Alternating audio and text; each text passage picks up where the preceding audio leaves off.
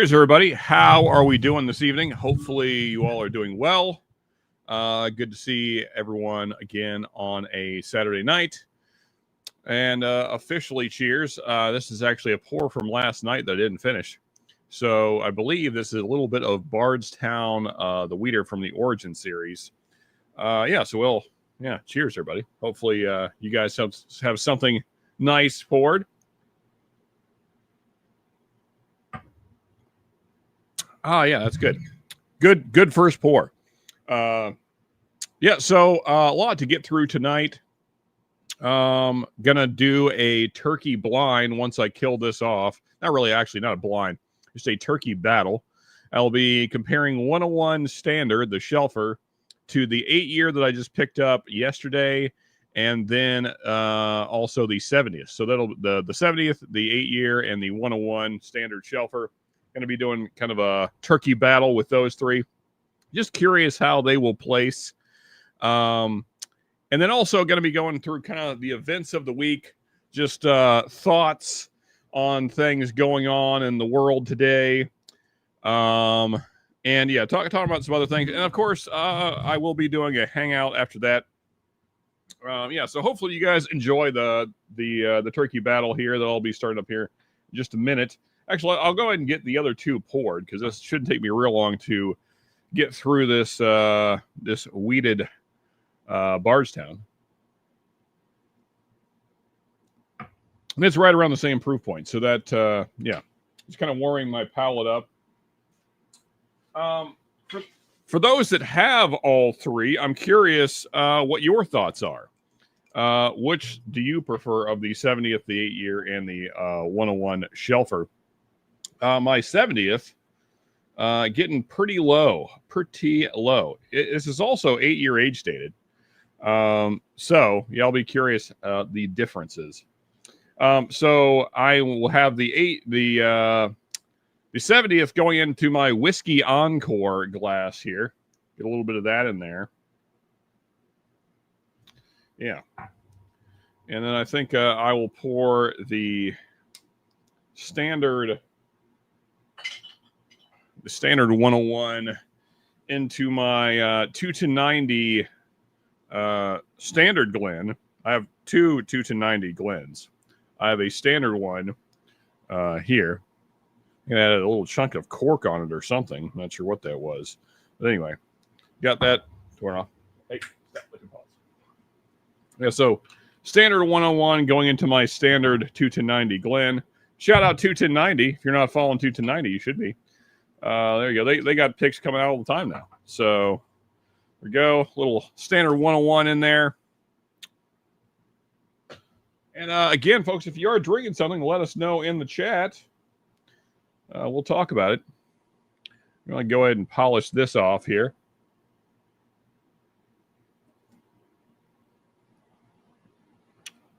A little. And, this isn't really science. So I'm not that concerned about whatever the thing. I'm not doing them blind. I'm just going to kind of go through them and see what I think about them. I know one thing. I really enjoyed the 8-year last night. I was on Ben's stream drinking some of the 8-year and really enjoyed it. So I'm curious how it will stack up in this battle here. Anyway, I'll let those sit for a second. Kind of air out or whatever the thing. Let's see what we got in chat here. We got Jigsy in first saying cheers, everyone. Cheers to you, Jigs. I forget what we're. Oh, yeah. Eric was commenting last night that he had a young lady that he needed to leave us for and go visit. And I believe it was Dennis that said that he had a Jigs in training. Yes, good times. Anyway, Jigs, hopefully you are doing well. Hopefully things are going well with your lady friend. Good to see you, man. Great shot also in here saying cheers, Sean and Jigs. Cheers to you, sir. Good to see you, buddy. I got those in the right order. And then Jerry Dirks also raising a glass. Good to see you, sir, as well. I'm starting with the older 101, then the 70th. You mean like paper label? Is that what you mean by older 101? They're a great shot. I imagine so, unless you have some really old stuff that I'm not aware of. It says I do not have the 8-year. Yeah, it just showed up for me yesterday, so I had not seen them locally until yesterday. So, yeah, very happy to pick it up, and it was a little over MSRP. I think I paid $45 for it, but yeah, I'm happy with it. You know, we can go back and forth whether or not it's worth 45. You know. Nonetheless, though, yeah, I'm happy with it. It was quite tasty last night. I imagine I'll have a few pours of it tonight, but yeah, I thought we'd start off by comparing them. So let's go ahead. I think I'll start with Standard 101, just as kind of a baseline here. And yeah, paper label. Yeah, man, I wish I had stockpiled those. I got one or two, but, you know, I didn't really think they were going to be that much different than the new glass bottle turkey. So I didn't really stock up. Unfortunate. Yeah. Much like the old early times. I didn't buy enough. I only got 2 or 3. But yeah. Oh well. I have plenty of whiskey, so it's fine. Yep. Kind of bright, sharp on the nose a little bit. A little ethanol forward. We all know what 101 is. Yeah. Anyway, cheers, people. Wiener, says Ben. Okay, for no reason at all. Just his way of saying that he's here, I guess. Good to see you, Ben.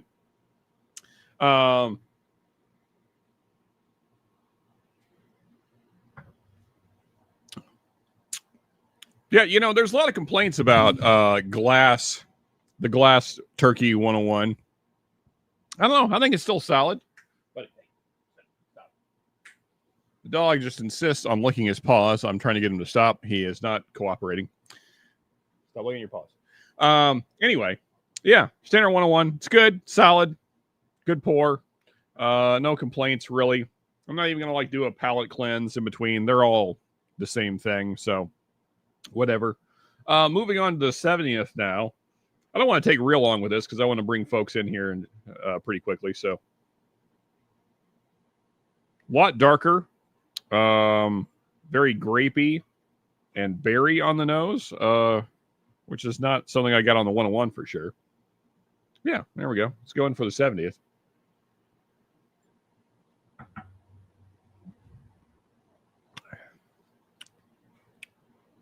Good. Definitely better than Standard 101. Noticeable difference in quality there. Hey there, Ben says, great shot. Dogs will typically lick their paws if they have allergies, according to what I've seen. Yeah, well, I mean, who's to say? He's had issues his whole life. He had gut issues since he was a young fella, mainly because he was not nursed by his mother. So, yeah, he's always had gut issues. So it is what it is. All right, yeah. So 70th, good. Very a lot of berries, very jammy, especially on back of the palate. Do one more sip here.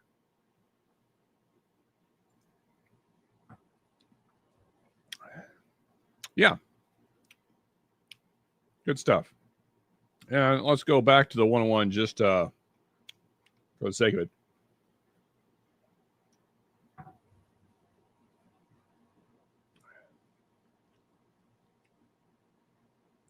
Yeah, noticeably more sharpness, especially on the finish of the Standard 101, which, you know, to be expected. It's younger, cheaper.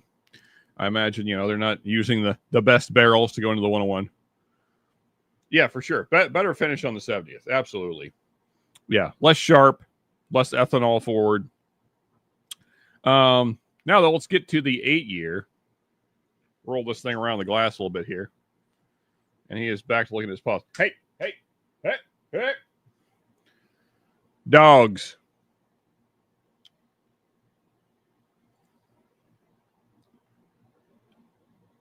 Nicest nose on the 8-year. I don't think I gave it enough time between my last sip there. kind of have some overlap. Let's go back to the 8.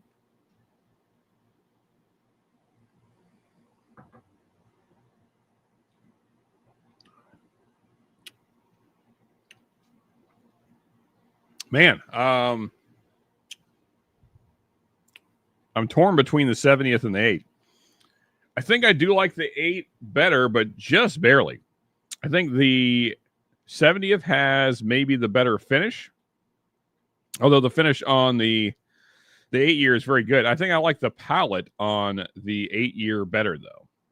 Yeah, I think that's my conclusion. We'll call it that. Yeah. So either way, I don't know. Hard to say. If you have the 70th and you don't have the 8-year, then you're not. I mean, I would still get the 8-year. I think it's great. Is it worth $45? I don't know. What's anything worth? Yeah, but it's good. I enjoy it. I'm very happy I got one. I'll probably get another one, I imagine. So yeah. Anyway, I'll go ahead and drop the link, and we'll continue drinking turkey. So yeah, let's see here. Join the live stream, and we'll hang out, do the normal things that we do. There we go, and post that there. That way you guys can hop in and pin it. There we go.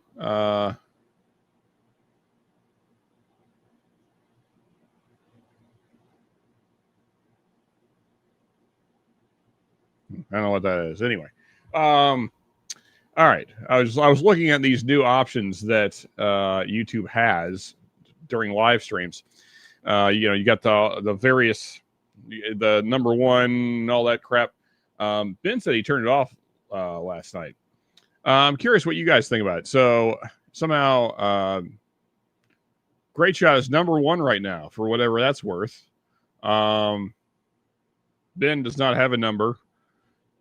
Jigs is also number one. I don't know how that, anyway, however that works. Yeah, whatever the heck YouTube's doing. But anyway, back to turkey. I'll probably just go through them the rest of the night here, and we'll talk about them.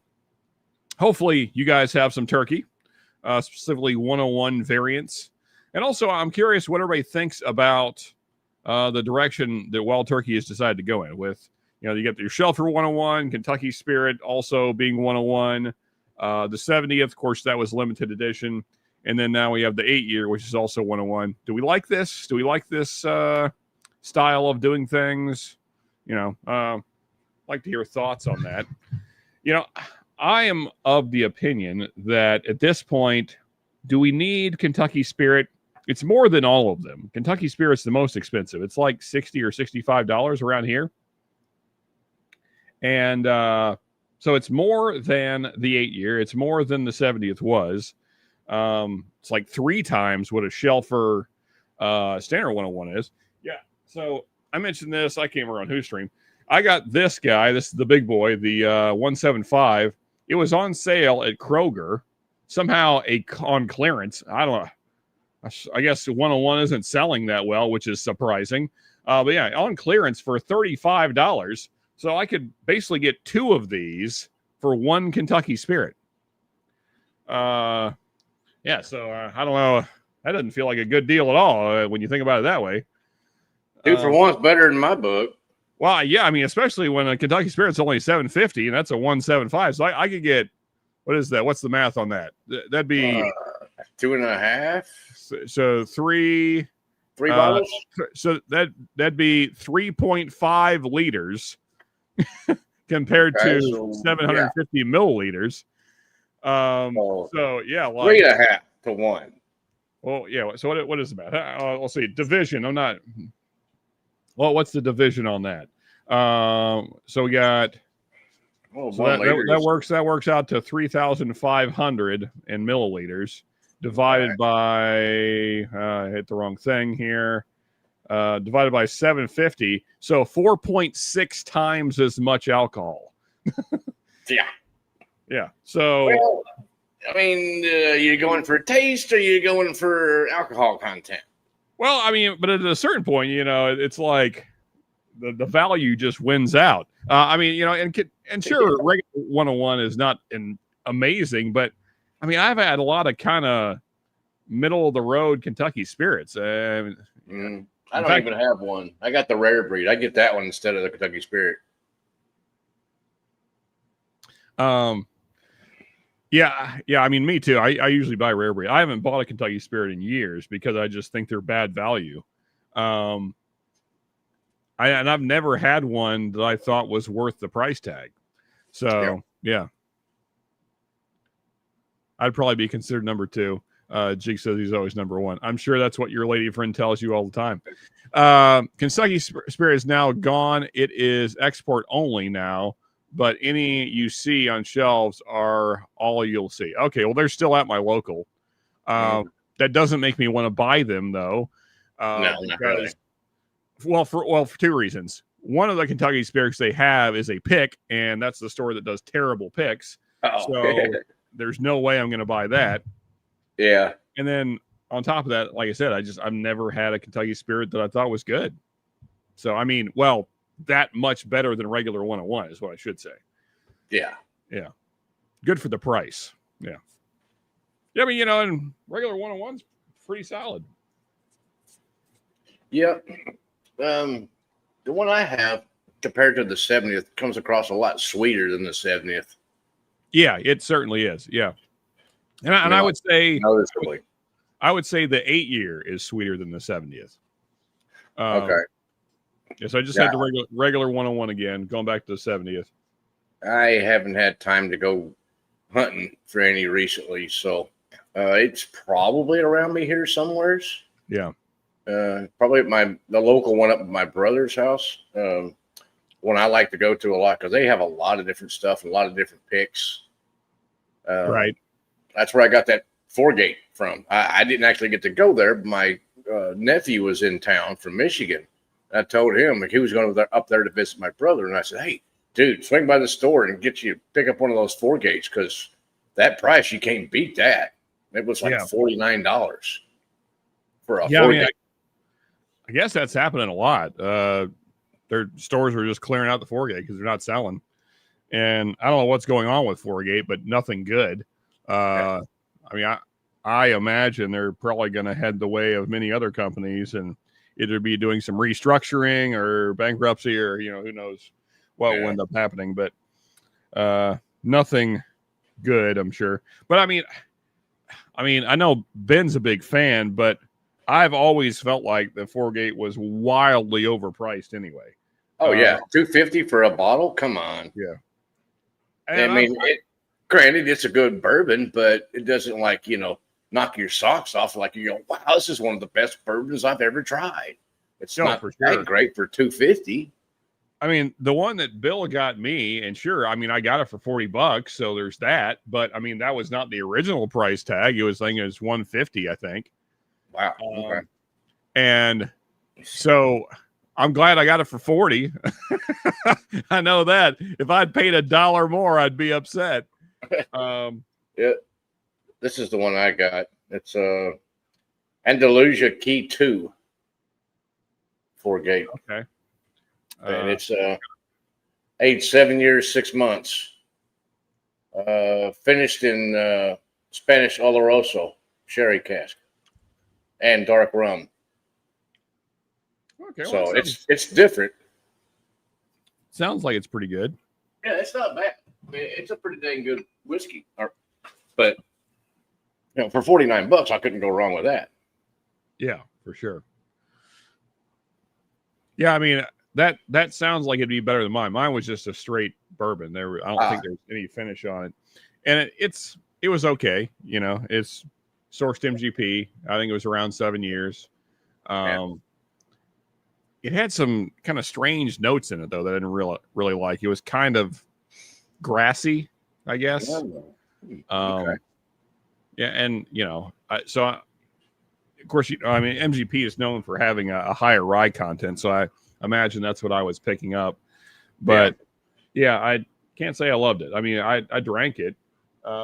Actually, part of it went into this crazy blend that I did, which I still haven't finished. That was the one that I put the hot tamales in to try and give it some flavor. Oh no. I don't know if you can see that, but it's kind of gotten weird on me. I don't think I'm going to finish that. Is the murkiness showing up there? Oh yeah, that's the sugar and stuff that's not blending in real well. Yeah, it's kind of. I don't know if that's pulling out some of the esters. Yeah, something like that. It's gotten weird for sure. And also, every time I drink it, I get a headache, even if I don't drink a lot. So, oh, okay, well, yeah. Probably some funky stuff going on there. Yeah. I'm probably poisoning myself. Well, I mean, we always are with this, but even more so. Yeah, it's a little extra. Yeah. I will say, I think the 8-year is more like standard 101, just elevated.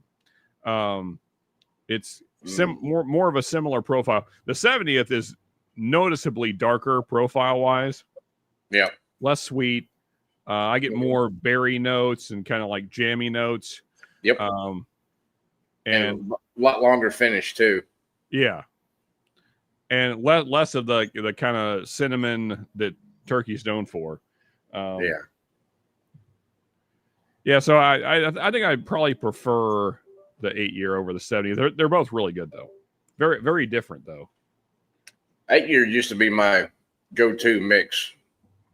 You know, back when it was normal 8-year 101, you know, on the bottle. Right, yeah. Before it all disappeared, years ago. Yeah, back in the 90s is when I was drinking that quite often in a mason jar with ice and 7-Up. Right. Yeah, there you go. It was a good mix. Yeah, it sounds pretty decent. Mark, do you keep up with the news much, or do you just kind of avoid it? Nah. I stumble across the news occasionally just, because of seeing some on YouTube or whatever, like shorts or whatever, Right. But I don't watch the news because it's the same junk kind of rehashed all the time. They're always showing the worst possible shit that they can come up with, basically. That's for sure. Yeah.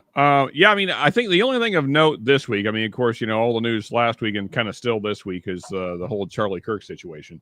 Yeah. Which certainly unfortunate. But the only thing this week that was kind of note that is worth talking about is Pam Bondi, our Attorney General, talking about how she wants to start prosecuting hate speech, which I personally not a big fan of that. No, that kind of cuts in on my right for free speech. Yeah, well, I mean, now, granted, Z is sort of here. What's up, Z? I think you're there. Yeah, hold on a second, man. My internet is messing with me. Okay, but yeah, Mark. Yeah, I mean, me being of the libertarian mindset, not happy at all about that. I mean, also, what is hate speech? Like, who gets to define this? Who are we leaving it up to the government to define it? Because I don't trust those motherfuckers. Oh, hell no. They prove time and time again that they'll just fuck us over every chance they get. Yeah. And I'm just reminded of what followed 9/11.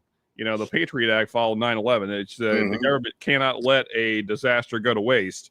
They're going to capitalize on it. So I hope that, all this that's happened with Charlie Kirk does not lead to a loss of freedoms, but just something to keep an eye on, folks.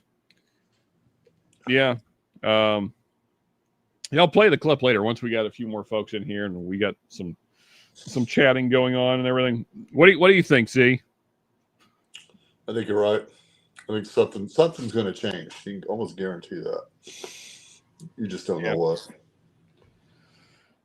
I don't trust them. I do not trust them. I don't like it when they mess with the gun laws. Yeah, well, I mean, the old joke goes, the Second Amendment is to protect the First Amendment. So, and they're kind of going after both right now. So, because it was a shooting, they're talking about gun control again. Yeah.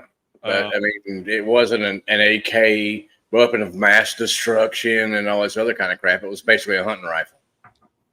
Oh yeah, I have gone, honestly, I have not delved off into that whole issue at all. So, yeah. But it was, what, a 308 or something is what they were saying? 30-06. I mean, it's old Mauser that apparently they had modified. I mean, if we are to believe the government. So there's a lot of caveats here.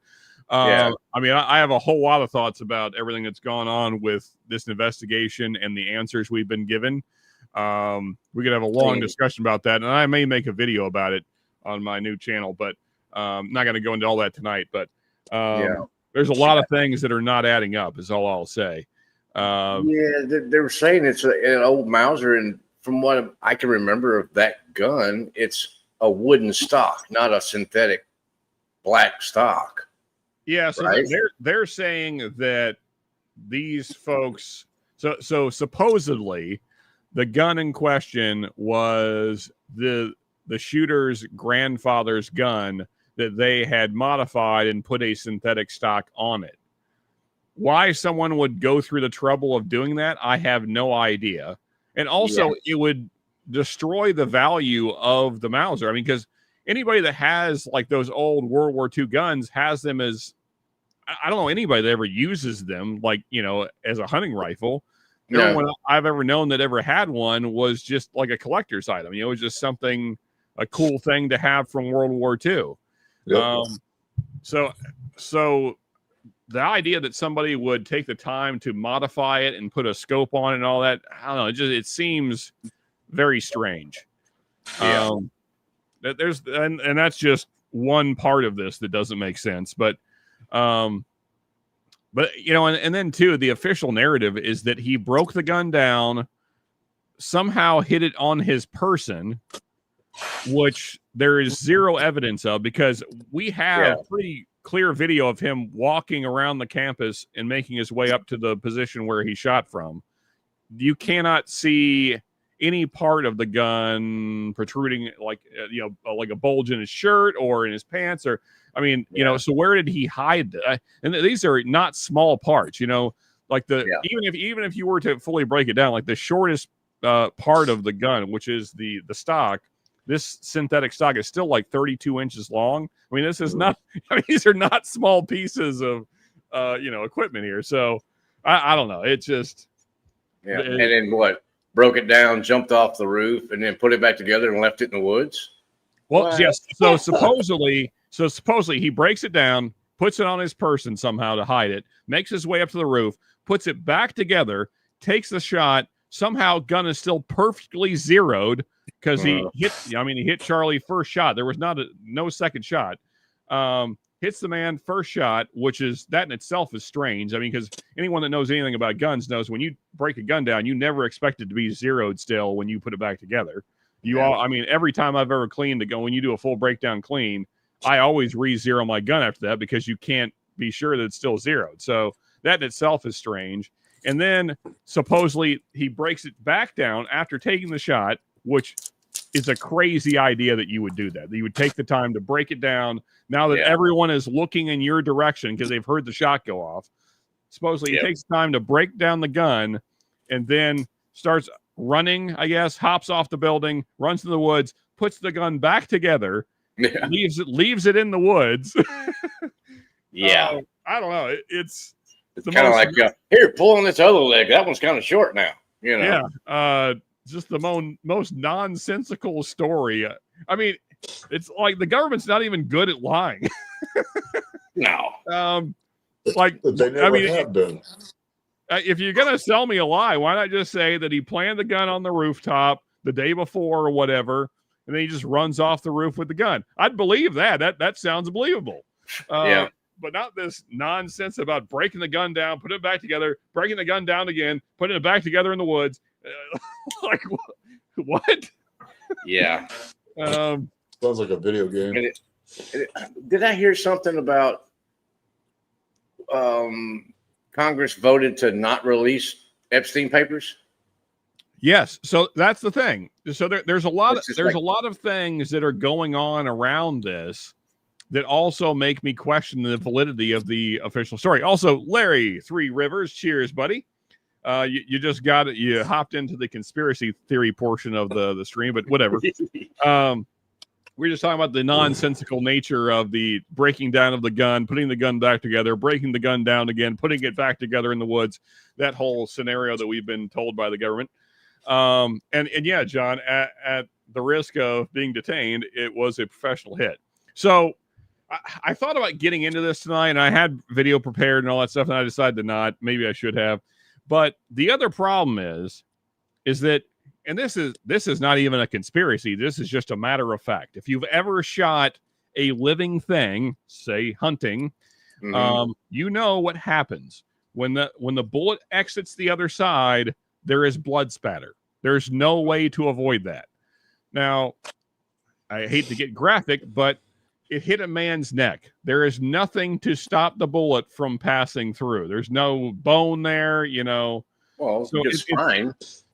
Yeah, but I mean, your spine wouldn't. But also, I mean, it hit him here, so you know, at best, it's going through like some muscle back here. If you know, with the downward trajectory, because you know, our shooter fella was something like 6 stories higher than Charlie Kirk was. You know, so that's the downward angle that we're. So and he was also slightly like if you're Charlie Kirk, he was slightly to the left. Left. Okay. So it came in on the left and went out, probably. Yeah, so it came in Charlie's left side right about here. And then it would have gone down this, you know, this I'm making it more extreme than it actually was. But you know, so it kind of down like this. So it's going to go out his back just probably, you know, a couple inches lower than the entry shot. If what we're being told is true. But here's the thing though. Yeah, and that's the thing. It's a 30-06. A 30-06 would pass through a human being no matter where you were shot. Yes. There is nothing in a human body that's going to slow down a 30-06. I mean, it's a round that was designed for warfare. It's designed to go through you. Yeah, it'll go through a freaking helmet. Yeah, you know, and your skull. I mean, I've seen full pass-throughs on moose and elk and big game. So a human body is not slowing down this round. No, I've shot a 30-06, and when that thing comes flying out the barrel, man, it knocks you on your ass. Oh yeah, well that's my dad's hunting gun is a 30. It's a Remington 30-06. Yeah, I use one for hunting. And it kicks like a mule, but it makes things dead also. Yeah. But I mean that's the whole point that I'm getting at is that here's the like kind of this is like the building 7 of this situation. There was a white backdrop behind Charlie Kirk.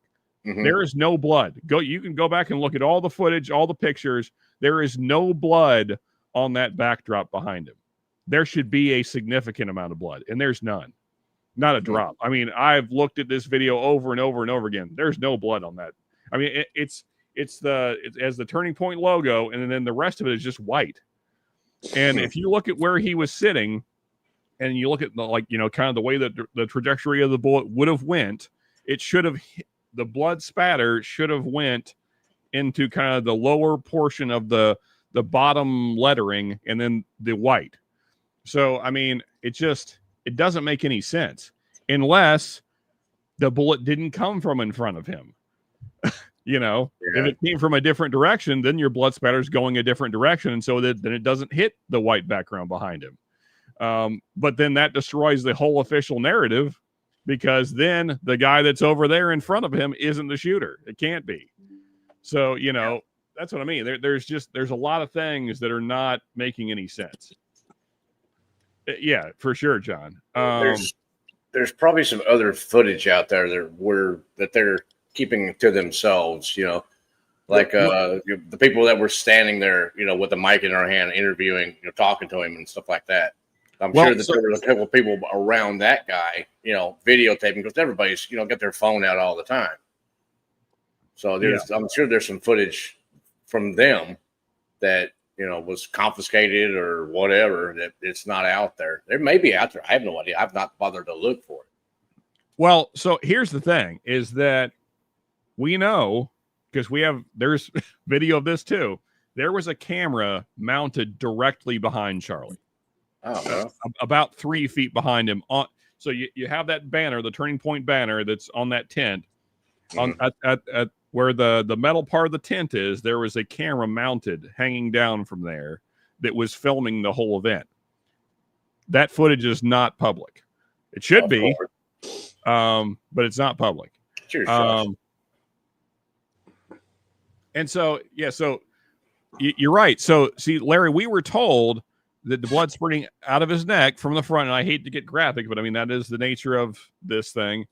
We were told that was the entry wound. I don't think so now. The more that I look at this, I think that's the exit wound, which would mean that the bullet traveled like from this direction and came out here. Well, but if that was true, wouldn't somebody in the crowd gotten hit? Well, that's the thing, though. It all depends on the angle. Because where Charlie was is basically a bowl. There are higher buildings all around him. So there are vantage points basically in every direction around him. I mean, so there's a building to his right that's roughly 5 stories high. So if you're, significantly high enough and you're shooting down and so you come in kind of right above the ear here and then it comes out here, you follow that trajectory, it's basically going straight down to the ground. It's only traveling 3 or 4 feet and then it's in the dirt. Yeah. So, and that's the thing too, is I've taken the time, I've unfortunately watched there's a lot of video of this in slow motion, guys kind of breaking this down. So, cavitation happens, once the bullet is in a medium, then your cavitation starts happening. And it's like a shock wave, We've all seen it in like ballistic gel and stuff.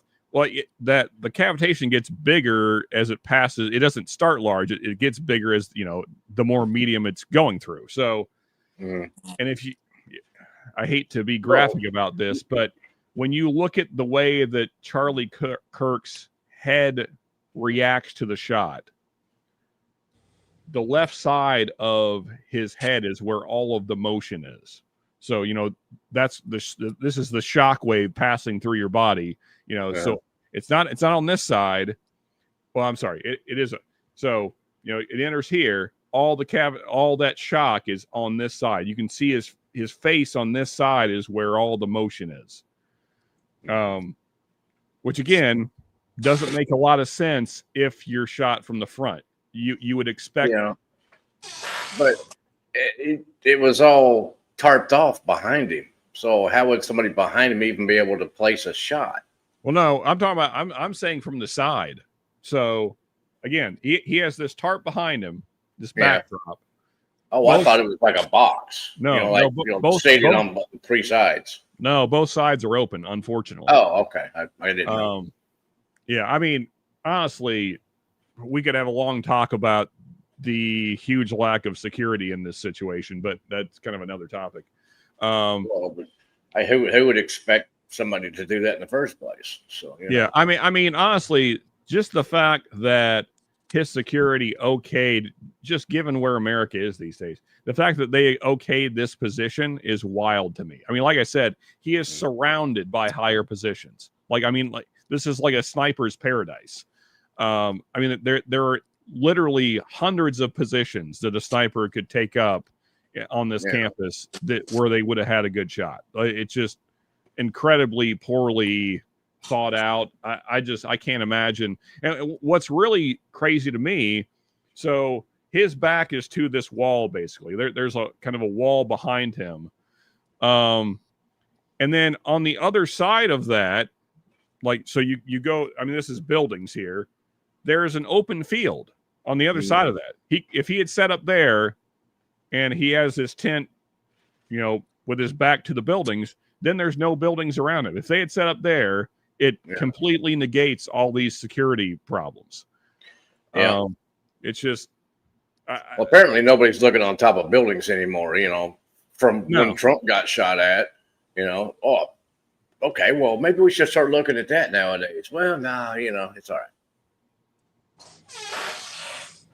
Yeah, so that's what I'm talking about, Larry. We were talking about that just a second ago. Is the camera right directly behind Charlie? That video is not public. We know that camera was recording. That's what it was there to do. That was set up by Turning Point USA. You would think, since this is an investigation, that would be some pretty key video footage. Kind of pertinent information there. Yeah, exactly, Larry. I can't imagine when you're a public figure that roughly half the population doesn't like. Why would you set up in that scenario? I cannot. I mean, it just feels like his security team just did not do their job. I mean, if I'm his security, there is no way I'm okaying that location. That's insane. Yeah, I don't know. Where's he, man? Oh, there. No, he's not. Yeah, there he is. But anyway, I don't want to talk about that all night. But again, folks, I mean, there's nothing we can do about Charlie Kirk's passing. But what we can do is watch what your government is doing right now. I mean, it really feels like they are pushing towards gun laws. They are pushing towards limiting freedom of speech. Don't let them use another catastrophe against you, because they will. I mean, let's not forget the Patriot Act after 9/11. They will capitalize on, problems. They always do. Yeah. Well, I think they create the problem so they can capitalize on them. Well, that's my thought too, if I'm being honest. Yeah.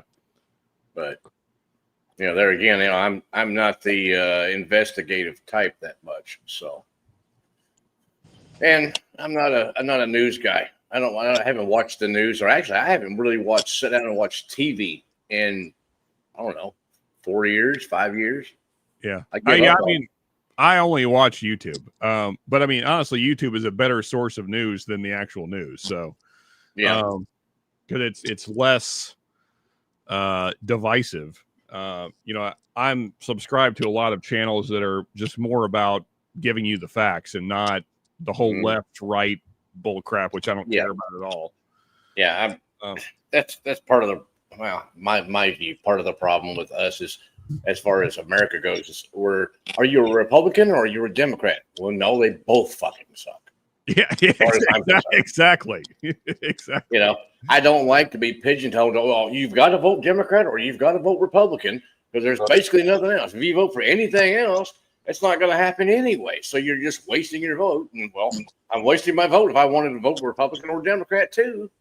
Because neither one party has done a whole lot for me, as far as I could tell. I spend most of my time watching you hillbillies. That's fair, Jen. That's time well spent. Exactly. We've got views now. They may be demented and sideways, but hell, we got them. Well, here's the thing. I think we're closer to the truth than the news is. So, some redneck. I can't help myself. I mean, I don't have all the facts, but I know what my eyes see, and I know the shit they're telling us doesn't make any sense. So, exactly right.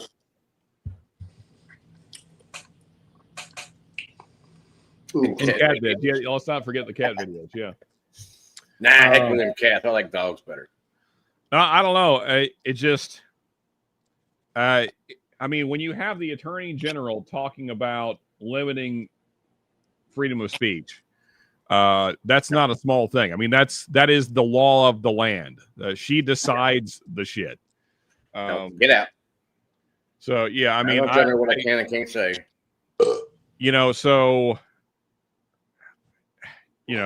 I don't know. There's been a lot of things this administration has done that I don't agree with, but this would be, if they start passing hate speech laws, we're going in the wrong direction. Mm-hmm. I mean, because here's my thing. Regardless of how you feel about politics, this will be used against you in the future. Like, maybe these are your people right now, if you even feel that way, but they won't be in the next administration. They'll still use the same laws. So don't think that it's good now, because it'll be bad later. They're just slowly trying to chip away at all our rights. It seems like. Yep. Oh, for sure. Yeah. I mean, and then Kash Patel, head of the FBI, would not really give a straight answer on his feelings on the Second Amendment when he was in front of Congress earlier this week. And again, these are the people that set the laws. So, I mean, and it should be really simple. Shall not be infringed. It's simple as hell. Yeah. Shall not be infringed upon. So this isn't something you need to give your opinion on. You just need to know what the Constitution says. So, and when the head of the FBI can't just say, well, you know what the Constitution says, that's where I'm at. I back the Constitution. That should have been his answer, but that's not what he said. So I don't know. Just watch them. That's all I'm saying. Watch these freaking demons. Yeah. I don't watch the news either. I get tired of seeing who's getting locked up next. Well, yeah, you got to deal with them. See. Yeah. Anyway, we'll move on to more lighthearted things. But yeah, Josh, you're absolutely right. No such thing as hate speech. And here's the thing. Like, I mean, I understand it. Take it however you want it. I mean, I understand that there's been a lot of things said by a lot of people in recent week or so that's been negative for sure. I mean, I don't think any of us have enjoyed watching people kind of celebrate a man's death, but at the same time, I don't know that I want them locked up for it, because that's the thing. The pendulum will swing back and then it'll be used against you. So, yeah. And, that's one of my things too. The people that are, celebrating, I'm glad he got killed, that kind of stuff. I'm like, that's just wrong in my thought process, Oh yeah, it's evil. And demonic, not to mention, that his wife and kids were there too. Yeah. So no, you shouldn't celebrate something like that. No. You shouldn't promote that. Yeah, I mean, I don't care about left and right. I mean, to me, that's complete nonsense. But what I do care a lot about is the freedoms of the American people. So that's the only reason I'm bringing any of this up, is because it feels like we're heading in a bad direction. So watch them. Yeah. If they start trying to make these things laws, we got to get loud. We got to get loud quick, because they'll do it just like they did with the Patriot Act, and we all went along with it. We let those motherfuckers up there just shove this thing down our throat because we had to get rid of terrorists, and now they can spy on anybody they want. And they have for years. Yeah.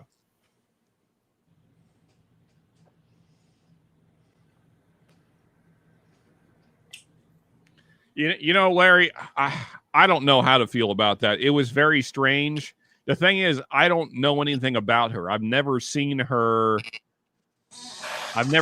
speak before this. So I don't know what her default setting is, maybe she's just kind of always weird. I don't know.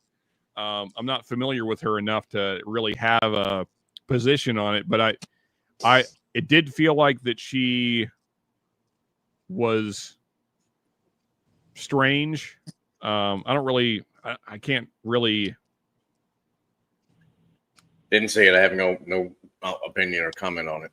Yeah. I can't really describe exactly what I'm trying to say, but something was off. Yeah. And she is now the leader of Turning Point. So, that feels like, on the one hand, that feels like the natural progression because it's his wife.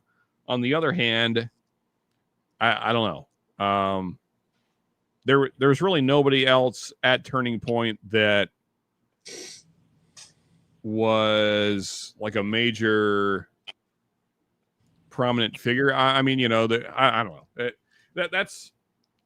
I'm not saying that I don't care about that. Who's leading Turning Point now? Because, well, I want to. I don't know. I want to be careful about what I say here because I don't want to be offensive. But just kind of back to the whole left-right thing. Charlie was very much pushing for the Republican side, which, I I have no positive or negative. I'm just completely neutral in that. Like, if you think that side is the good side, then whatever. I don't think so. I don't think either side is good. But yeah, I mean, and two, I don't, not to criticize a dead man, because I don't want this to come across the wrong way, but Cheers, Paul. I did have issues with.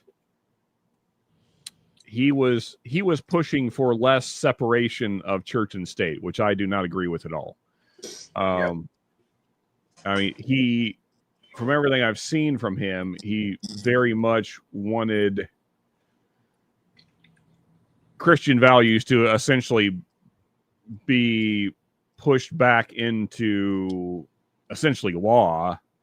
I mean, he really felt like that was where we should head. And I'm saying this as a Christian, just to be clear. It's just that for me, I don't think that religion and government should have anything to do with each other. So yeah. Because I mean, to me, they're completely unrelated. So yeah, so I, just a critique of kind of his politics. I was never a fan of that. Hey, Paul Biking Bourbon, how we doing, man? Good to see you. Cheers, buddy. Anyway, we'll move on from this. Talk about things more lighthearted, talk about whiskey and stuff. But just kind of my thoughts on some things that's been going on this week, and I'm glad I feel like we had a reasonable conversation about it.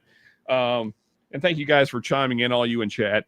But yeah, I mean, keep watching them. I'm telling you, these demonic sons of bitches, they'll take your freedoms away if you let them. So watch them. That's the problem with it, is we watch them do whatever they want to do and don't seem to have much control. Because if we had more control, they would have term limits. Well, yeah, I mean, we're Congress and Senate and all those people would have freaking term limits. Yeah, and not be able to trade on the stock market whenever they wanted to. Well, I mean, but that's the thing, though. If the American people get loud enough about these issues, when these garbage individuals try and make them law, then I mean, we've seen them stop.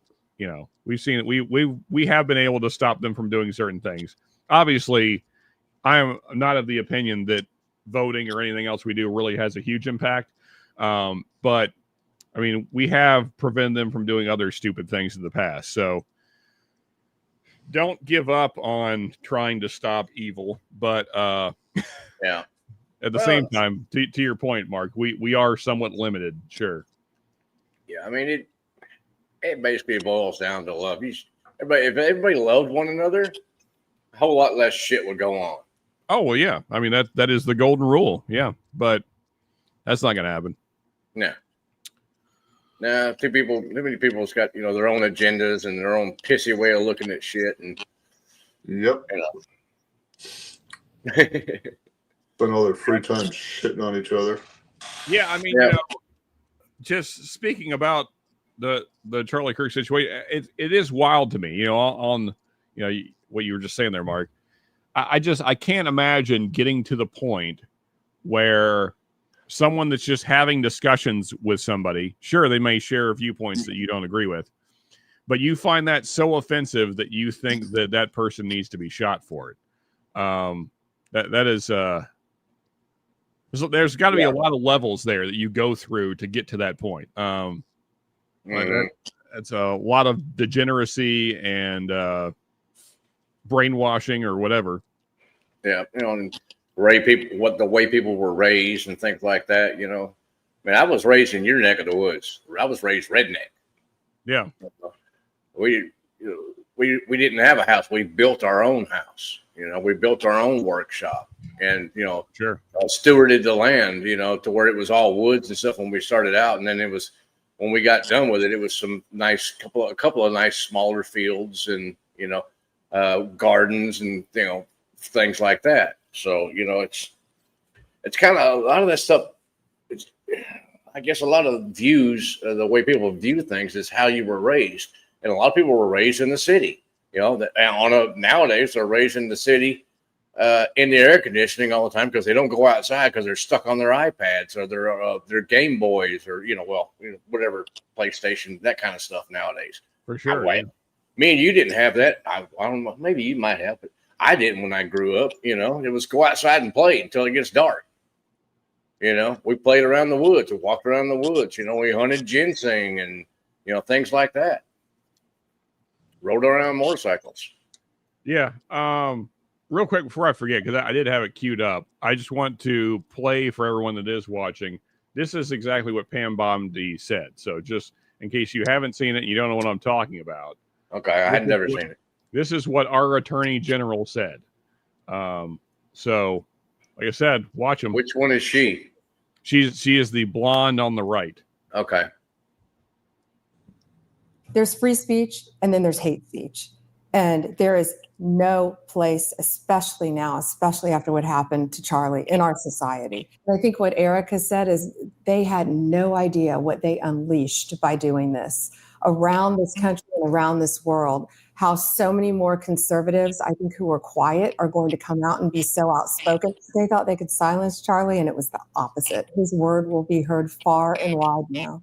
I think that's such a change from the first term, is that this cabinet really likes each other, supports each other, wants to work together to achieve the goals. We all say that. We genuinely love and care about each other. And when one of us is having a bad day or getting beat up in the news, you know who your friends are when something bad happens. And everyone just circles the wagons. We all call each other. We support each other. There's actually more to that. I won't play it all here.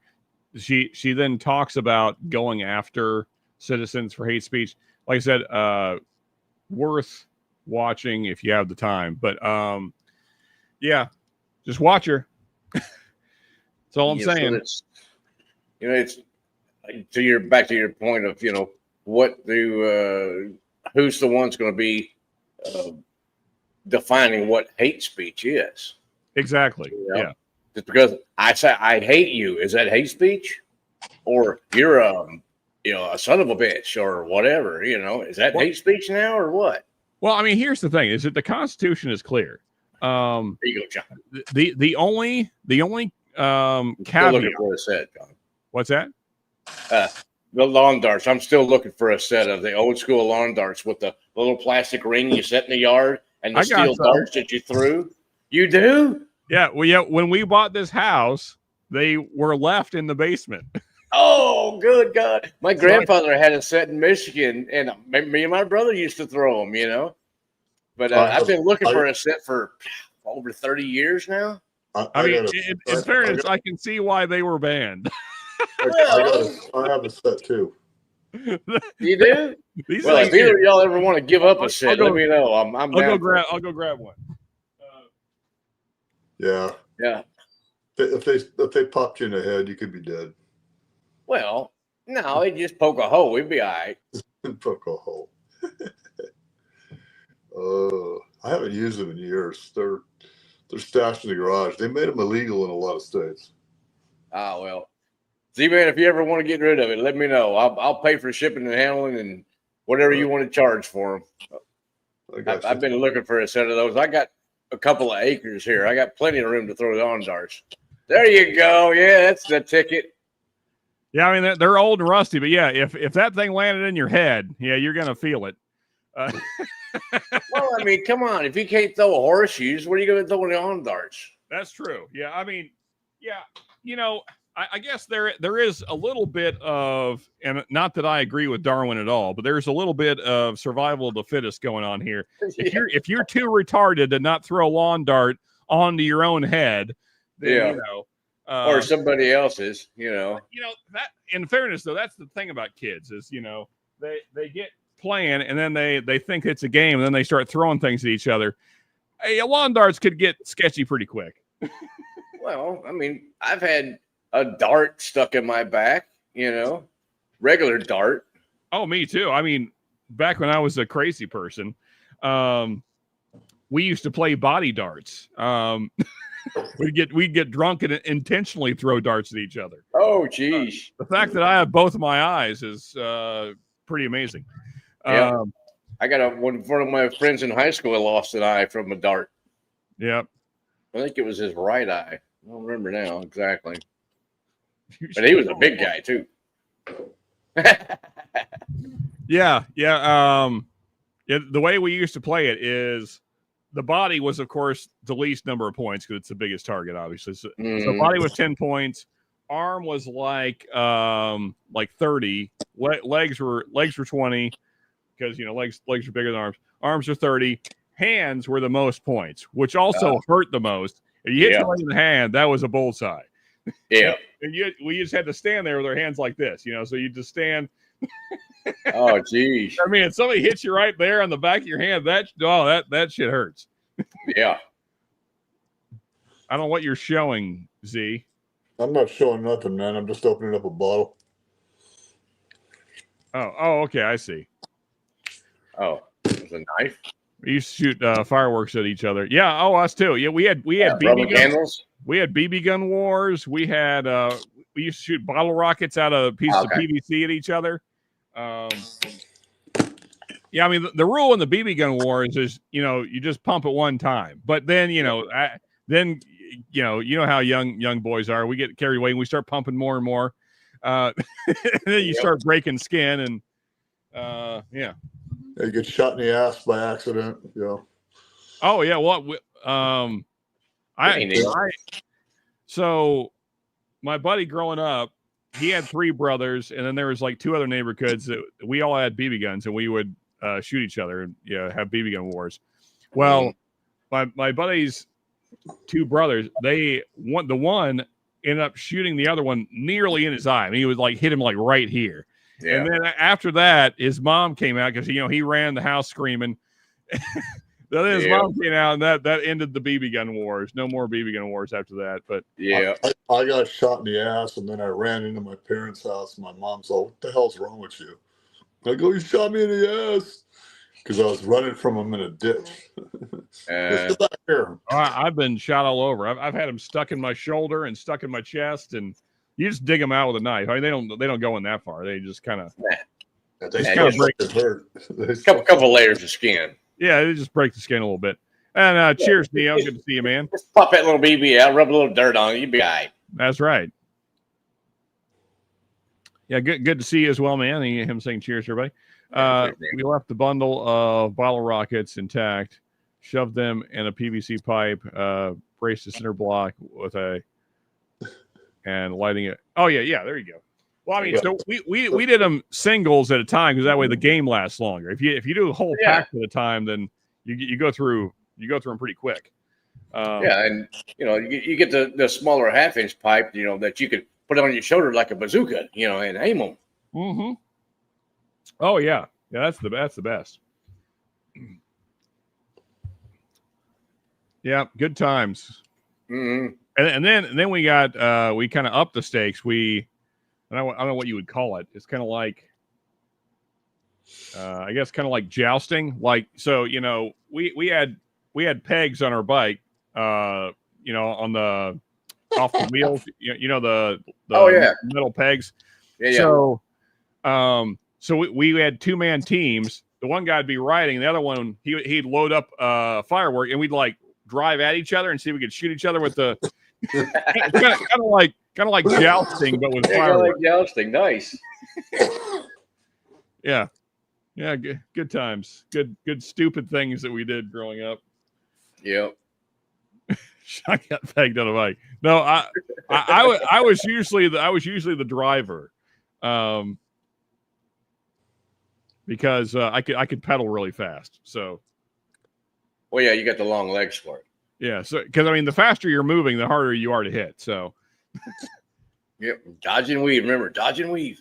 Yeah. Yeah, but good times. Good times. All the stupid things I did as a kid. I'm gonna go back to this 8-year. I tell you, I'm happy with it. I'm already. I just opened it last night. I'm already down to there. And that's the new 8-year, right? That it just re-released finally. Well, yeah. I mean, it's the 8-year that they've put a new label on, basically, which used to just be regular 1. But it is what it is. Finish this one off. Everything has gone up, so I guess that should too. Jousting was also what Sean did with his creepy uncle. Actually, thankfully, I had 0 creepy uncles. You probably had a couple of crazy uncles, but not creepy. Well, you know, I did think that my trucker uncle was crazy when I was young, but honestly, as I got older, he became the one that I actually had the most in common with. So he's just a good old Florida boy. Grew up in a small town in Florida. Drove truck for basically his whole life. Started driving truck when he was like 25, and drove truck till he retired. And because of that, I mean, he's seen a lot of the country, obviously, and been around. And yeah, I mean, a fellow didn't really talk much, but I mean, he knew a lot about things just from, you know, being around a lot. And yeah, so he was of my 2 uncles. He's probably the one I enjoy talking to the most. He's the one that passed. I believe I mentioned this on a live stream when he passed. This would have been because we went down there for his funeral. This was 3 years ago, I want to say now. Yes. Yeah. I'm so terrible at remembering timelines, but either 2 or 3 years ago. But yeah, I miss him. He was a good guy. Well, he seemed really strange when I was young, but, you know, I mean, because he's kind of a bit of a hermit and didn't really associate with people. But now that I'm older, I completely understand that. Yeah. I can identify with that perfectly. Yeah, like that makes a lot of sense. People friggin' suck. Yeah. People suck. Leave me alone. Let me pet my dog, you know? Hey, now. Hey, none of that. No. Not a fan of the Catholics. Or 8-year-olds. But anyway, yeah, man, this 8-year-old wild turkey. That's just a good pour. Just good. Yep. I mean, it's like OG turkey, kind of. Not quite as much funk as turkey used to have, but it's good. Good stuff. I hope that I can find a second one soon because I have a feeling this one's going to go quickly. Because this will probably be my daily first pour until it's gone. Are you still seeing the 70th around you? No, I haven't seen those in a long time. Those sold out pretty quick around here. Okay. Yeah, I think guys were buying them up to resell them because that was before the bubble kind of completely burst on bourbon. Guys were still buying stuff a lot. I'm seeing a lot more stuff sitting now. But when the 70th came out, people were still really buying stuff up around here. So, yeah, I got one, and I never really saw them again around here. So, yeah. Ernest, what's up, man? Good to see you. Hope you're doing well. Mine's just got in from Oktoberfest. Oh, that's cool. I got about 2, maybe almost 2 to 3 fingers left in my 70th, but I do have one backup of it. Yeah, I wish I had more, but I got almost. I got just a little bit. I got maybe 1 pour more than what you have in that bottle. Yeah. It's good. I like it. Yeah, for sure, man. Gonna have to crack that 8-year now. Thanks again. Whiskey. There you go. Yeah, for sure, Jakes. Yeah. And if you got time tonight, if the lady will let you get away for a few minutes, if you want to hop on and have a pour with us, man, that'd be cool to have you on. And same with you, Ernest. And also, really, I mean, anybody that's on right now, if you want to hop on. But Ernest, about this Oktoberfest, I forget. I know you've told me in the past, Ernest, but my memory is garbage, so I apologize. Whereabouts are you that's doing this Oktoberfest? So the more people I meet, I now know I only let animals on the boat. Yeah, cheers to that. Animals, cheers to that. Especially, I mean, honestly, if it were me, if I were now, it'd just be nothing but dogs. I'd just save all the dogs, and the rest of them, you guys work it out. Not cats. I'm not taking any cats. Actually, deer and elk, they're cool. I like them. Horses are pretty cool. Axis, don't forget Axis. That's good eating. Yeah, really anything in the deer family. You can get on. Tell you what I don't like. Sandhill cranes. They're not getting on. Really? Fuck them. I mean, like the pork chop in the sky or something. Well, they're tasty, but they're assholes. They should they should all be shot. Oh, okay. Wild Turkey 8-year is just okay to me. 70th bottle is better. Okay. I mean, very different profiles for sure. The 8 years is like a good, well, it was a good cheap daily sipper, and the 70th is a little bit slight step up from that for me, and definitely a better, a longer finish to it. Charlotte. Okay. Charlotte, North Carolina. Okay.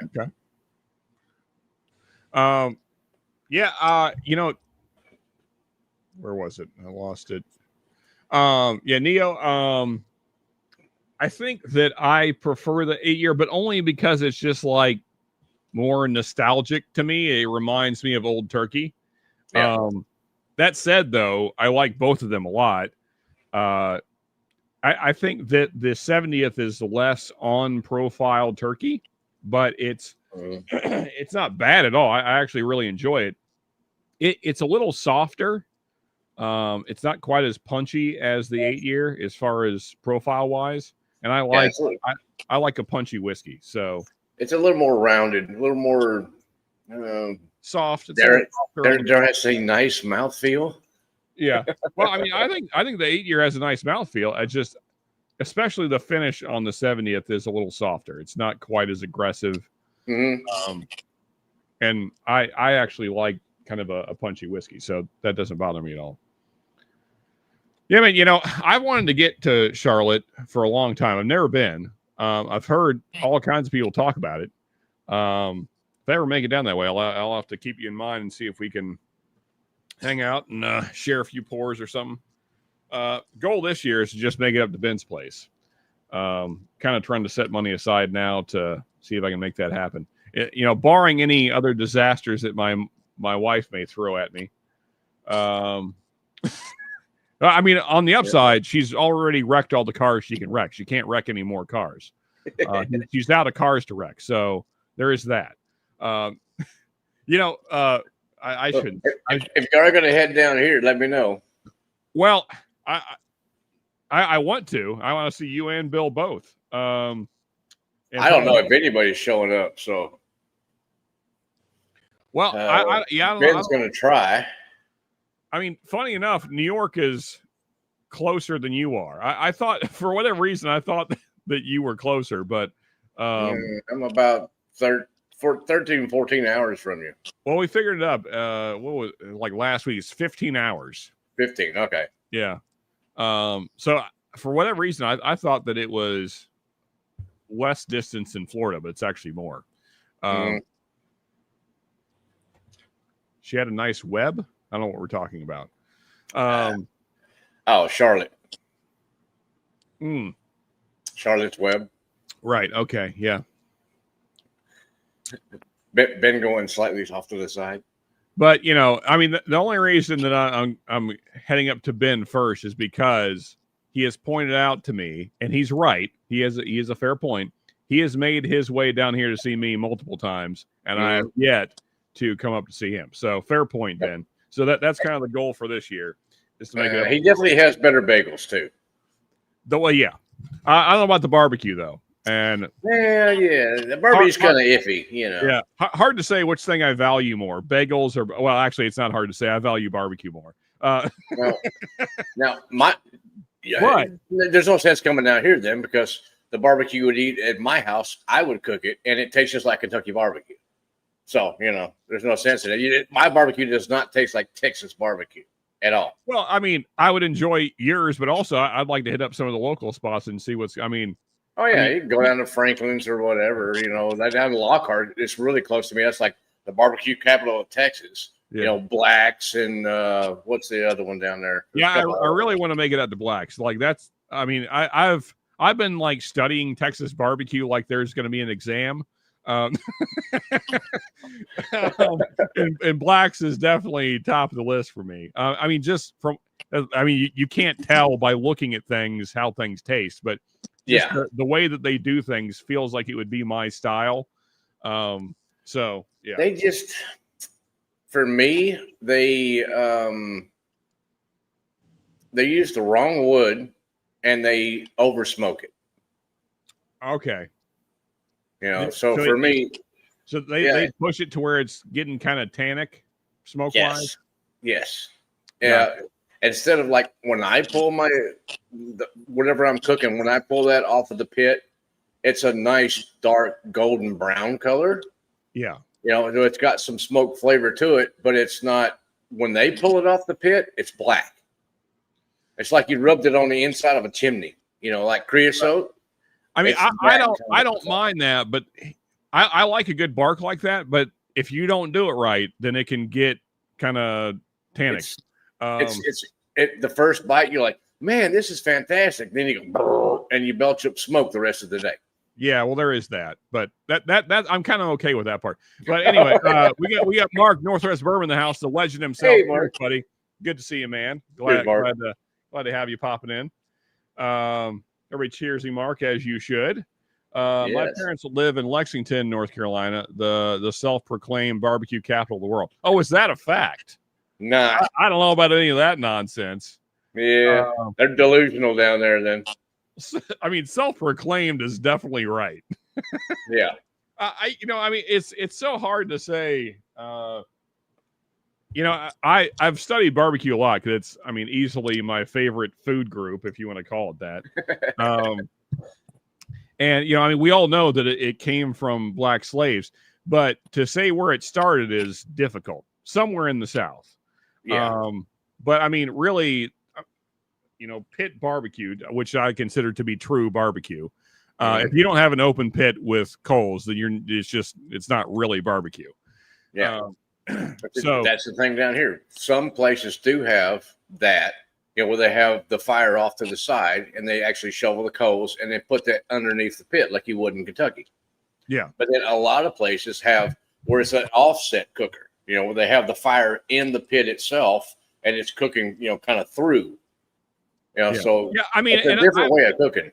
I'm okay with the box on the side, as long as you have a good sized box on the side and you're using true wood and you're building up coals, that still works because you're still sending that same smoke through the cooking chamber. So obviously I prefer pit. Pit barbecue I think is just the superior way to do it. But I think it still counts if you're doing like a offset. But there's a lot of things these days that we're using that are, in fairness, I'm guilty. I have an electric smoker just because I'm lazy. I'm working on building a pit, though. I've been talking about it for a while. I need to get around to doing it. Because I don't have the patience for an offset. It's too hard to control your temperature. And it's just nonstop babysitting. And whereas if you get a pit going, I feel like it's easier. Mark home. Well, for me, I was raised cooking in Kentucky, and it was the pit barbecue. Whereas you have a fire over here, completely separate from the pit, and then the pit is an enclosed box, basically like an oven. And then you take the coals from here and you put underneath of what you're cooking on. So everything, like a pork butt or whatever, all that fat is dripping down onto the coals, smoking and coming back up, bringing in the regular, whatever wood you're using too. Back in Kentucky, it's mainly hickory smoke, which I really love and I can eat, but I can't be around the smoke because it gives me a splitting migraine.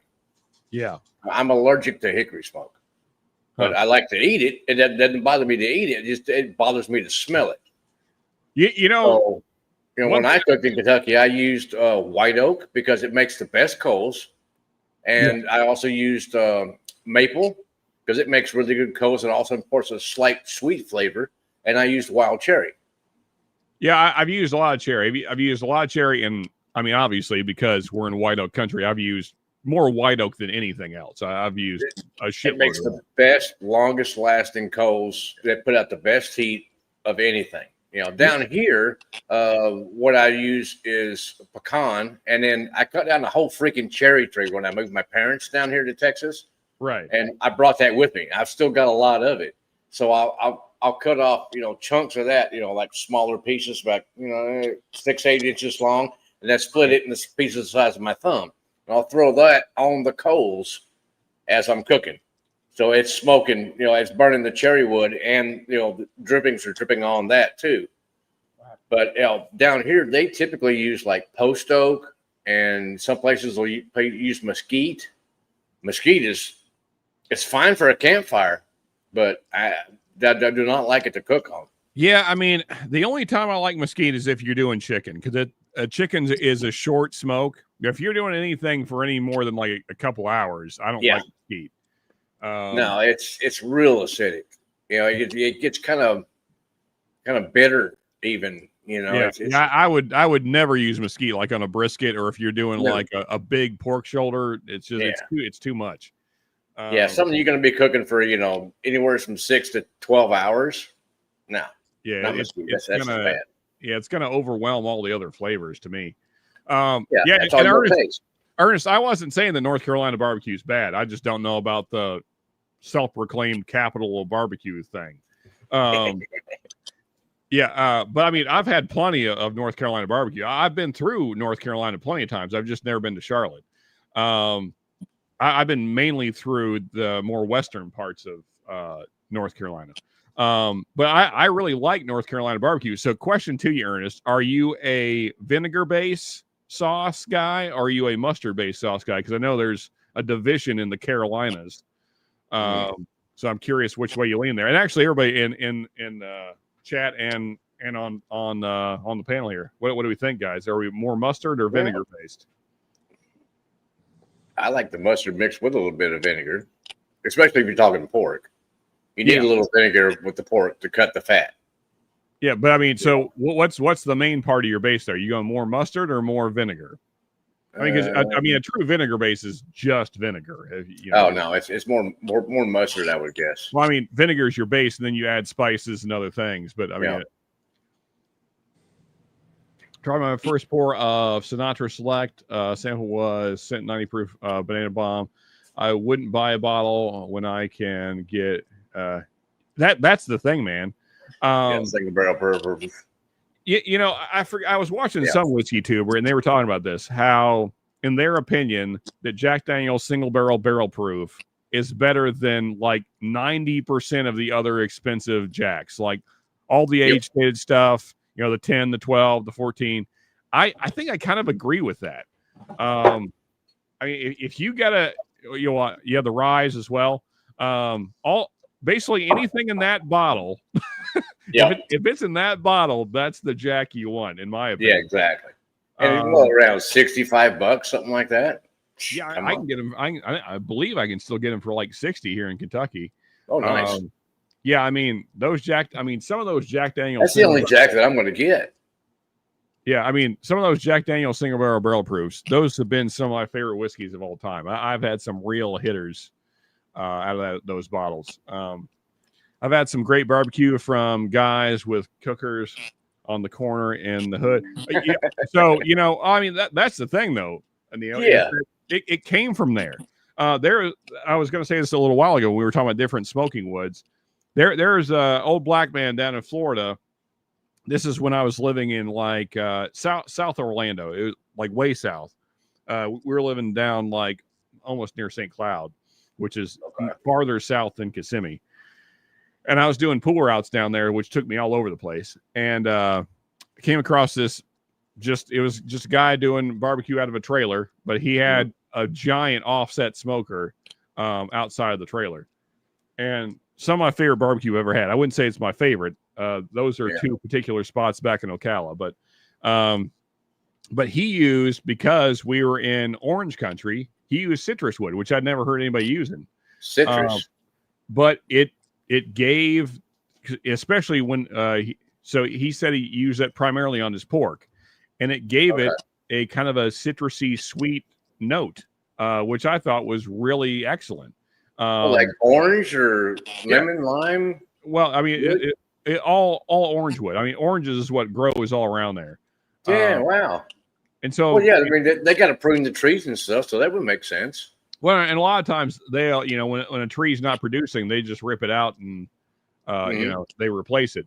And so he'd take those old trees or whatever the case, Heck yeah. and chop them up. And I'd never heard anybody using it before, but I really liked it. I mean, his pulled pork is some of the best I've ever had. It was up there. Heck yeah. I'd love to do that. I'd love to try that. And, use, okay.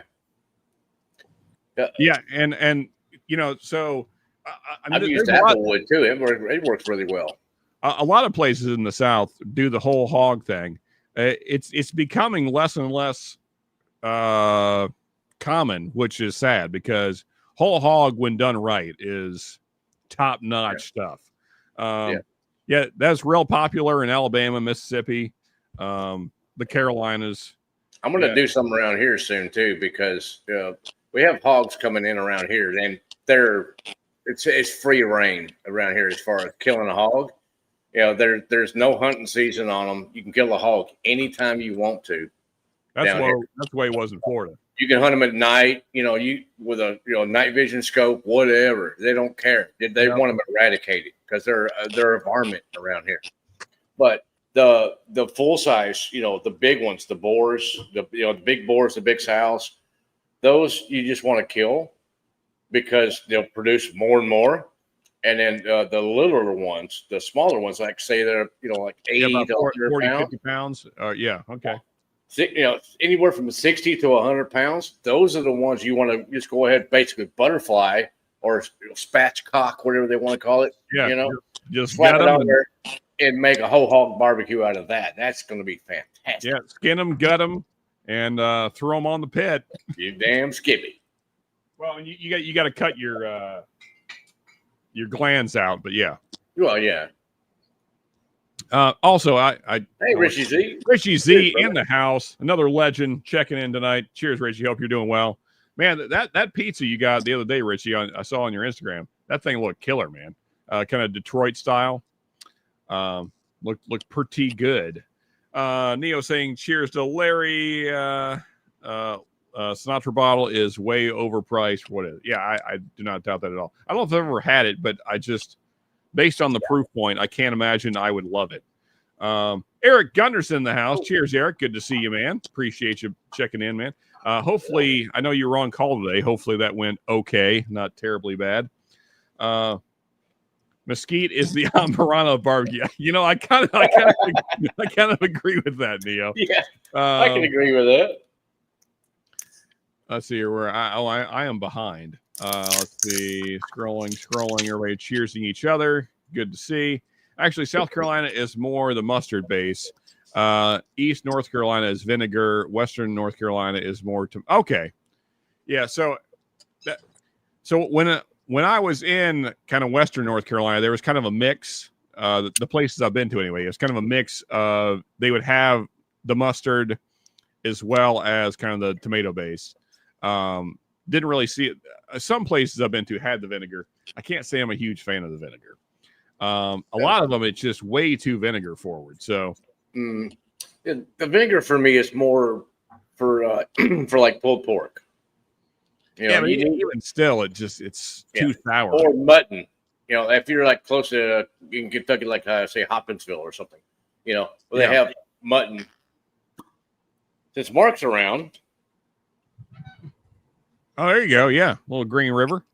And Richie, no, the St. Cloud I'm talking about is down in Florida. It's just south of Kissimmee, Florida, which is where Disneyland is and all that nonsense. Oh. Yeah.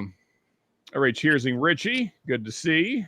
Whole hog is a lazy butcher. I don't know if I agree with that, Larry. I have really enjoyed some whole hog barbecue.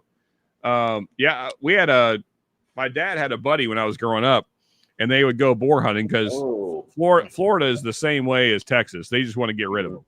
And so they go boar hunting. They get 2 or 3 boars, especially like in the summer. So we might have like a church event, or maybe it'd just be kind of a guy's weekend, and like we'd go camping, and they'd set up a couple pits and throw them on a spit and just have them turning.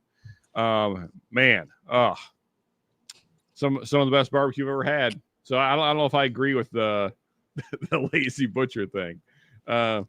You know, that's one of the better ways to feed a group of people. Oh yeah, for A sure. bunch of people. Well, and plus too, you get, you know, just like with a turkey or chicken, you get more variety of meats that way. Yeah. I mean, there's kind of like some dark meat and some light meat kind of situation going on. And Exactly. You know, you get the picnic shoulder, you get the hind quarter, you get the back straps, you know.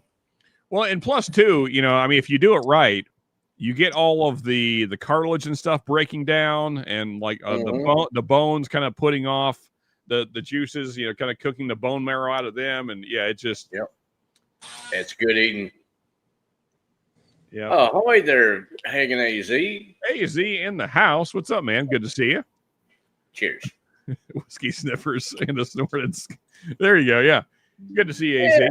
Hope you're doing well, man. We slightly resemble that remark. Yeah.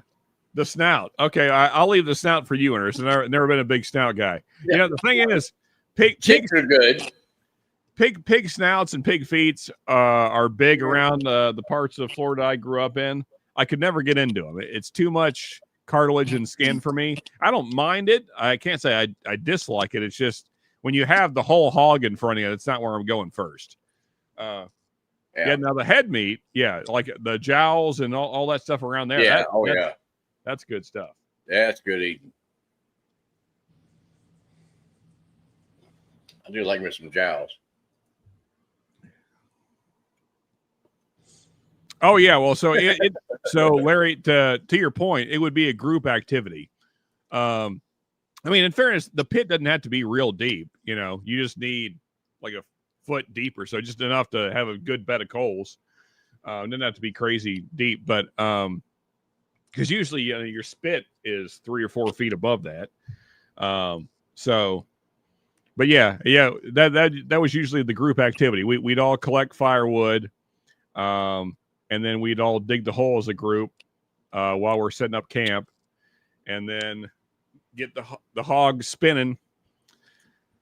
And then usually by about dinner time, it'd be ready because we'd get him on the spit about 6-7 o'clock, and then by about dinner time, that's usually about 12 hours later, he's ready to go. There you go. Time to pick it apart and chow down. Yeah, man. And then we'd throw whatever leftovers, which was a lot, in coolers or whatever else at the end of the night, because we usually just let them keep cooking. It kind of keep crisping up stuff as you're pulling stuff off, and mow lips and ass. There you go. Then usually about midnight we'd shut them down and throw them in the cooler, whatever's left. Yep. Breakfast tacos next morning. Oh yeah. We had lots of pigs and eggs. Yeah. Basically pulled pork with scrambled eggs. Yeah, we had a lot of that. We usually just take the fatty parts that were left, throw that in the skillet to kind of for your grease, and cook your eggs in it. Yeah. Once it kind of turns into grease, you'd kind of have slightly smoky eggs. Good stuff. Yeah, I'm not much on the crispy, lacy eggs. Although that's how I learned how to eat an egg sandwich. Is my great grandmother. That's how she cooked eggs, because back in the day, she had the coffee can full of bacon grease on the stove, and she would scoop a bit of that out, put it in the cast iron skillet. Me and my younger brother would go out and gather up all the eggs and bring them in, and then she would cook us up an egg sandwich. And what she would do is put like a big old scoop of the bacon grease in the pan, get that hot, crack the egg off in there, tip the pan to the side, and then splash the bacon grease over the top, cook the egg. For sure, yeah. So. And we always did soft scrambled, to your point there. There you go. Yeah, when you overcook scrambled eggs, they just become awful. Yeah, dry. Nasty. Yeah, you only need to cook them 2-3 minutes. It depends on the temperature of your fire, but just not to make them set. Yeah, just enough to where they basically start clumping up, and that's about all you need. There you go. Yep. Javelina. What is that? Javelina. It's Javelina? they're kind of Type of pig? do we have them here in the States? I don't know that we have javelina. I think they're more down in Central America and South America. I don't know. Actually, out where AZ is, what? Well, actually, we have an Arizonan here. Z, Yeah. do you guys have javelina? Yes. Okay, so I guess they've made it up from Mexico. They're not bad, man. Well, Is it a type of pig or what is it? Sort of, yeah. It's considered to be a wild boar. Okay. Don't even call it a pig. I don't think it's a member of any family, really. You just see them out in the wild. Huh. Okay. Hanging easy, saw one today. Yeah, they're all over the place. They're actually more like rodents, not a pig. Yeah, they're not as big as a wild boar. No, that's correct on that because people think it's a pig. It's not Are a you pig. talking rodent like a nutria? Like a No, big like rat? No, they're not. The nutras are big. No, it's like a Well, not as giant big as a rat. pig.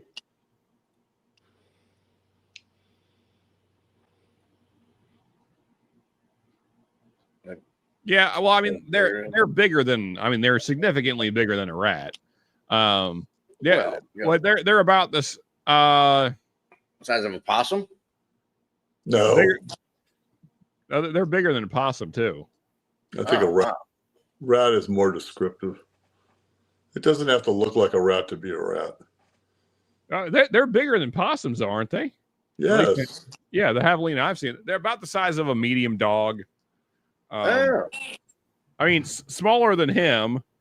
What are they normally? That's the size of a pit bull.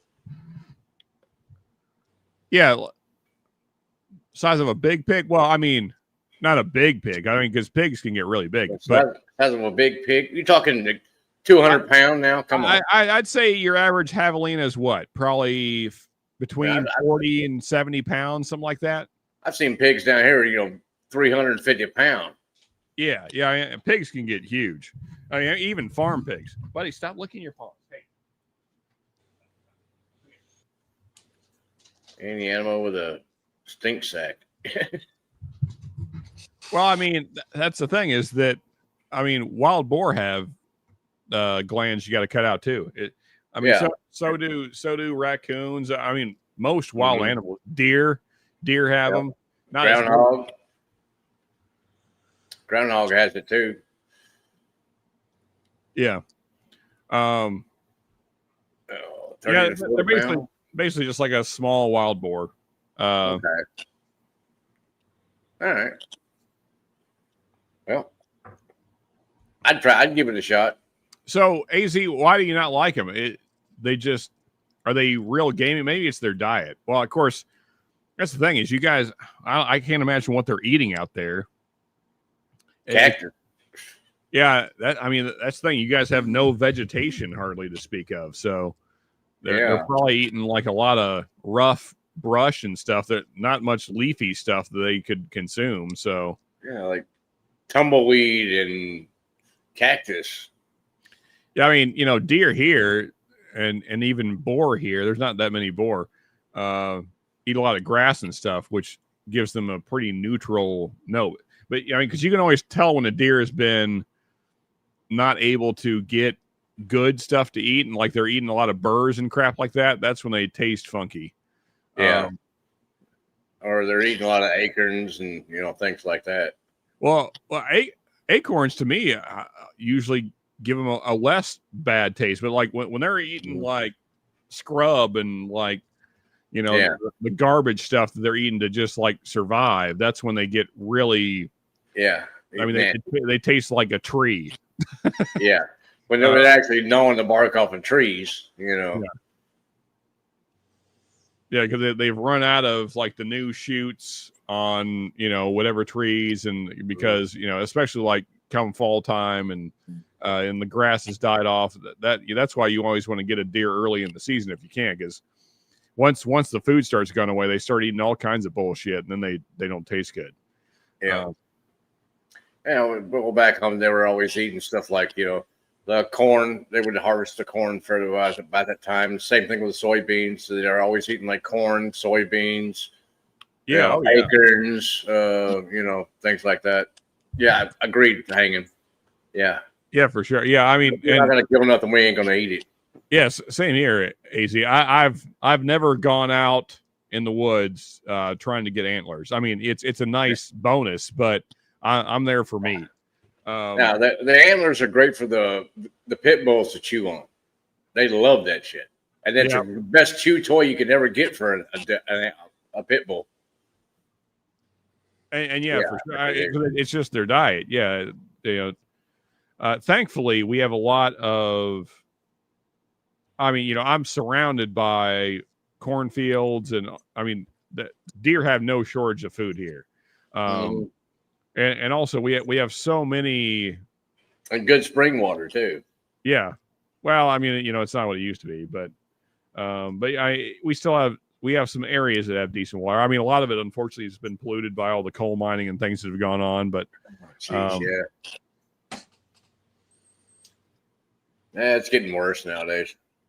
Oh yeah, well, I mean, Kentucky Fish and Wildlife, this was like 2 years ago, put out a statement saying that we should only eat fish out of our lake like once a month because the water's so polluted. Really? Yeah. At Kentucky Lake? Well, Lake Cumberland. Oh, okay. You're north. I forgot. Well, east. Yeah. So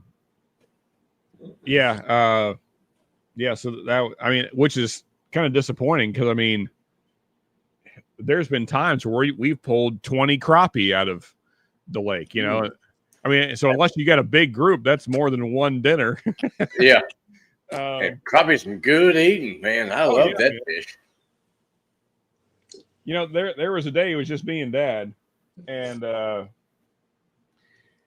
was these, I don't really know why, but there was these bass, which a lot of people throw back bass. We were talking about this last night with Fishing Doc.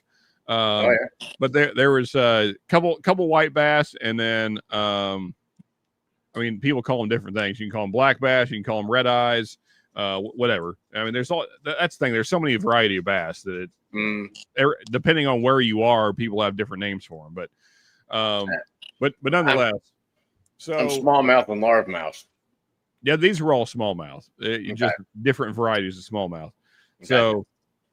But they were all hanging out right under the dock, and like I'd been fishing over top of them all day, and we caught a few crappie, but it was kind of a slow day. I think we had like 5 in the bucket, but none of them were massive. I mean, like we would have had dinner, but it wouldn't be a whole lot.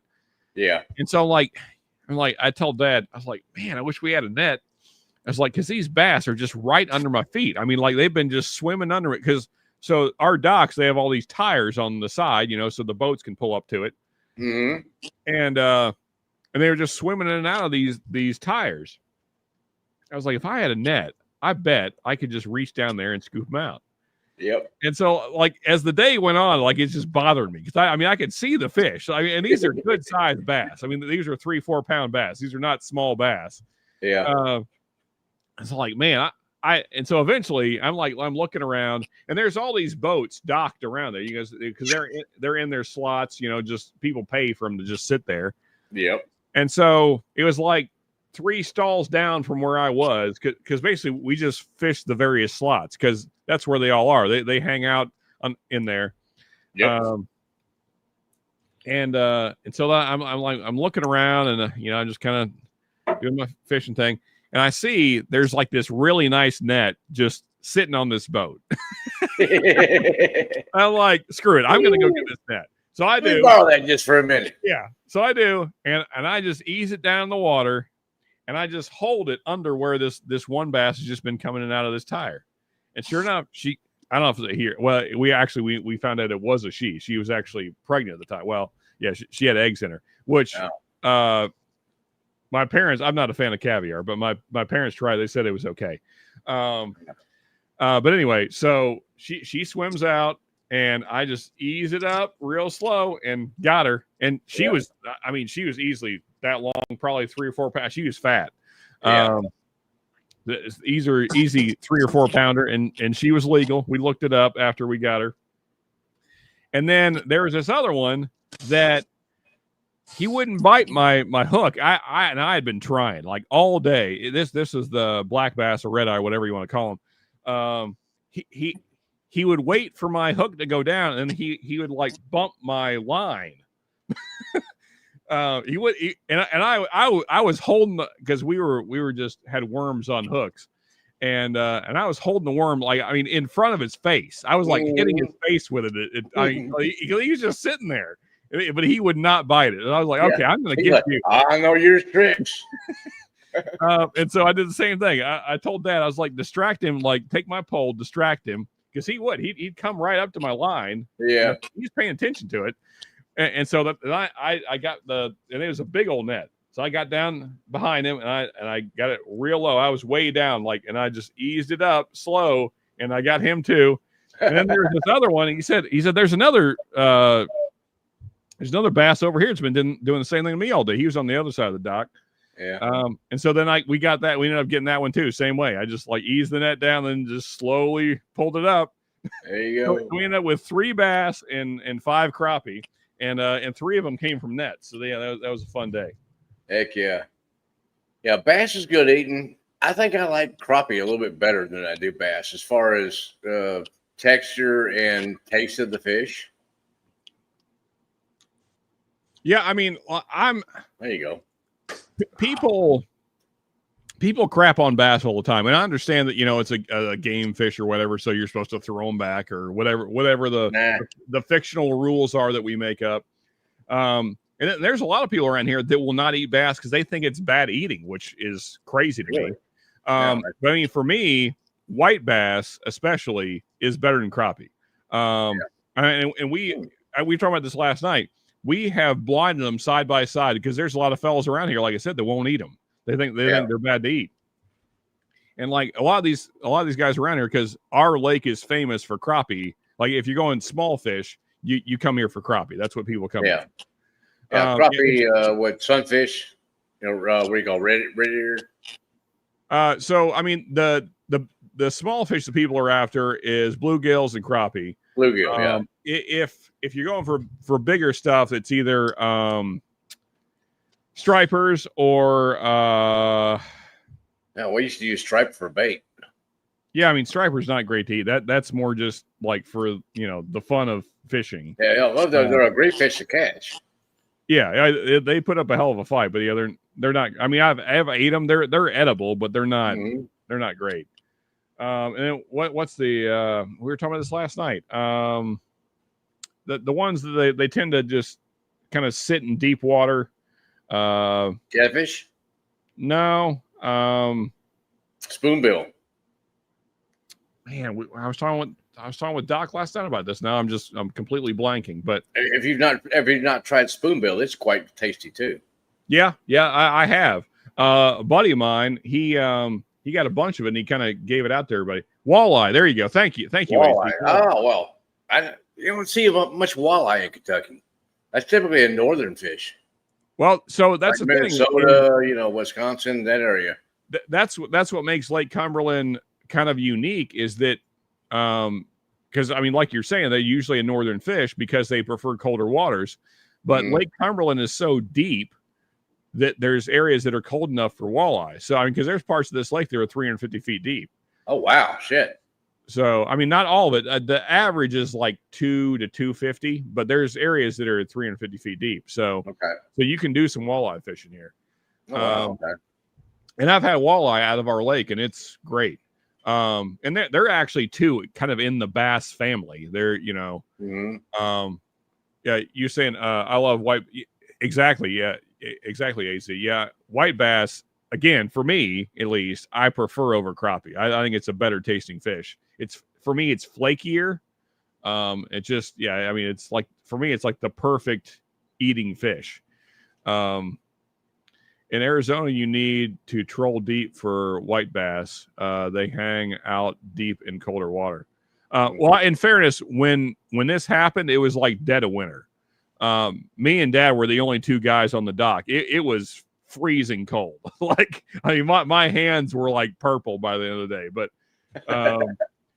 it was a good day of fishing though. But I hate sweating, so I'd rather go in the cold than sweat. So, white bass came into the rivers to spawn here in Michigan from Saginaw Bay in the spring. Best smoked used to be a limit of 50 per day. 50 per day, damn.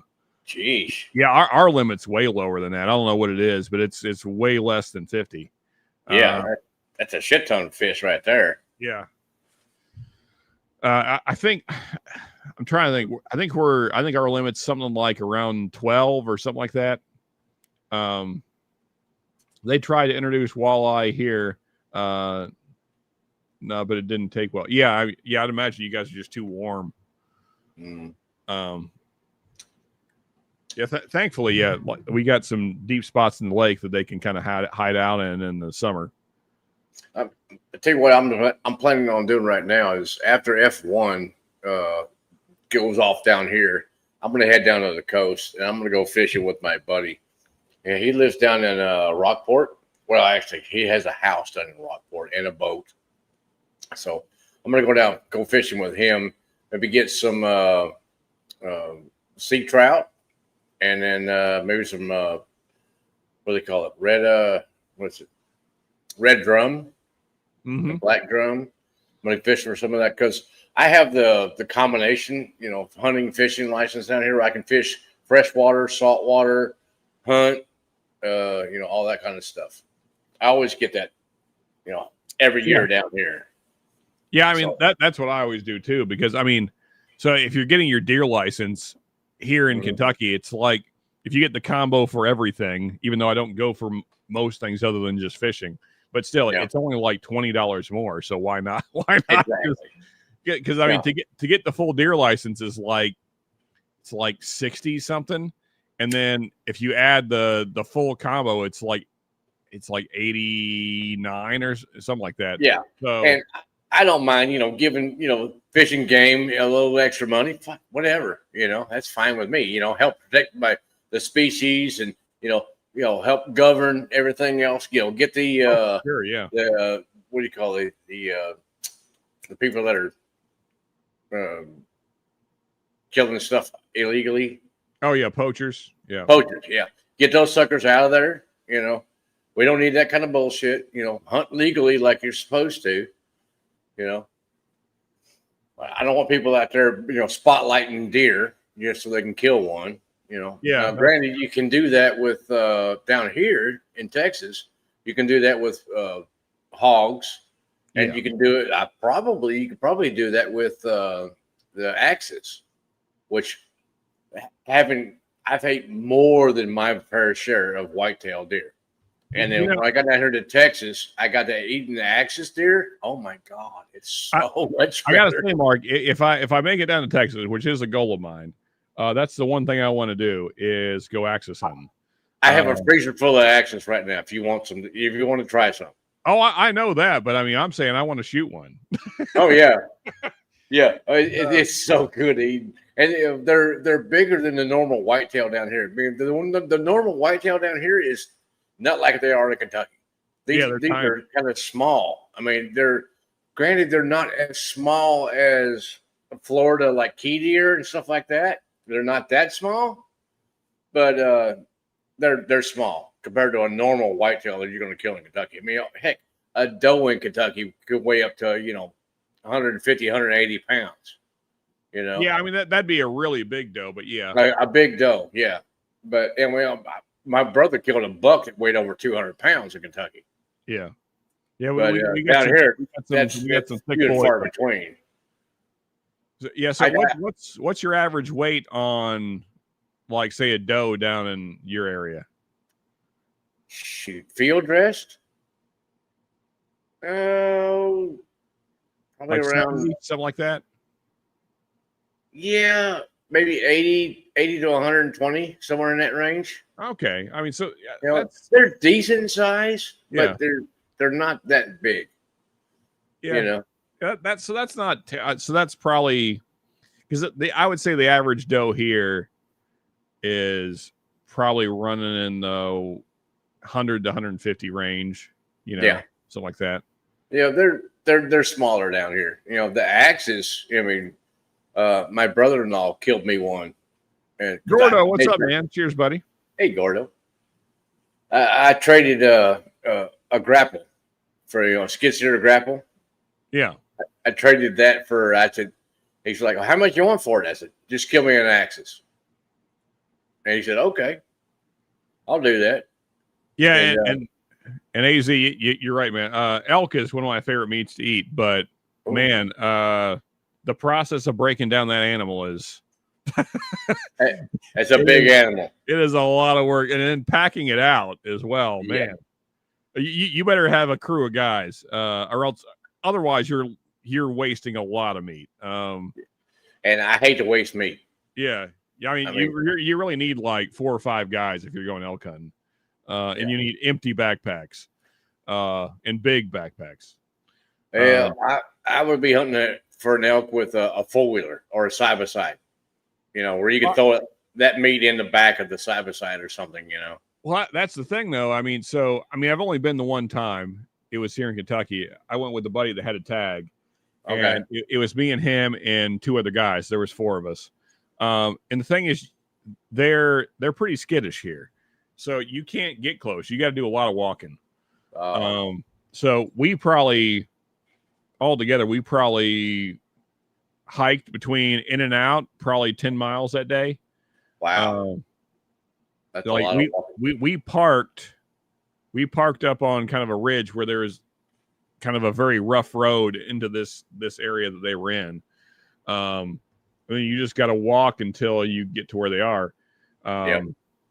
And so, I mean, in fairness, a lot of the walking was just walking around trying to, find them and find the best spot to take the shot and all that. But all that said, it was probably 1.5 miles to 2 miles back to the truck. Yeah. We were in, each one of us was carrying around 100 to 150 pounds of meat. Oof. That's a hike. Oh yeah. We took our time. We didn't get back to the truck till like 2 a.m. But sheesh. And then we had ice and everything in the cooler, so we threw it all in there. But yeah, it was a long day. Yeah, I bet. But man, and unfortunately he only had a doe tag, but she was still like field dress. She was like 450 pounds. So I guess all in all, when minus the bones, I guess realistically we had probably 100 pounds of meat each, something like that. But she was big, she was beefy, and I got some great steaks out of that. Elk is fantastic. I have not tried elk. That's one of the few that I haven't tried yet. I mean, I always brine any wild game just to kind of take some of the elk. Oh yeah. Fuck elk. They're so massive. We saw some really nice ones that day. And until you see them in person, you don't understand how freaking big they are. They are just they're when I go out to Colorado, I see that all the time.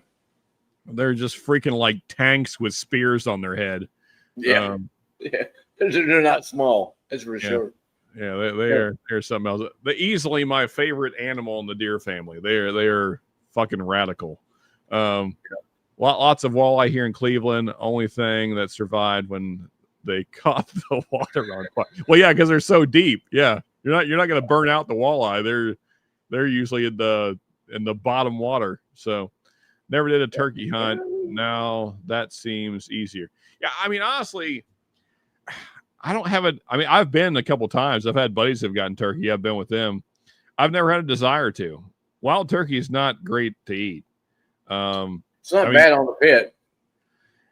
Well, I mean, really only the breast meat's worth eating. The legs are usually so stringy that. Yeah, they're a little tough. I mean, it's not the worst thing I've ever had, but it's also not. I guess what I'm saying is when you think about all the work that you put into it. Yeah. Like all the time and all the work. Yeah. It doesn't. Calling them in, completely camouflaged, the whole 9 yards. Yeah, Well, I mean, and just plucking all the feathers out and all that, and it's a lot of work for not much meat. That's why I don't even bother with them. I deer hunt and I fish. Now, if I'm ever able to, because I guess in Western Kentucky you can get, it's very limited, but you can get a license for sandhill cranes. I would do that just to spite them. Yeah. Yep. Just because fuck those birds. Yeah. If any bird ever deserved it, it's those sons of bitches. But What's that? I actually like turkeys as a bird. They're kind of a fun bird, but sandhill cranes are dicks. That Green River you just poured? No, I was talking about this last night on Ben's stream. So this is my local.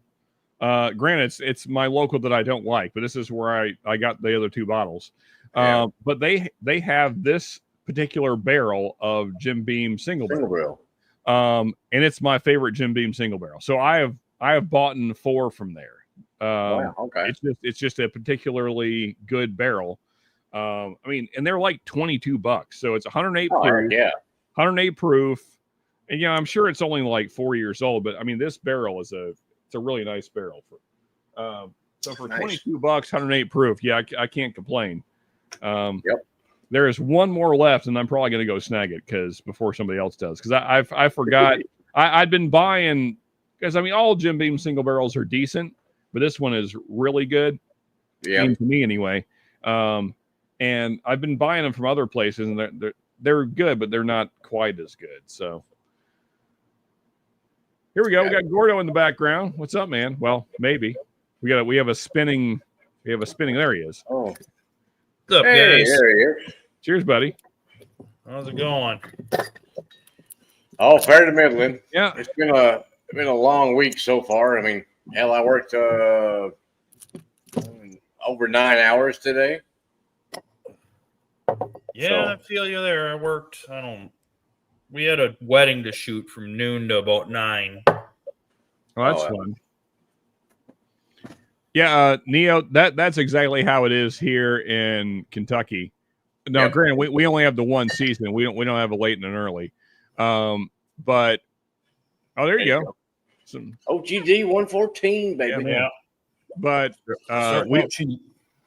same thing here. Everything's on a lottery. What's crazy is my neighbor, which is the one I was talking about. They got the cow tag. Like he has gotten one, and now his son got a cow tag last year. I didn't get to go on that hunt. I had work to do, but at the time, unfortunately.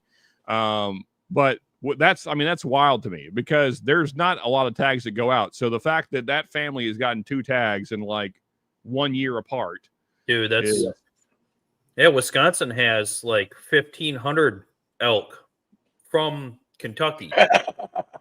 Damn, Larry. Really? I didn't think our population was big enough so we're shipping them out already? You guys have been shipping them out to Wisconsin since, oh God, I can't remember. Late 90s or early 2000s. It hasn't been that many. It was like 300 to start. And the population is actually doing well here. Okay. It's doing well enough. 3 or 4 years ago, they started issuing tags by lottery, but it was 10 a year. Yeah. To get the tag. And then there was only 10. And if the Native Americans wanted any, they would get the dibs on them first. Right. Yeah. I think it feels like we're up to 40 now, which is still not a lot. It might be 50, but I mean, I know it's really limited. Yeah. I don't know what. Yep. There's a few populations in Kentucky, but they're really packed back in the Appalachians and just sparse. Yeah, it's like 3 or 4 of them. Yeah, it's Eastern Kentucky. Actually, so the closest, which is not the best one to go to, but the closest county that has elk is 2 counties over from me if you're going east. Okay. But that's not where anybody goes, because that's not where that many are. Yeah. Hey, Ernest, how we doing, buddy? Hey, I'm good. How are y'all doing? population I'll be right distributional back. modeling projects was on elk, and it's gotta crazy to think that talk the to man fucking about a things horse real were quick. everywhere in the United States, everywhere, millions and millions of them. Yeah. And good old white man came in and just, fuck Well, same these with the things. buffalo, man. I mean, we've And the all buffalo, seen, yeah. we've all seen the piles of skulls. Those turkeys will try and chase you around the front. Yeah, I mean, the thing is, well, so males, yeah. If you raise them, turkeys do get to a point where they get aggressive, males. Then you just have to put them in line. But I mean, you know, we raised turkeys when I was young and chickens. Roosters too. What's that, Ernst? A rooster as well. Oh yeah, the same thing. Yeah, you got to smack them around sometimes. Yep. Fucking birds. Yeah, because we never cut any of their claws, turkeys or the chickens, because you know all kinds of vermin will come around and try and eat them. And if you cut their claws off, then they're defenseless, basically. So, but I mean, if you don't, especially a grown turkey will fuck up a possum. Because I mean that's usually what gets them is possums will come around and try and they just rip the breast meat out of the chickens and the turkeys. But if you leave their claws on, man, a full grown male turkey will fuck up a possum. Or a fox. Yeah.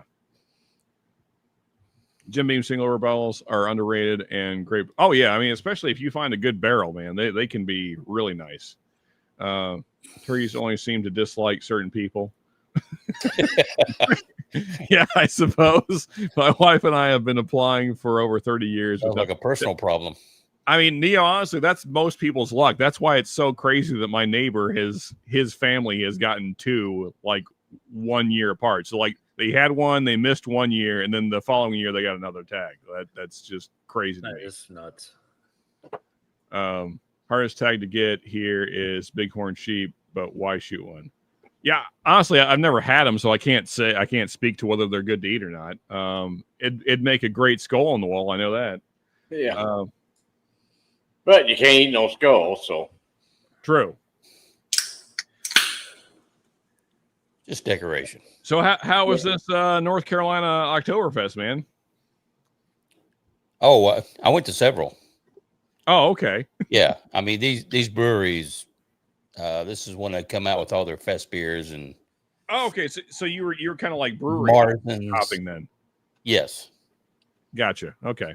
I thought it was like an event where a bunch of kind of breweries and whatever came together. No, but as big of a beer city that Charlotte has become, they said they should certainly do that.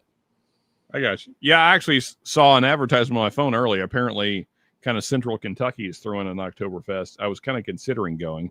I rarely drink beer these days. I mean, in any large quantity, I'll have like a beer a night, but I go back and forth.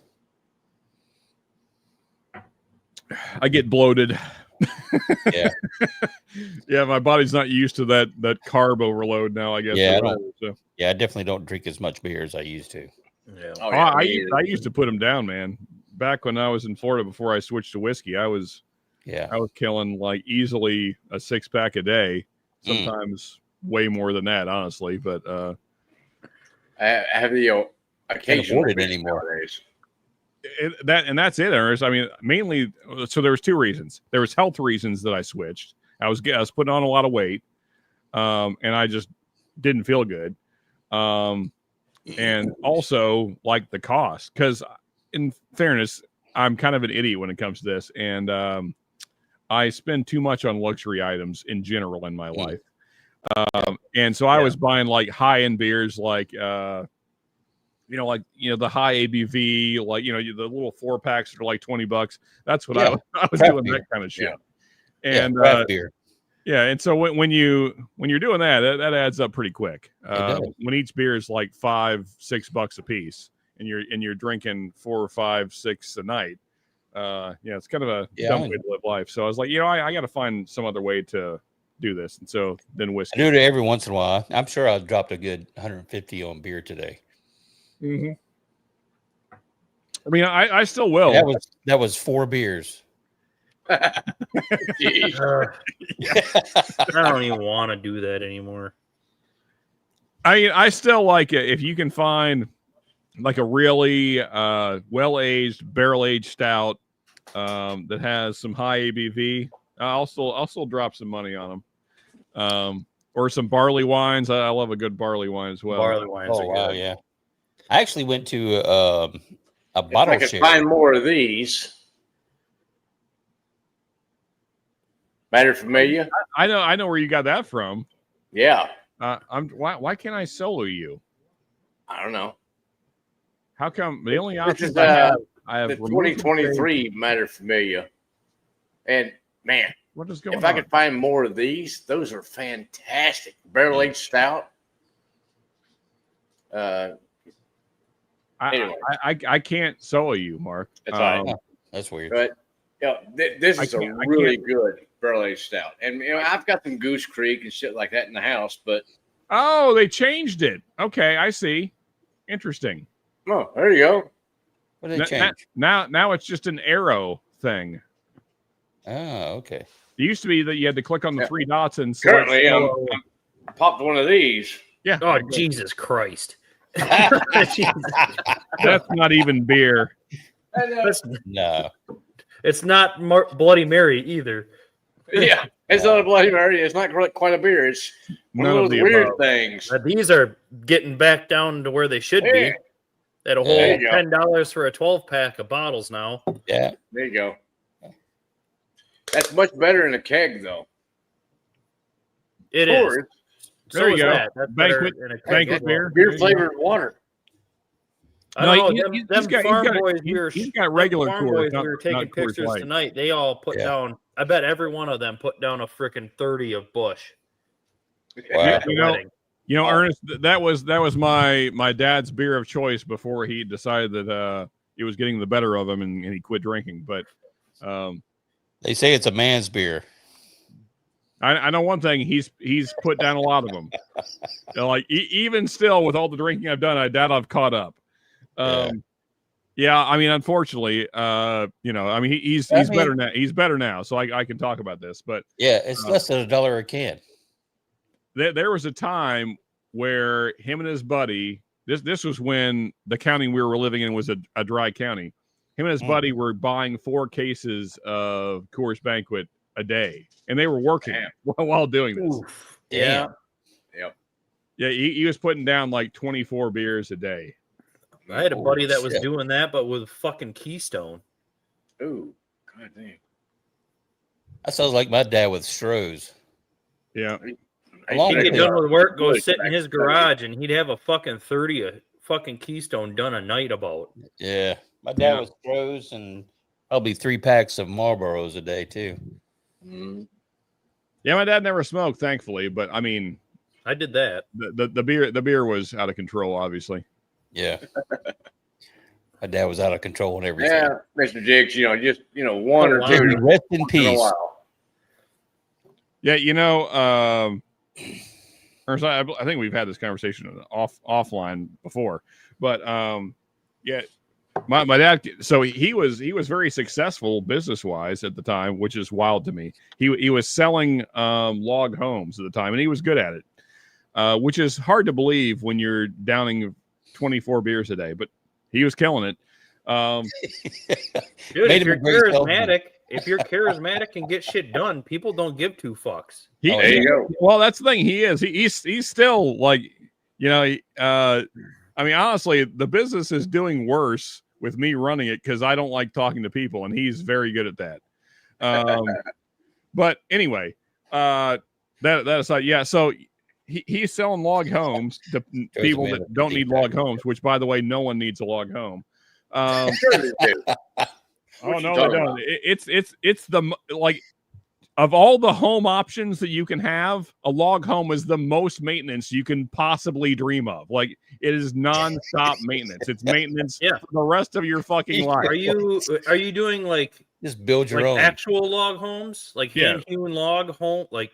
Yeah, like full log, like true full log homes. Yeah, that's Are what he's selling. you he's selling. harvesting on site, or you got like a Well, vendor? so I mean, this is obviously decades ago. But so he worked, and maybe somebody here might be familiar with the company. He worked for a company called Jim Barn Log Homes, which at the time when he was working for them, they were the largest log home seller in the country. Yeah, they were selling at if I'm remembering the numbers right, they were selling 20 log homes a week at their peak. Wow. Which I mean, when you consider that most homes are not log homes, that's a lot of log homes. That's a lot.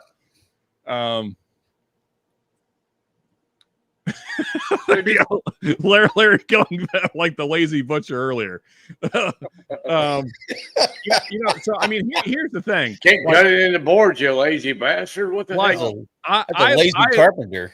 I love log homes as a concept and aesthetically. The problem is the R value of 1 per inch. What's that? The R value of 1 per inch. Well, yeah. So there's that. There's the heating and cooling problems. But honestly, the bigger problems is that the borer bees just destroy your house, and then the woodpeckers come by and they try and get to the borer bee larva, and then they drill even bigger holes into your house. And then you just have a house full of holes.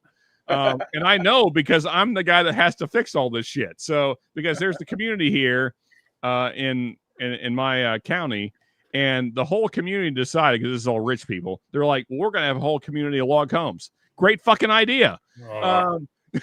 Unfortunately, guess what? All your life savings, all your retirement, that's fucking gone. Might as well get rid of that. Dude, you'd be surprised. It never ceases to amaze me how much fucking money people have, apparently. Oh, yeah. It's just insane to me. Like some of the log homes that we built around here, some of the cabins that are 10 times the size of my house. What you doing? Like, it's a fucking cabin. They go to it on fucking Memorial Weekend, and that's it. Like, oh yeah. Well, so this did community, you hear antlers? This community, you heard antlers earlier, didn't you? To your point, Gordo, this is primarily a vacation home community. Like they come down primarily in the summer. Sometimes they'll have big get-togethers for Christmas and Thanksgiving and that kind of stuff. But I mean, only about 25% of this community is full-time residents. Yep. The rest is vacation homes. I don't doubt that. Like every other home on the Mississippi up here, is either an Airbnb or just some family where I can't even imagine the wealth has it. Yeah. They pay probably $20-some thousand in tax a year on the property alone. Yeah. And then they use it once or twice a year. Well, so we worked on the biggest house in this community for probably 4 months straight. Oh. Here's what's crazy to me. So 2 fucking retards built basically all of the homes in this community. And as far as I can tell, these guys, these are supposedly professional builders, never heard of caulking ever. So every single joint, and remember, this is wood homes, full wood homes. Every single joint, not a bit of caulking. So just imagine you have nothing but wood exteriors, no caulking keeping the water out. What the fuck do you think happened to all these houses? Yeah. I mean, so this house, and this is like a $1.5 million. This is a massive cabin. I mean, it was 8 bedroom. It was so big it has an elevator in it. So that this is some Yellowstone shit. Yeah, basically. Elevator. Okay, those kind of log homes. Yeah, 8 bedroom. It had 2 massive den areas, both with fireplaces. I mean, it's from the outside, it looks not amazing. A cabin, it's a fucking lodge. Yeah, basically, yeah. Right? And they had the deer antler chandeliers and all that shit. Yeah. Did they shoot any of them? No, they bought them. Oh yeah. And they had the rough cut wood benches and the rough cut bed posts and all that. So I mean, the whole rustic thing. Like the stairs were made out of live edge slab. Exactly. Yeah. Like, you know exactly. Yeah. And so the back wall. The back wall, which is where all the weather comes from on this house, was completely rotted out because no caulking was used. Jeez. So, so you have all these joints and, the water just hits it and just runs down in the wall. So, I mean, on log cabins, when you're putting the joints together, I mean, caulking or not, even if you don't use caulking, if you do it old school, isn't there usually like a butamin like rope that they put between each log? Well, so there's a lot of ways that you could do it. So sometimes they will use a thing called chinking, which is essentially just caulking. It's fancy caulking. Fancy caulking. I really all it is it's caulking that has sand in it, so it's more abrasive and it stands up to weather better. But I mean, it's basically just caulking. Now, so you can buy chinking board, which is basically foam. I know what you mean. Yeah. But anyway, so the house that I worked on in Colorado, you've seen me on stream there, at that house there, all the logs for that was harvested in British Columbia, and it was all standing dead cedar. And some of those logs are massive. I mean, I'm talking like this big, massive. The center log that's supporting the house, me, you, and him put together, wrapped our arms around, could not wrap our arms around this log. It was that freaking big. Dude, that's fucking awesome. It's huge. Same thing. You could cut it with a butter knife. No, I mean, it's stupid. I've drilled into them. I've run wires and shit like that through these logs. It's a pain in the ass. Huh. It's like a redwood or a sequoia. But the house it's massive, and it's got in the great room of the house. It's probably like 30-foot ceilings. It's huge, and but it's well put together, and I like it. I mean, it's really cool, but I don't know. I wouldn't want to live there personally. Well, I mean, you got to spend $20,000 a year keeping the damn thing up. That's what I was kind of getting to, Mark, is like aesthetically, I love, I mean, like the house I was talking about. As far as looking at it, if you don't look close, it's one of my favorite buildings I've ever worked on. I mean, as far as aesthetics goes, but because I know how much it takes to maintain it, because I've done the work, then that puts it in a different perspective. And it's like, oh, this is just a complete money sink. Like it's just going to suck your money dry. I mean, because and this one, I see what you're talking about. The chinking and things like that. This one was made. They put it together in Canada, and they where all the joints are on it. There's basically like I think it's like a wool kind of insulation in between the logs. The chinking is like a wool sort of thing, and so in between the log, the log is just freaking big around. It's freaking huge, but in the middle of it, there's a V, and then that's full of like a wool, basically. Oh, like rock wool or something. Well, like a rock wool sort of thing. So the next log that sits on top of it, it's sandwiched in between. See, that's what I was talking about. Is like with the rope. There is no air gap.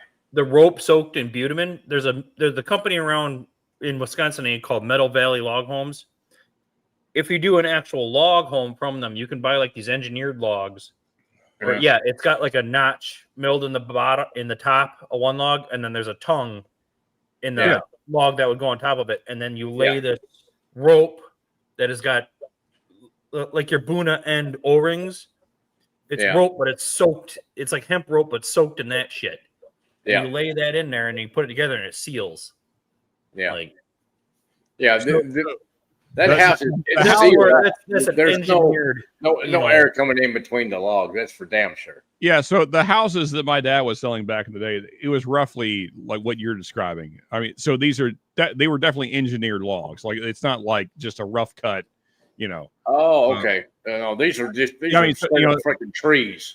Yep. Yeah. The biggest thing that Meadow Valley does now, and it's a real wood product. It probably still takes a shit ton of maintenance, but you can stick build a house, and they have like it's like wood siding, but it looks like logs. Yeah, it's log on the outside, down the middle, and there's a tongue on it, and you just stack them up. Yeah. Yeah, like ticket toys. the way that all of the Jim Barna logs were, they were double tongue. So so you had two posts on top of your beam, and then you had basically what would sit at the bottom. It looks like an M. So your top is like, so it sits like this. Gotcha. And then like you were describing, Gordo, you put that. They used something different, but it was similar. Basically, so something or whatever. Yeah, and like you sit that between the beam, and then when you lay the next beam on top of it, it seals.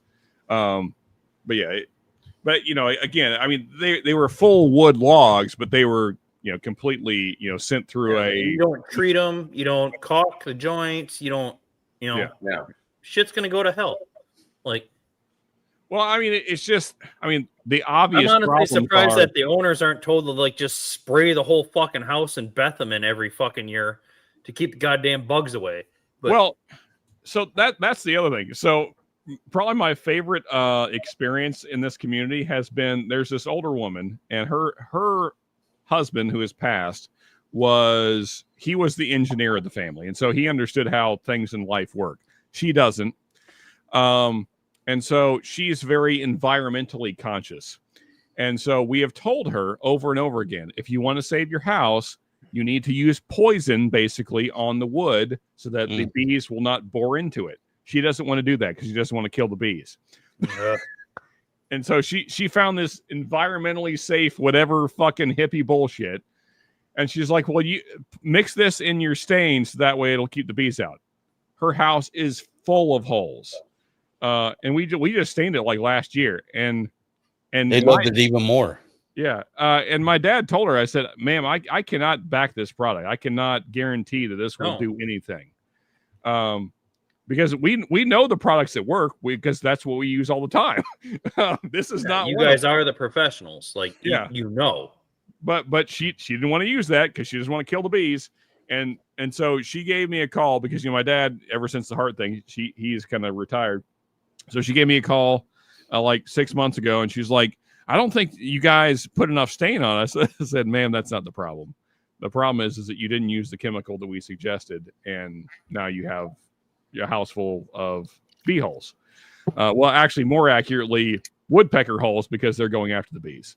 Yeah. And so, it's just, it's really been depressing because I remember when I was a young kid, like it was my dream to like have a log cabin home. And now it's just those dreams have been shattered because I realize how much they're complete bullshit. Just like Abraham Lincoln. Yeah. Well, we could have a deep discussion about what you mean by that. I was actually just watching a video earlier. The title of the video, and Abraham Lincoln was in that. It was great people that were not actually great people. And he is one of many people in that list. It's funny how we view things. Anyway, the history books are yeah. Nobody wants to be told the history books are cooked. Yeah, a little bit. Just a little bit. Yeah. History is written by the winners. Exactly. That's it. It is written by the winners. I don't disagree with that at all, but at the same time, it's weird. Like I don't even know if it's just a winner. Like there's some sort of weird manipulation. It seems like. Oh, people with the loudest voices write the shit. I think the word you're looking for, Gordo, is lies. Lies. Well, no, I know, but why? Like, not just because the winners, but why are we just like blatantly lying about it? Like, whatever. Like, sometimes it's obvious, and sometimes it's like, why do we care about manipulating the zeitgeist in that way? Like, well, because nobody wants to hear what we did to the Native Americans by taking their kids away, stripping them of their hair, forcing them to abandon their language and their religion. Well, that's the thing is that no one live in the shittiest part of the world. No one wants to hear about anything. That's exactly the problem. I mean, so funny enough, I'm going to self-promote here for a second. I don't do this a lot, but so I have started another channel that's basically just what we're talking about. That's the only reason I'm doing it here. So this is the channel for anyone that would like to follow said channel. So this channel will be completely different than anything I've done in the past. Believe it or not, I'm not a moron all the time. Just that hard the name of the truths or channel? what? I don't believe it. Societal hard truths. Yeah, I mean, so I guess, you know, I mean, Canada's done some fucking heinous shit that's just coming to the surface. what was lately. that, Gordo? Canada. Oh yeah. Oh well, I mean, there's a lot of countries doing heinous shit right now that were Well, right, current at the moment, fucking dude, Yeah, the shit that's going on in Myanmar or Cambodia or whatever the hell you want to call it, like holy fuck. well, you know, I mean, I hate to call them out because it's kind of a hot topic right now, but I mean, Israel's doing some heinous shit as well, and Oh yeah, nobody and- wants to hear about that either. Just and nobody's talking about it. sell them more war machine and oil. Like, I mean, you know, it's just. Oh my God. Here's my thing. What's so crazy to me about the Israel conversation is I don't know why it's this way, but it definitely is this way. For some reason, you have the left's position that Jews are evil, so there's that, and the right is like Israel is sacred for reasons I don't understand, and neither side is correct because. My position is governments are evil across the board. This one, that one over there, all of them. All of them. And so, but at the same time, we have to separate the government from the people that are being governed by this government. So I have no issue with the Jewish people because it's not their problem. They're not the ones doing the thing. They're not the ones saying, "Hey, let's go to war with this country." In fact, actually, there was giant protests in Israel like last week or whenever. So, I mean, clearly the Jewish people have an issue with what the government is doing, much like we have problems with our government here. I mean, so, but for whatever reason, it's been like, just the way everything is framed is so stupid and ignorant and just so poorly thought out and so superficial and just dumb. And like, obviously, like, why would anyone be like, no, this government's great. We should back them fully, no matter what the fuck they do. Like, why would you do that? Why? Absolute power corrupts absolutely. like There you go. I don't believe that every government is shit, as you say, because there's no such thing as actual anarchy. Even when there's total chaos, society is going to find a leader, right? And so there's some sort of government. I mean, some sort of social hierarchy. There has to be, or there would be true anarchy, right? If we run this out to the full course, me and you are not going to see eye to eye because of other reasons. But at the same time, I totally think that just about every fucking government They all suck. At the volume, it starts at fucking county, village level is fucking corrupt at some extent. Here's what I will say, because I don't want to like get deep in the weeds here because it will get wildly off topic. I didn't get to watch your stream last week. I was too busy. I wanted to. No, you're good. So what? Slacker. Here's what I'll say, Gordon. Where we fundamentally agree is I think that you have more faith in humanity than I do. No, I don't. No, don't say that.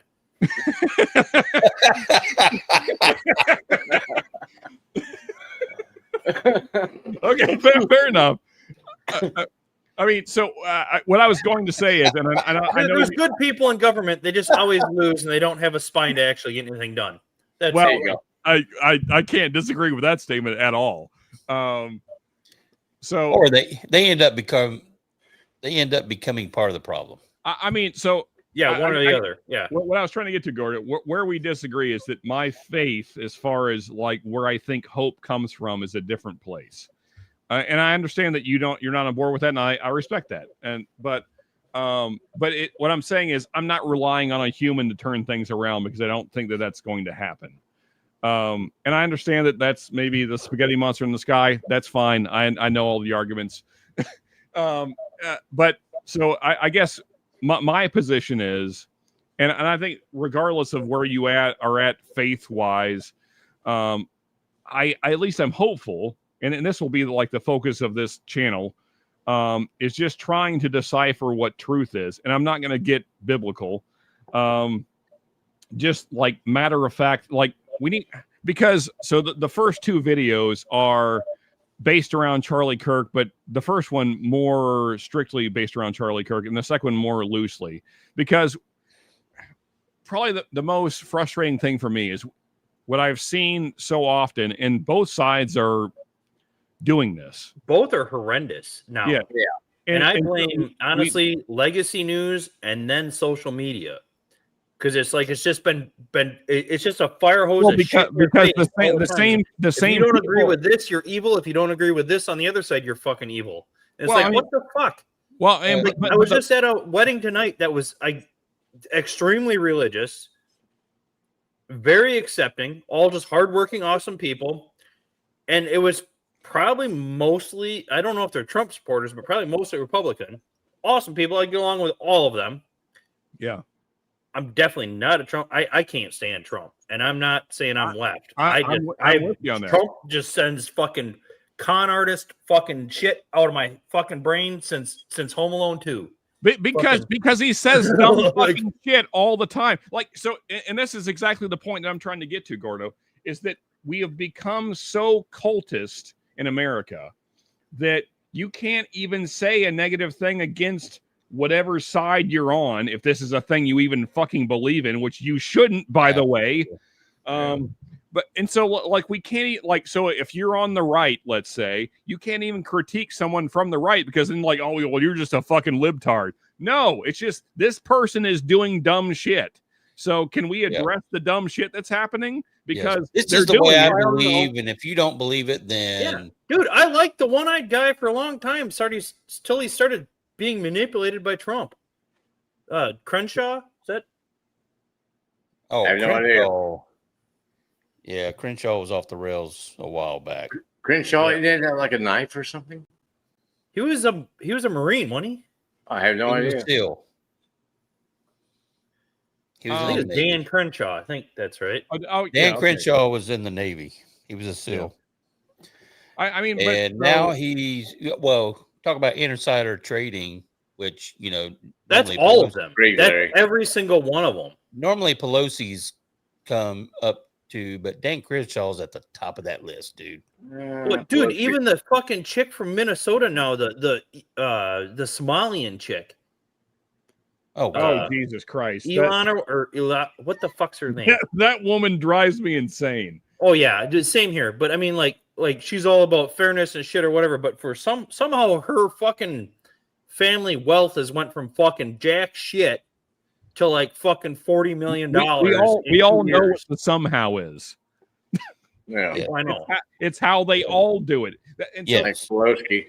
And that's the thing, is like, that's going to be the point of this channel, is just pointing out the absolute hypocrisy of our government. Well, that's what I'm talking about. They become part of the problem because they are the problem. Some come in with good intentions.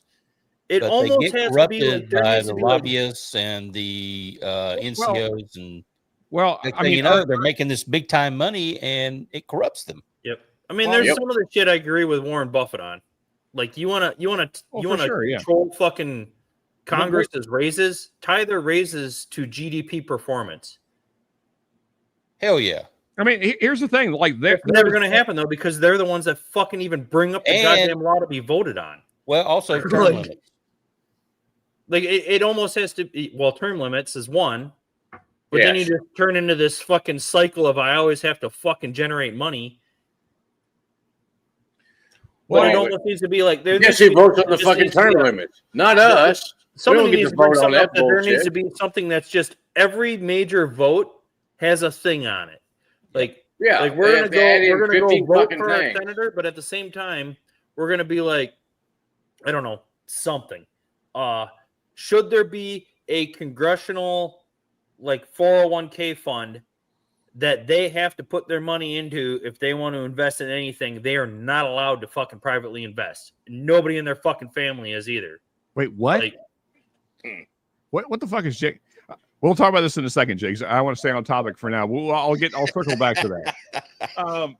But so to the point we're all talking about. So this is the way I view the world, and you guys can agree or disagree. But my thought is quite simple, and that is that all of them, and regardless of nation here, they're all working for the same people. They're being paid by the same people. They're being bought off by the same people. Yeah. Yes. Everyone's bills are being paid by the same incredibly wealthy, powerful people. We don't know their names. The reason you don't know their names is intentional. They don't want to be known. Dude, they're the fucking same billionaires that you can't find their names, and Soros most of them are hedge fund managers that somehow scam like a half a cent off of every fucking trade transaction there is. Yeah, but I mean, so like when you see things like 9/11, and somehow just so happens the United Airlines their stocks were shorted the day before 9/11 just by fucking chance. By a bunch of people that made a lot of money, and then guess what? The same fucking people just invest in all these war machines. The next following week, it's the same people all the time. We're talking about a Republican right now, and then next week we'll be talking about a Democrat. It doesn't fucking matter. Yep. No. Like the game is rigged. I mean, like Carlin, as much as I disagree with him on like religious stuff, Industrial war machine. he got so many things right. Oh, and yeah, for sure. Like that guy was my preacher, man. I mean, when he said absolutely, Bill Barr or not Bill Barr, Bill Burr is seems to be following that route Carlin did. Carlin route. He was. He started there. I think he's lost his way. Yeah, but he's kind of. But I mean, I do like early Bill Barr. I think in recent, especially in the last year or two, I've Bill Burr. Not the fat guy that's controlled by Trump, the scrawny, angry Irish guy. I mean, I guess like I can't imagine. I don't know. I probably spend too much time looking at things that disprove the fact that our government is trying to do anything positive for us. But one of the things though that I've done fairly recently is I've just given up and I don't care. What am I gonna fucking? It's literally at that point. Well, so what can I do to you change see all these anything? people running Nothing. around with their signs and shit. You're just probably making yourself less valid.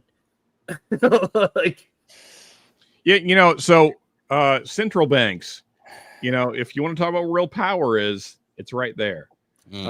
Central banks and insurance. The banks bought this country a long time ago. Very specifically, Rockefeller? Really? Huh? No, I mean very specifically the Federal Reserve. The Federal Reserve owns our asses. Yes. Yeah, but who bought the Federal Reserve? You remember who bought that? Under Woodrow Wilson, right? Mr. Rockefeller bailed him out. Yes, he did. Yep.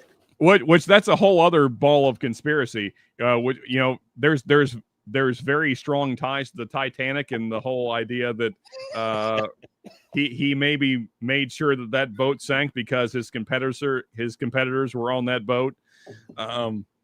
Maybe. I don't know about that, but I can also see. Well, Rockefeller's the reason battery technology his never competitors advanced until there definitely were died. cell phones and laptops. I'll tell you that. He steered that iceberg in the way. Well, I mean, I don't know if that's true, but I mean, what is true is that for whatever reason, I'll let you speculate. For whatever reason, they did drive into a field of icebergs. Like they knew there were icebergs in their way. Yep. It was not like a secret. Yeah, but they also. It was an ill-advised We've been path. told they believed that ship was unsinkable. That is correct. That is what we've been told. That's what they were told. But they also tested knew they were using subpar fucking metal. They fucking knew that. There's actually a deeper conspiracy with the Titanic that actually, and also same guy. You just said his name. Rockefeller. He owned. By the way, he owned both the Titanic and its sister ship, the Olympia. Starline? He owned Starline. Yeah. Go Star. He owned that shipping company. And funny enough, he was supposed to be on the Titanic. He obviously was not. But so he owned that shipping company, and the sister ship to the Titanic, Olympia. It starts with no. I'm too drunk to remember right The now. Olympic or yeah. But anyway, that ship had been in a wreck at sea, and it because he had not insured it properly, there was no way to recover his money. So there is a conspiracy that ship was patched up because they were nearly identical, and that was the ship that actually got sent out as the Titanic and sank. And also in doing so, he got rid of his competitors in banking, that is absolutely factual. That's not a conspiracy. His competitors in banking definitely died on the Titanic. Like you can Google that. The conspiracy or not, They should have been frankly, let on that's that door. not that far fetched to like think they could pull something like that off back then. Yeah, That's the thing. When you have that kind of wealth, what you can do is basically unlimited.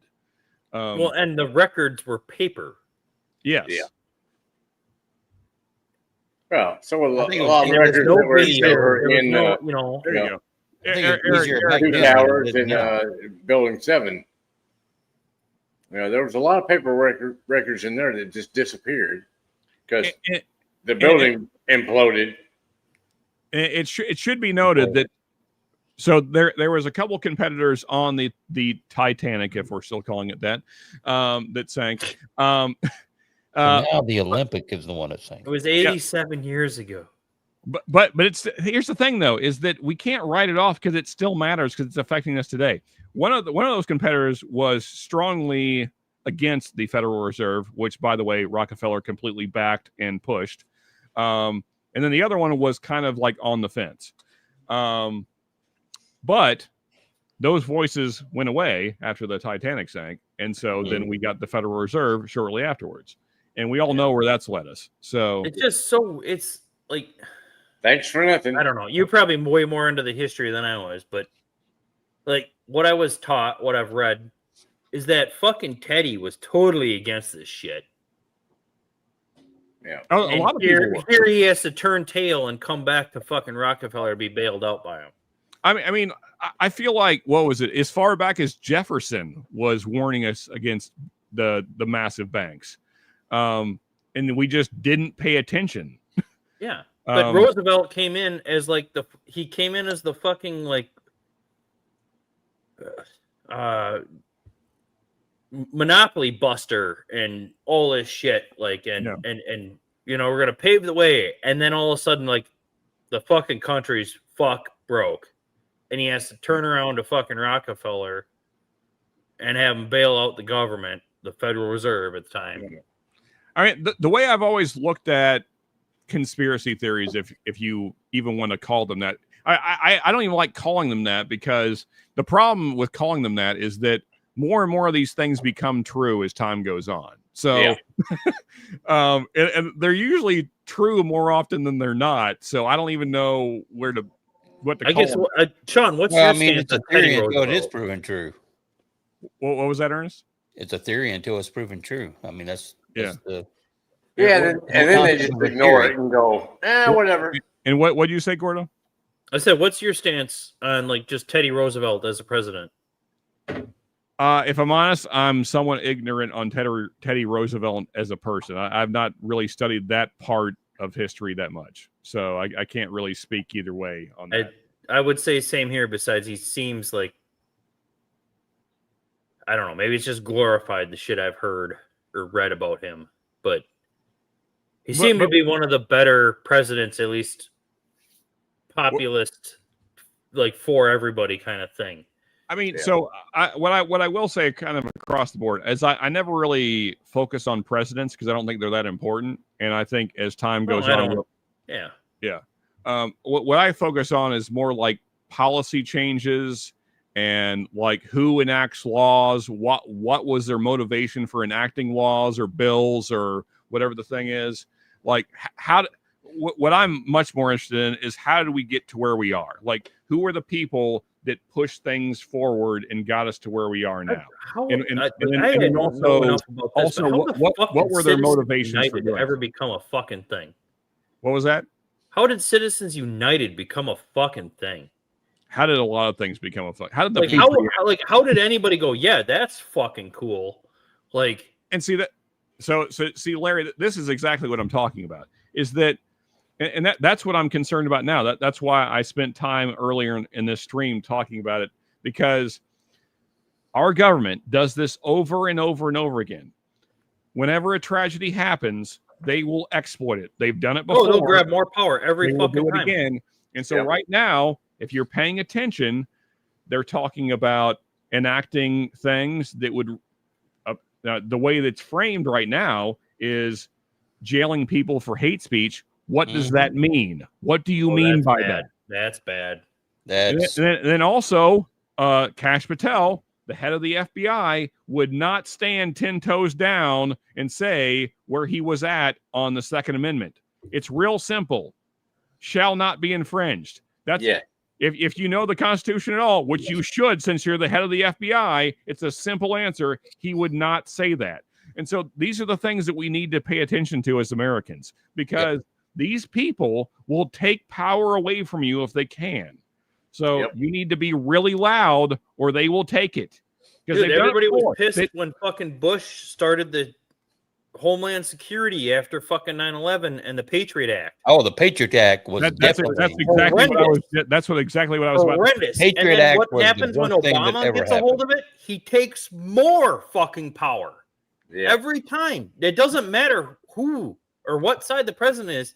Every time there's power presented, they just take fucking more. And that goes back to my overall point that I made a second ago, Gordo, is that they're all working for the same people. Like we think of these things as being opposed. They're working for the same fucking people. So the person in office changes, and so you think, oh, things are going to get better now. No, they're not. So supposedly, Obama was opposed to Bush's whatever the fuck, but then, like Gordo says, he just makes it worse. Yes. And that's what they never roll it back. They never change things for the positive for us. There's never been a fundamental change back. So it's all a fucking lie. You're being tricked. Yep. Like, your vote is bullshit. These people are put in positions of power on purpose. I mean, like, think about it. I don't know. And they Sometimes never I give wonder, up like, any even with power that Obama, they gain. I kind of wonder. He came in there, young gunslinger, like fucking ready to do, like was going to change. And I kind of wonder if it's like, you don't know what kind of hell we can put you and your family through. Yeah, but here's what's important. Russian czars got to do whatever they wanted. But you don't know what we can do to your family if you don't do what we want you to do. Pay attention to who promotes these people. I mean, like, I remember when everybody, I remember when, like, the zeitgeist was that Bernie Sanders was the guy we needed. That got shut down because the powers that be didn't want that shit. Oh, exactly. 2016 was like, the end of. I mean, the Democrats, any actual change that was going to happen. They ate their fucking own, like, on live TV. We all saw it happen. I mean, that's what I'm saying. Like, pay attention when they do these things. They're lying to you. Like, the whole game is a fucking charade. These are just games they're playing. They're doing it right in your face. I mean, frankly, Trump is the same result Sanders, kind of. Like, when you he's still like kind of a wild gun. I have no feeling for these people that want to control shit. Well, are you out, Mark? I'm out. All right, later, buddy. Hey, Mark. Right. Have a good day, y'all. Love you. Cheers, man. We'll see y'all later on. But I wouldn't. I don't blame people for voting for Trump at all, because the shit's fucked. Like, well, I mean, I understand why, because they think that they thought that it was an alternative. It was going to do something. Well, they thought it was an alternative to what they had for like the last, 10 decades. But it's not, because, I mean, here's the thing. It's a little different. It's not as professional, I'll tell you that. They were the moderate Democrats of a decade, 15 years ago. Yeah. Well, I mean, so here's the thing. So I've been studying Reagan here recently. And Trump was anti-war up until, we'll see what happens. Well, so that's the thing. So like there's a pattern here. We need to get better at pattern recognition. So like Reagan's first term was pretty moderate as far as, it was very conservative driven. It was, all smiles, and he was the great communicator and all that stuff. And he said all the right things in his first term. And then he got overwhelmingly reelected. And then that's when all the bullshit came. I mean, there was already some bullshit in his first term, but it got much worse in his second term. And that's when, farmers were like protesting because of the bills that he had passed were just destroyed small farms. They've never recovered, by the way. And I know that because I live in farm country. I suppose a lot of you do too. And then I live in Wisconsin, and I think ethanol is absolute bullshit, but well, that's because it is, but that's not. I mean, small farms were not the ones ever producing ethanol. That's government bullshit. Yes, and Monsanto, they were getting paid for it. But anyway, yeah. Also, cheers, Doc. What's up? Good to see you, man.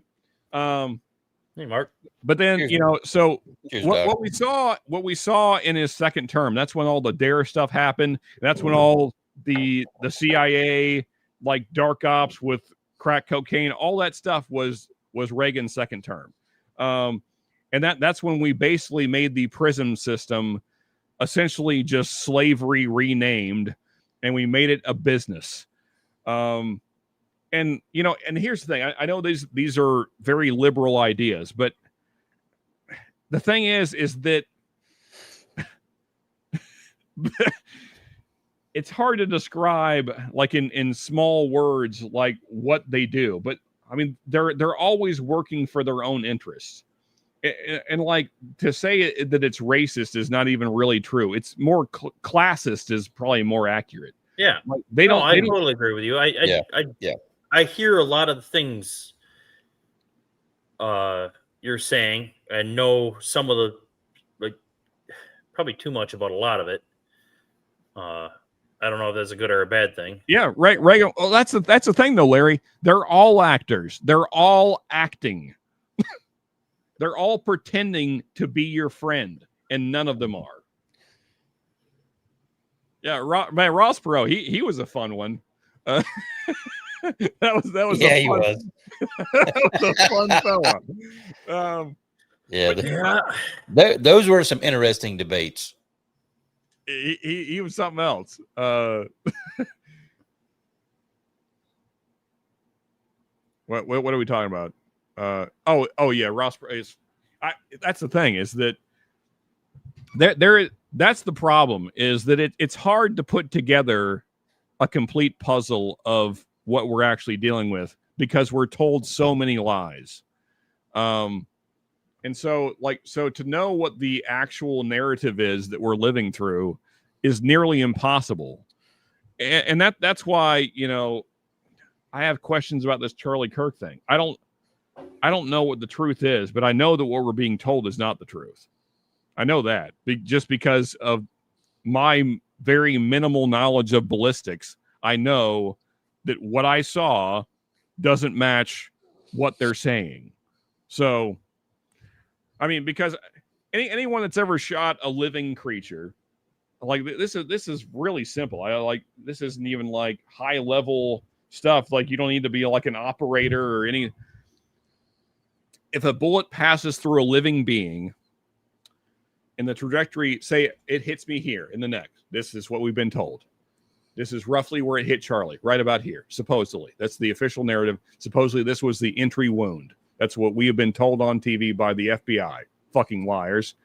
Well, we know that his shooter, I'm Charlie Kirk, his shooter was just slightly to his left. Also about roughly 6 stories up. So a downward trajectory is what we should expect. So it hits him here in the neck. There's not a lot of media here to pass through. What, 4 to 6 inches at best? I don't know what the thickness of his neck was, but even still, with the downward trajectory, so you're going through back muscle, maybe 6 inches of flesh that it had to pass through. And I'm sorry to get graphic, but I mean, it is what it is.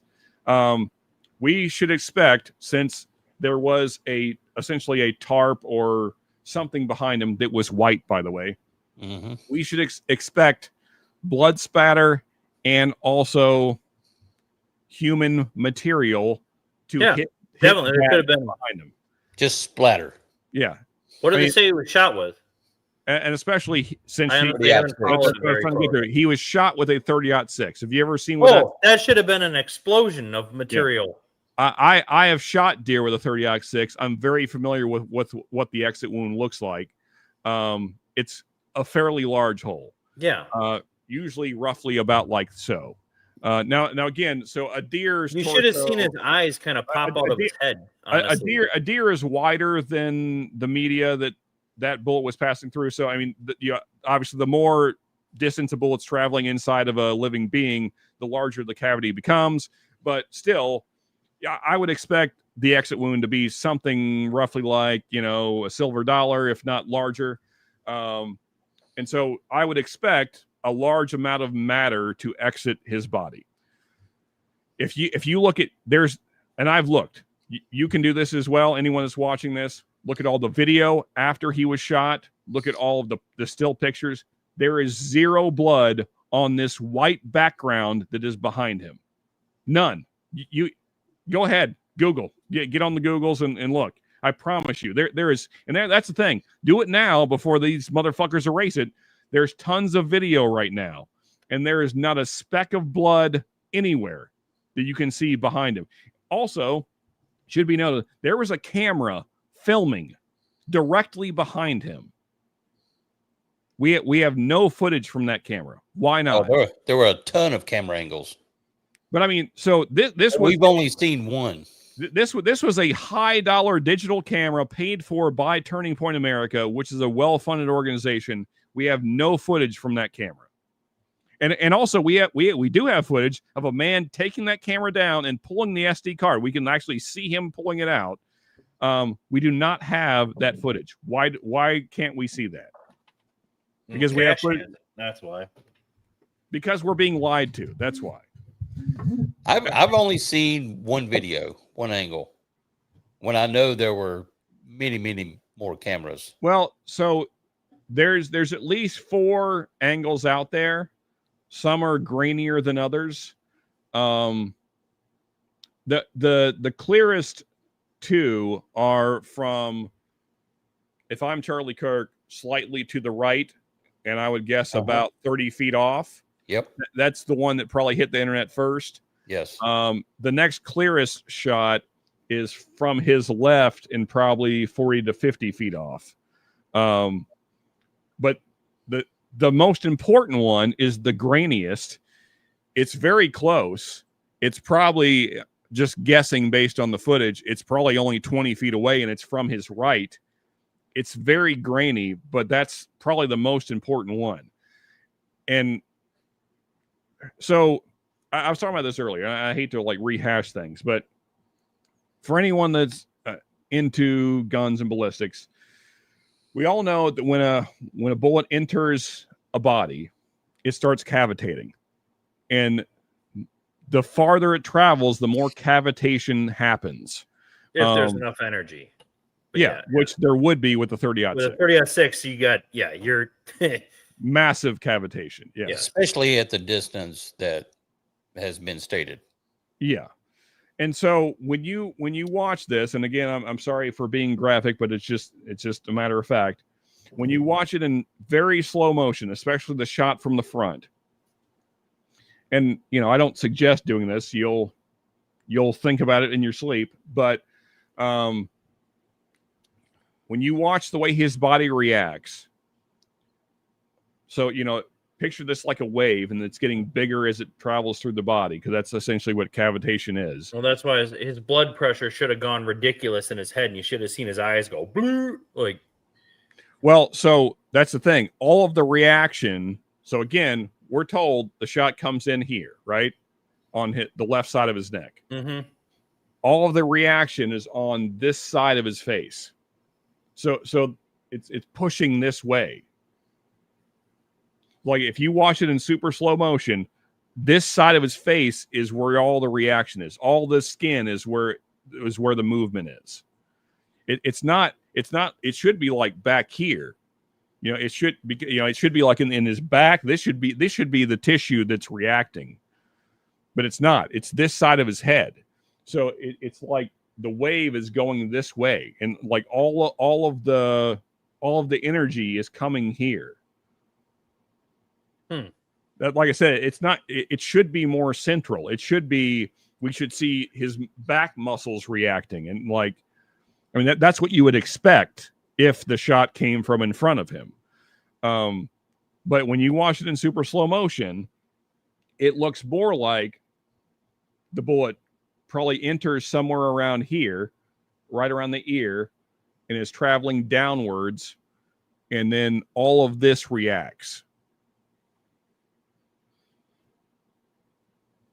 So and again, I probably have spent way too much time on this, but it's looking more like this is an exit wound.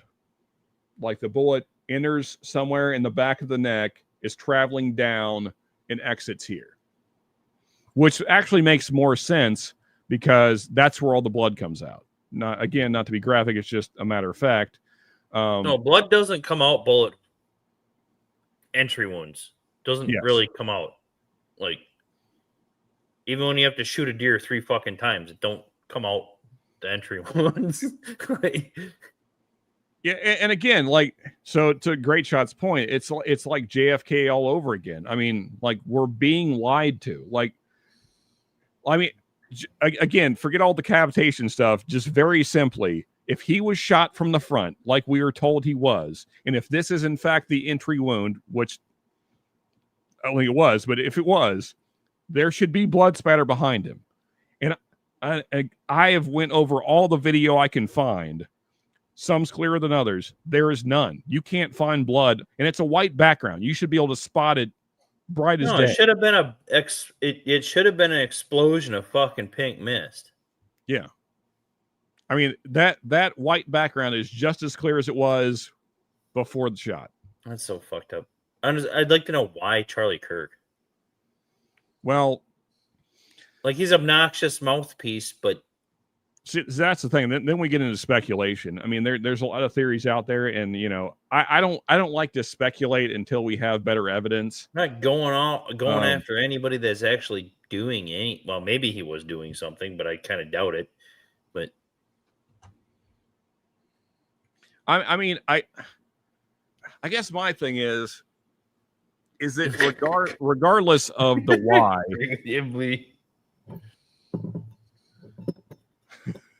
Like, I don't think any arguments are going to happen. I guess my thing is, I got nothing to argue about. I guess it could have happened to either side. The same shit be going on. I mean, again, regardless of the why, my thing is pay attention to what they do with this. That's my thing, because someone set this up, and it wasn't a 22-year-old that just happened to not like Charlie Kirk. I don't think that's true, because no, I don't think that's true at all. Because again, I don't think the shot came from that direction. Because if it did, there should be blood and human material behind him, and there's not. Well, then you got Kash Patel not saying anything about the fucking Second Amendment.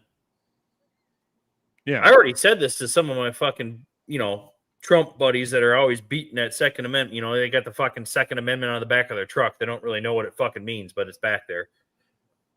But I'm like, yeah, just wait. I mean, maybe they'll off another one and see how fast the Republicans come for your guns. Well, see, that's what I'm worried about, is that it feels like that this is being pushed in a way. This is all part of Trump's ploy to become king.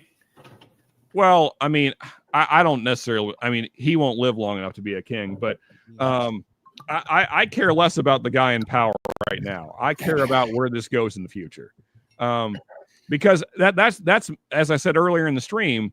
Regardless of where you are in the political spectrum, left, right, center, whatever gets passed right now because of this, if they get through with it, it will be used against you when the next people get it. So if you're a Republican, you think, oh yeah, let's get rid of hate speech and let's get rid of these motherfuckers that are talking bad about Charlie Kirk. And I understand that sentiment. I get that because I feel the same way. I'm not fond of the things I've seen on the internet in the last week or so.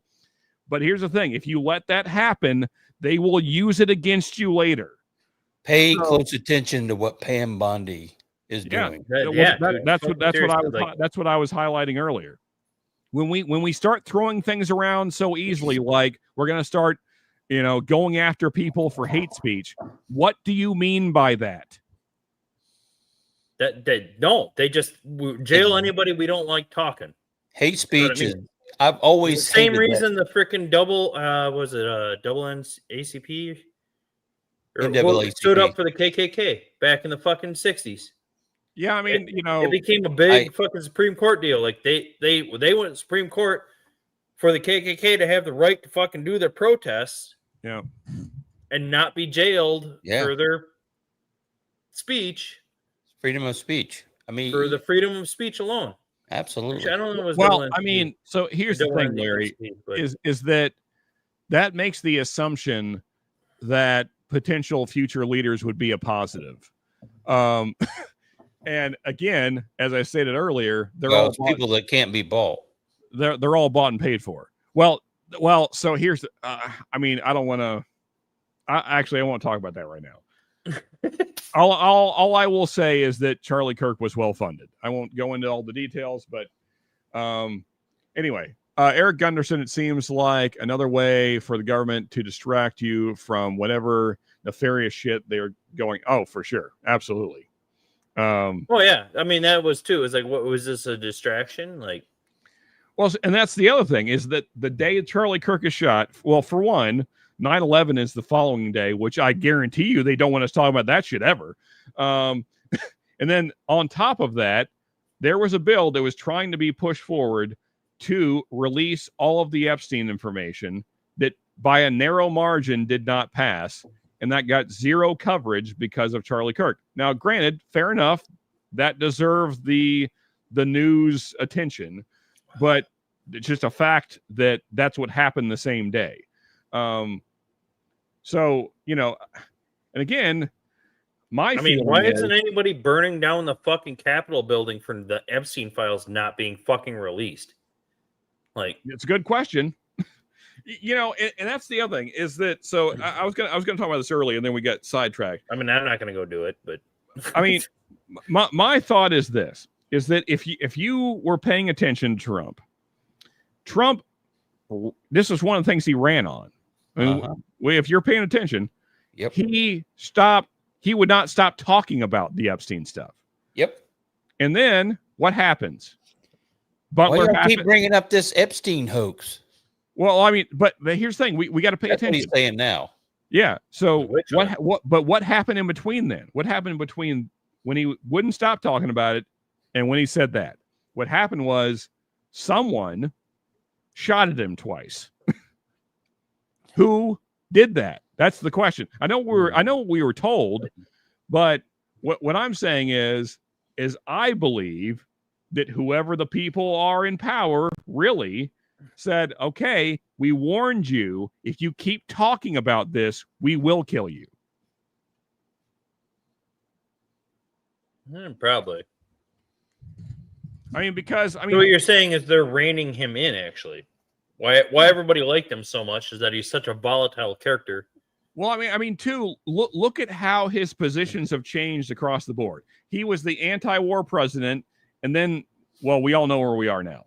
Well, now he wants to fucking invade Venezuela practically. But I mean, too. Again, I'm trying. And then he's also all about Ukraine. He said to the European Union, "Let's fucking go," about Ukraine. Like, yeah. I mean, it's just like I said. We got to pay attention as citizens. I don't know. It ain't gonna matter. All anybody gives a fuck about is their 30-second fucking video is about somebody fucking dancing with a boob out. That's unfortunately mostly true, Gordo.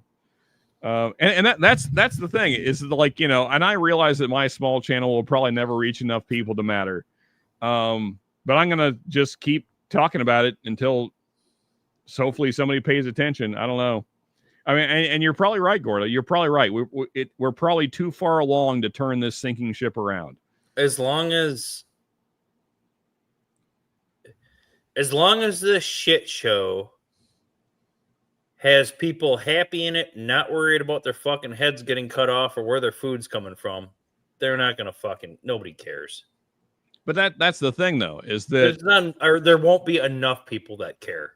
We're being lulled into this like fake sense of security, and we're being pacified, and so, you know, and it's just enough to keep you not paying attention and quiet enough that they can just keep taking away your rights. Yeah, and eventually, we're giving those up for the sake of security. Yeah, supposedly. Well, we've been giving up a lot of shit for the sake of cheap, too. I mean, don't forget, like, I think China's going to overrun us. Like, unless China's like population fallout really happens and there's a big thing going on there, China has been gifted all of the United States' manufacturing talent by Wall Street for the last 30 fucking years. Mm-hmm. And now we can't hardly fucking make our own fucking sock to put our foot in. Well, I mean, to say given is not really, we sold it. Yes. Well, yeah, I mean, MBAs of a fucking America, thanks to fucking Harvard Business, which everybody fucking listens to for some goddamn reason, tells you that fucking labor is a cost you can't have. You can't have people that can afford to buy your product working for you. Yep. Mm-hmm. So ship it over to China. And China's been playing the fucking 100-year game for fucking 50 years now. Well, because they can do whatever they want there.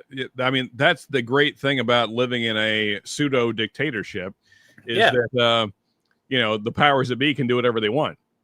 They don't have to hide the things they're trying to do, because no one's going to stop them. Oh, you need labor? Yeah, we'll. But I mean, look, take these people to do your labor. 2 of Buick's cars are basically made in China now. Oh yeah, yeah. Well, like, I mean, entirely. They're assembled here, but they're like literally the body panels are stamped in fucking China. I mean, that's true of so many things, though. Like most things. I know. Oh yeah, almost everything. You can't find like mold making's been creeping its way back into American industry, but any electronics, good fucking luck. You can't even. There's no point in even patenting an electronic idea, because you'll patent it and start making it here, and fucking 10 minutes later, China will be selling it for fucking a third of what you're trying to sell it for at a marginal profit. You know. But I mean, I think my thing is, I mean, you know, I don't agree with all that. Obviously, I mean, I don't think it's anything positive for the country, but I think China is a I can't think of the right word, but it's a boogeyman that's easy to sell.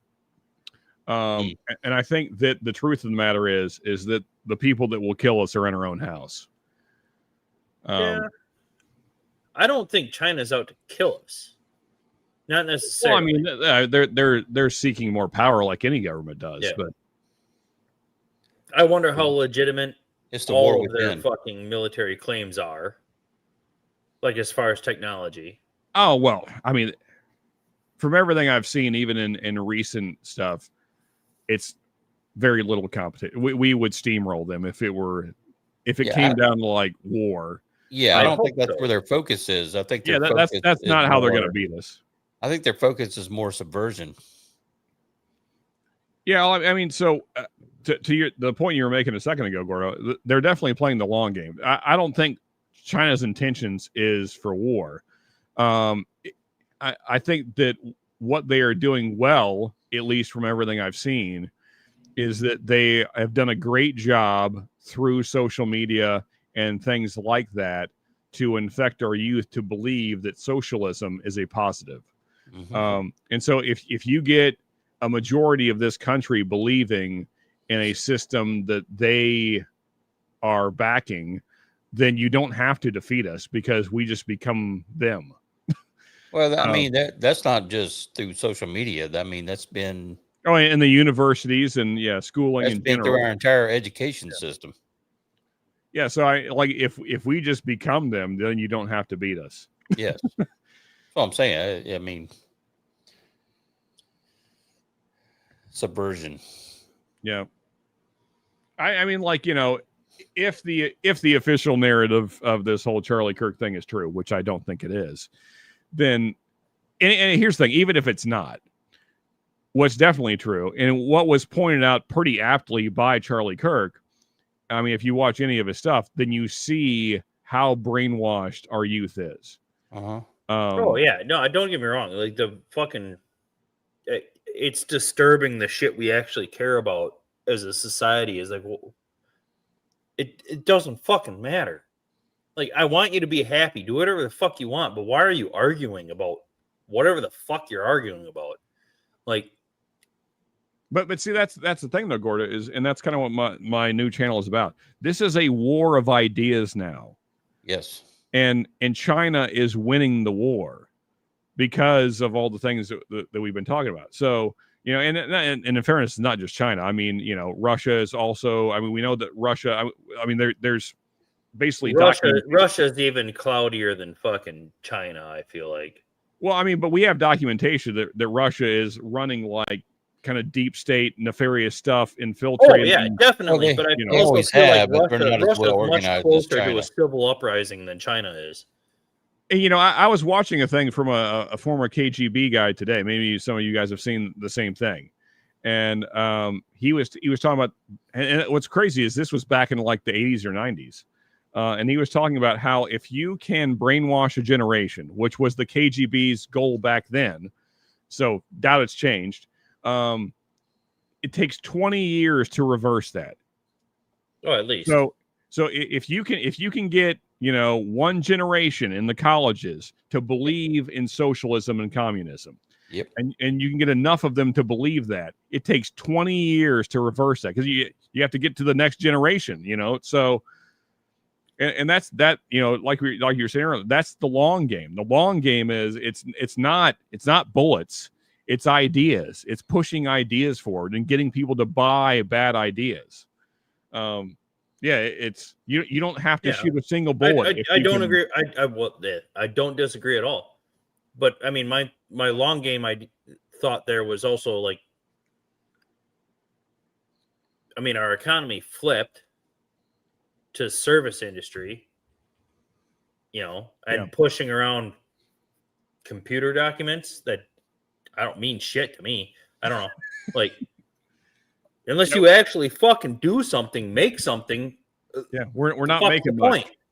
Like, like, and that's where China's eaten up almost all of that. Yeah, it's fucking scary. You can't. Good luck buying any electronic that's not like 75% Chinese made. I mean, and the other thing too is that they are jumping forward in technology incredibly fast. Yeah, because we've fucking given them. Yeah, like, I can't exactly say they're innovative yet. Or they're still just a fucking copycat. But they will surpass us at the rate they're going. It's the little brother thing. Like, and what's scary is that there's 12 times as many of the fuckers as there are Americans. Like, well, I mean, I don't really worry about that because, like I said, I don't think it's going to be a physical war. I don't think there's going to be any need for that. No. What I'm saying is there's an, like, China's been engaged once in they start population innovating past what America does, their population becomes more educated, that more of them have, fucking electricity, all that. There's definitely a size of population input to that equation of who's the best innovators and builders. And, You just have more resource, period. Yeah, I mean, they will have the power in the industries. Yeah, I mean, I think they're already approaching that. So yeah. And then if it ever does come to an actual war, it's kind of one of those. And this is like what I was saying. They've been playing the long game, and they've realized for a long time that America will just smite you. Maybe that won't be so easy. No, I mean, you know, I know that, which my feelings on this are really mixed, but either way, the stats are the stats. I know that military enlistment is higher under this administration for whatever that's worth. It's just. I mean, there's also like, why are you fighting? And there's fucking four people in the Chinese fucking military that are fighting for their feelings for China. Well, that's kind of what I was getting to, Gordo, is that I don't think that communism can produce as good as soldiers. And I don't mean that like in a physical way. I mean that I can't imagine that their heart is behind it, because exactly. Like communism is not going to produce. But the problem even is like kingdom soldiers. Like the whole reason the fucking 45 ACP was developed was the fucking Indonesian wild man. Here's the problem, though, is that what do Americans believe in now? I mean, and what do we have to believe in because of all the things we talked about all night tonight? Why do I want to attack China? That's where fucking Temu and TikTok comes from. I mean, and that's why, like, all the things I'm like, I know that what I've talked about tonight is very negative, but I mean, that's why it's so concerning to me, is that when the lies become so blatant that no one believes in your government anymore, why would anyone fight for it? And then you're in this very bad position when you're going up against somebody like China, because it feels like, especially our youth, because I'm not of fighting age anymore, so what I think doesn't even matter. So when our youth is being infiltrated by socialism and communism, and they're very anti-American, I think that's become very clear. Like I said, if you watch any of Charlie Kirk's stuff, it becomes very clear how the youth, those that are of fighting age, how they feel about America. So, like I said, China doesn't have to fire a bullet. I mean, you know, because most college kids wouldn't even fight for this country. I don't know.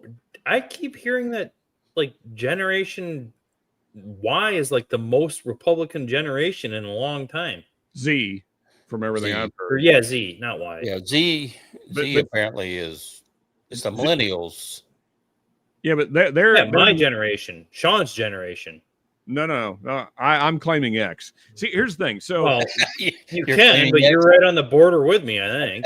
well, so here's the thing. Like Gen X used to be to 85, and then that changed. And the reasons for it changing are kind of murky. A lot of it has to do with the internet coming in and computers and stuff like that. But usually they don't just go by dates. They go by there's got to be some event or something. Yeah. What's a computer? Yeah. This is why I don't know if I'm want to call me a millennial or what, but wasn't. We're so me and you are roughly the same age, so we're on the fence because I'm 82. So, but like I said, but originally Gen X was up till 85, and then they rolled that back for whatever reasons. But I'm not going to claim millennials because I don't think anything like them. So, I've known plenty of millennials, and I don't agree with hardly any of them. But I mean, I had older friends all growing up, so you know, I've thought like the Gen X generation. Most of the people that I identify with that are Gen X, I can't. It's amazing. I wish I could be as apathetic about everything as they are. I don't think it's apathy. I think it's it's not necessarily apathy. It's more of, I think, Gen X are more realist. You know, they're not necessarily optimists, they're not necessarily pessimistic, but they see things for what they are and call it the way I know. they I see come it. in guns blazing on like every fucking project I bring forward at work, and the other guys are just like, "Why are you doing this to yourself?" And now it's like, in the long Yeah. game, it's like, yeah, why the fuck am I doing this to Exactly. myself? Like, Exactly. Yeah. I had that conversation earlier today because I was talking to someone I'm already retired, but they're talking about how much they work, and I'm like, why? I I mean, did that. I I did that for refuse many, to many work for like years. 45 hours a week because I'm salary. Yeah. I mean, But at the once same upon a time, time I work I used to hard work the whole 80, fucking time 80 I'm to there. I used to work 80 to 100 hours a week, and for what? I'm Dude, if you're working I that just much got on my family for growing up, especially for my children. somebody else, if you're working that much for somebody else, I hope you made $250,000 a year. I mean, I made good money, but I sacrificed everything else. It was not worth it. I wish I would have spent that energy on building something, because what I did was just perpetuate what was already existing in my Uh, 30 plus year career, because nothing changed.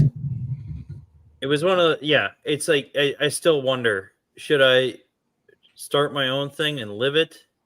Because you know you are. No matter what Yeah. you do, if you start your own thing, you're going to fucking live it. Yeah, absolutely. Or do I keep working for this place that pays me pretty well? I probably work too hard for them, but I do just leave and not think about it on a Yeah. daily Well, basis. as a person that's trying to run their Yeah. own I mean, thing, Gordo, that's I definitely, ran my own business for a decade, and my wife still has her business, which I get roped into all the fuck time. Like, yeah, I don't know. like I said, I wish I would have, I wish I'd have spent 30 plus years building something up. and Instead don't get of, me wrong, I save an obscene amount of money. yeah. Like, I'm just I'm saying, broke on a day-to-day basis. I'm pretty much broke, if you're an but I'm entrepreneur also though, putting that you 20% yeah. away for later. Like, yeah. Well, so then you're not.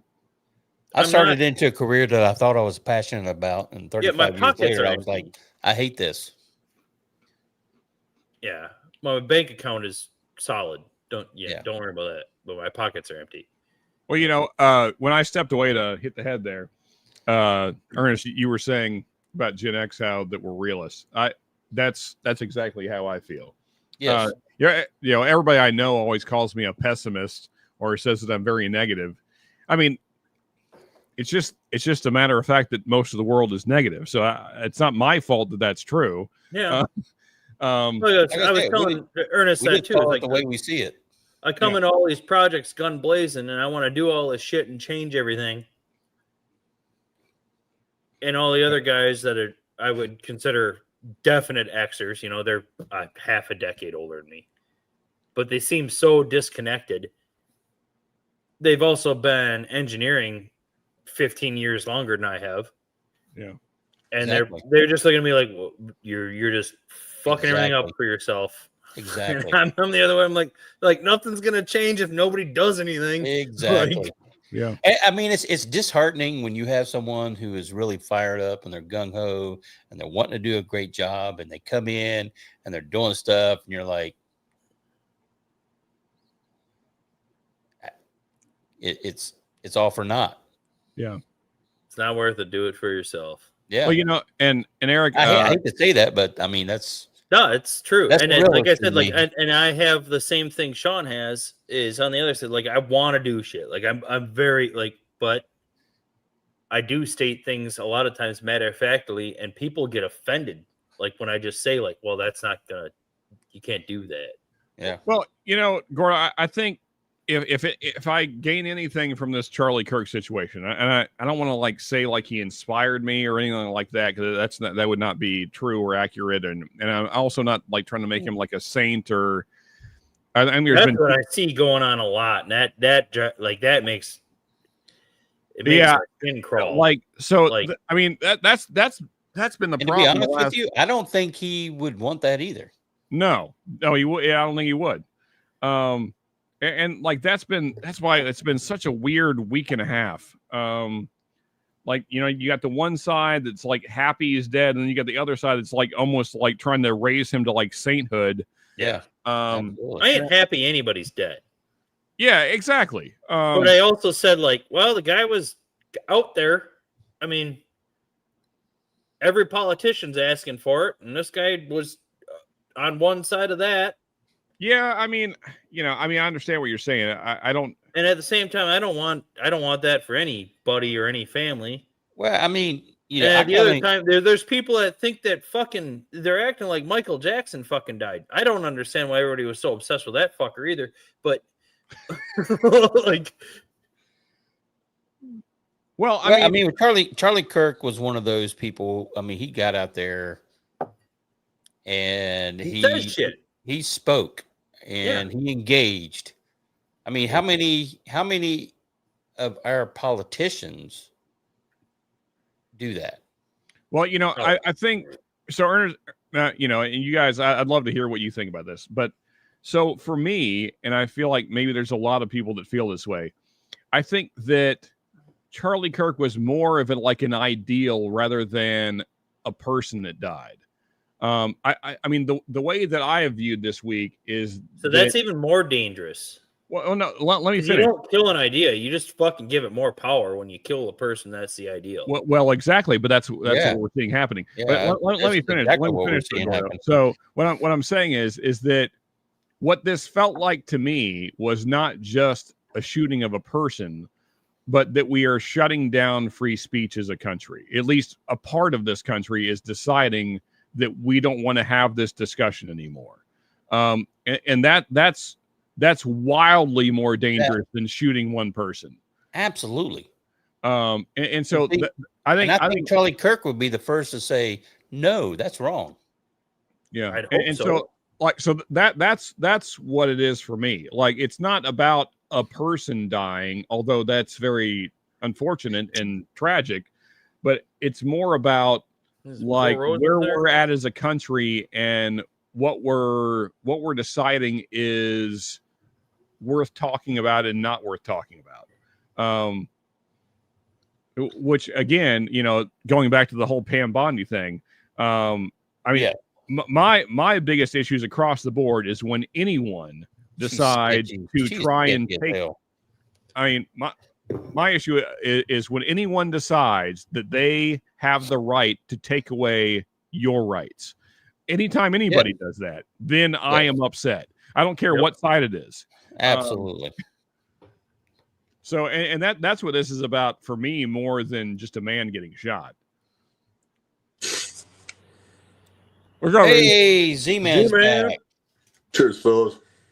Hey. Oh, there you go. Jack Daniel's single barrel proof. Always a good one. Grab that. It's hot. It's good. It's hot. Oh, yeah. What's up, Z-Man? What's going on, brother? Oh, that was healthy. You okay? Yeah, I'm working on it, man. Okay. The allergy still killing you, Z? Yes. Yeah. I took a fucking probably 2-hour nap, man. Woke up and I was like, what the hell happened? But yeah. I don't know. I'm hopeful. I'm hopeful that. Don't you love those naps that you take and when you wake up, you don't know where you are and who you are or what day it is? That shit scares the fuck out of me still. That's all right. You get over that. I got out of bed and stood up and I was a happy man. I said, let's go see if Sean's still on. Like, still here. You ever fall asleep at like 3:00 in the afternoon on a Saturday? Wake up at 7:00. You think it's 7:00 in the morning on Monday? You just fuck. Yeah. Thinking you're late for work. I've done that a few times. Yeah. I remember you told us a story like this not too long ago, see? Yep. I haven't done that in a while, though. No, I haven't done that in a long time.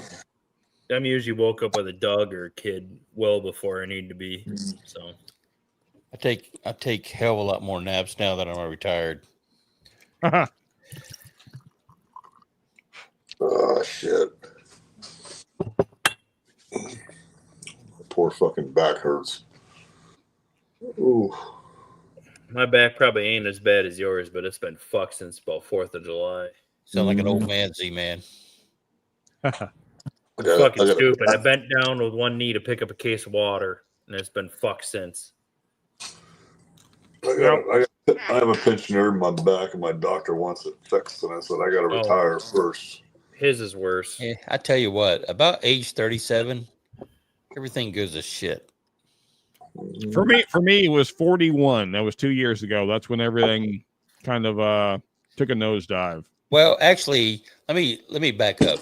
At 37, I thought everything went to shit, and then around 47, I'm like, wait a minute. No, that was not correct. There's more shit. There's more shit to go out. And then about 52, you're like, oh God, what the hell's going on? Stuff just stops working. Yeah, literally a month after my 41st birthday is when I thought I was having a heart attack, and then I had to go to the doctors. It was ended up just being stress, but saw more doctors than I had seen ever in my life for like 4 months straight. Yeah, good times. And I hate back going out with as a rule, I try to avoid them. Yeah, that's back when I actually had insurance. Now that I have full-time government health care with the VA. Hey, at least you got something, man. I got nothing now. Hell, I don't know when I'll see a doctor again. They just cancel appointments left and right. So I won't go. I don't even send my kids unless they have to fucking go now. Yeah, I got a buddy. I have decent insurance, but they charge the fuck out of us. Like, oh yeah, you go to a kid's appointment now and ask a question, they charge you fucking $100. Oh yeah. I mean, back when I was working, they're like, hey, we're giving you such and such raise. But the cost of your insurance would be like twice that percentage. Yeah. Well, you can't think of it like that. I'm like, the fuck I can't. Yeah. The guy that retired that I'm like filling his shoes, he had a graph of our bonuses versus CEO pay, and then average pay raises, and then health insurance benefits versus health insurance cost every year for like his 35 years of work. And all, it was just exactly what you thought. Just all these go up, all these go down, and you're always on the shitty end of that. It's just a big Y. Yeah. I call it the Y factor. Why me? Go ahead, Zach. I got a buddy of mine that's retired Navy that's trying to get disability. So the dollar amount that he gets is like $4,000. But I don't know what they're going to do with his insurance. And he's kind of worried about it because the insurance he's getting right now from where I work is great. Well, I mean, if he's at $4,000, probably $4,400 a month. I mean, that's 100% disability. Yeah. I told him don't worry about it because he's been working on it for probably since the beginning of the year. Yeah. Well, he'd be priority one as far as VA care goes. But I mean, still then you as long as you're employed and have your insurance, that doesn't matter. I don't think he's going to be employed. I think once he gets the disability, he's going to quit. Ain't nobody talking to you. Going back to workers' rights and all that stuff. Again, like I said earlier in the stream, I've been studying Reagan. Reagan just put an absolute killing on the unions and he shit on them big time. It's so funny how. Yeah, but his idea was to do profit sharing. Didn't work though. Profit sharing will never work. Not entirely. I mean, that's the thing is the way it actually worked out is it made the rich richer, which I mean, that's what always happens. Imagine that's always that gonna happen. happening. Yeah, That's what I'm God saying. damn. What a fucking surprise. That's the Y factor, man. It just Yeah. Oh, Just no matter what it is, it's manipulated. yes. Well, Like, oh, we'll abolish income tax, which the We will rich will find a never way. fucking allow that. Yeah. Ever. Well, I mean, Ernest, when you did the Y thing, that's what made me think of the Reaganomics that I was studying the other day, because literally it showed that like workers' income went down, the CEOs, all that went up. That the same the Y factor. Yeah. Under Reaganomics, you know, and that's the thing. It's like they all do it. It's just Yep. It hadn't changed any. Cheers to always being fucked. that's right. Building 7 didn't kill itself, just like Epstein and Charlie Kirk. Yeah. Oh, Shredward. Cheers, Shredwood. Shredward. Cheers, buddy. Hope the wife's doing well, man. I'm gonna go grab a slice of pizza. I'll be right back. I ate pizza before I came on. Oh. I had to eat something after all that beer. I had mashed potatoes, beef tips, and green beans. Oh, nice. I was shooting a wedding for 9 hours. So I had Oh, wedding food. Whoa. You a photographer or video? I'm an engineer. My wife's a photographer, but I get to be Okay. backup on weddings. Oh, you're like a second shooter? Yep. Second shooter and technician. So all the things about lights and cameras, etc., she don't know or care to know. You get to hold the off-camera flash. Sometimes. Usually I set it up on a pod and then we're both using it. Oh, So, there you go. Yeah. There you go. But I did weddings for years, man. I sit there and yell out the names of all the people and they show up during the formal fucking photos after the wedding's actually done, and all of them want to go drink, so it's like herding fucking cats. And Yeah. We're like, we're ready to go party. We're done with this little yep. liturgy Indeed. here. So. No, we're documenting this. The bride's paying us shit ton, or the mother of the bride's paying us shit ton of money to Yeah, document yeah. this anyway. Yeah, I did wedding photography and videography as a side gig for many years, and I haven't gotten to the videography. I just can't. Like it just seems like it's that much more of a suck. it's horrible. I mean, just doing weddings in general is horrible. I know. I think this might be our last wedding for quite a while. Yeah. My wife's like, I'm done with it. Like she's got every hour of this fall booked with families. And I'm That like, sounds awful. and then she's doing tons of senior sessions, like That's high good. school senior. Yeah, that's good. And I'm like, do we really want to do weddings anymore? Yeah. And I'm like, Last- I don't fucking want to. Now the I'm like, last don't take it wedding, off the table, leave it on the website, but put it at fucking $5,000 a wedding. And if somebody there you wants to pay us for that, fine.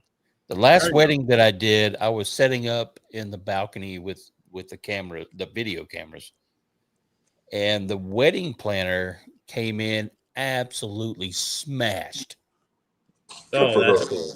and passed out in the pew on the balcony. I'm in Good for her. Wisconsin, so we don't get very many wedding planners. So yeah, I'm like, oh shit. I end up directing that wedding. Oh, that usually falls on us. At least like timeline and stuff. Like it falls on like us or like the pastor. I agree, Shredward. Right, weddings are good. Yeah. So wedding, I'm like, this is loud. I'm never doing another wedding. Honestly, That's the Shred, last one I did. my wedding is the gayest thing I've ever done.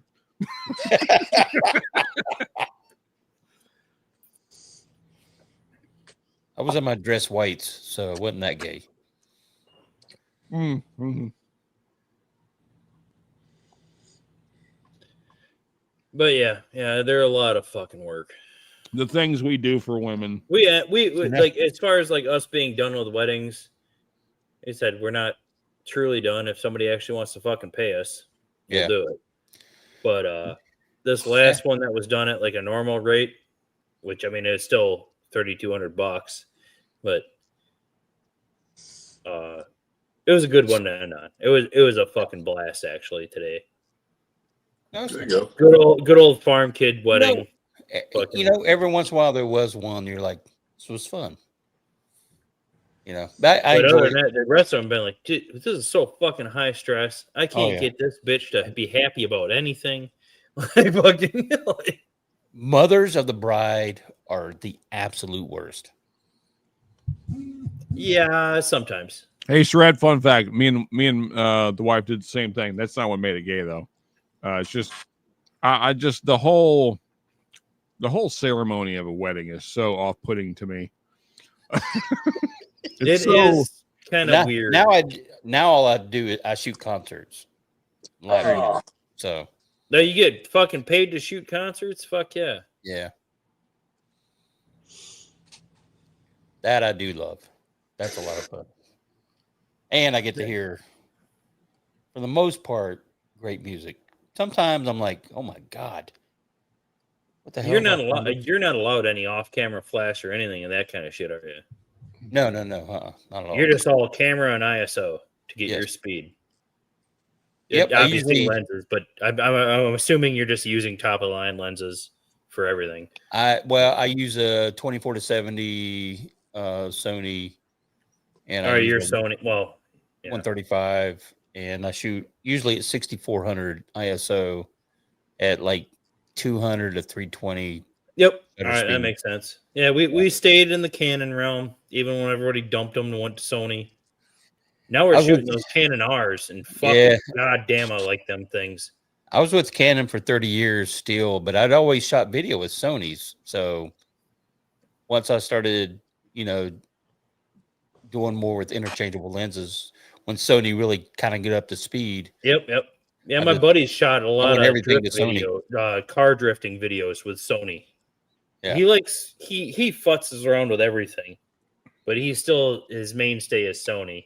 Yeah. And those things are impressive. Yeah, low light's incredible. But I think Canon, I don't know about Nikon. I never bother with Nikon, but with the R series Canons now, I'm super fucking happy. all right, boys. Let's call a final pour, and I'm gonna. I mean, we'll do backstage, but I'm gonna shut the live down. What do we think? I don't know. What was the main point of the stream? I mean, I did a turkey battle earlier, but we don't have to drink turkey. But I'm not opposed to it either. Son of a bitch! I purposely not bought turkey today because I like turkey so much.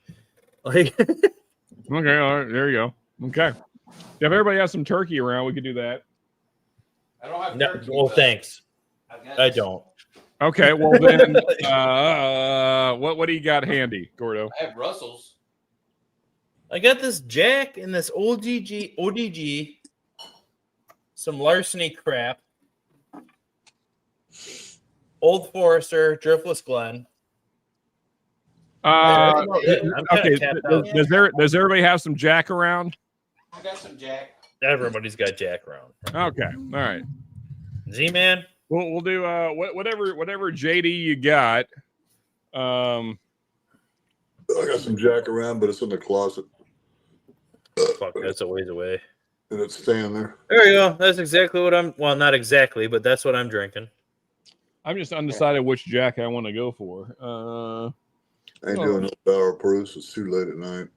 I'll go with the American Single Malt.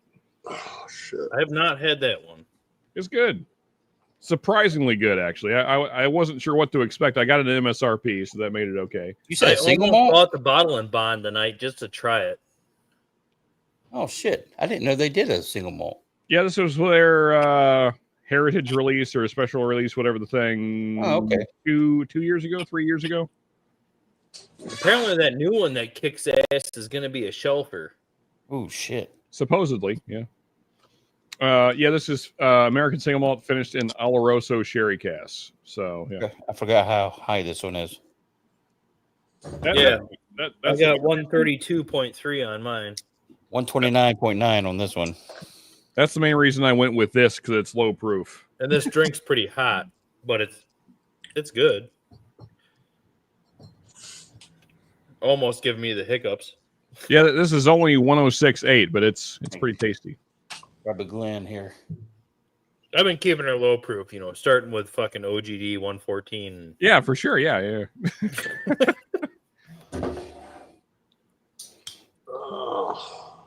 Funny story. We went to Costco to print a bunch of wedding pictures to mail out as a joke. I wrote my name, Harry Balsania,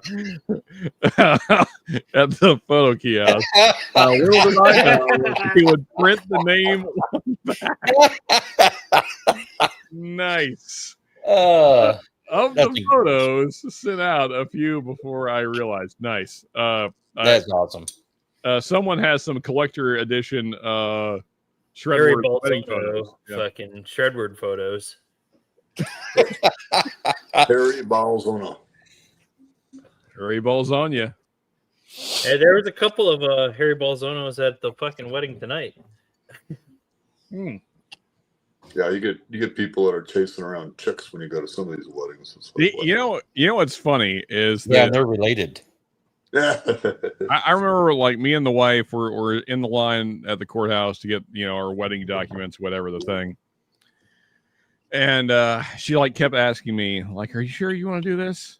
And looking back, my answer should have been no.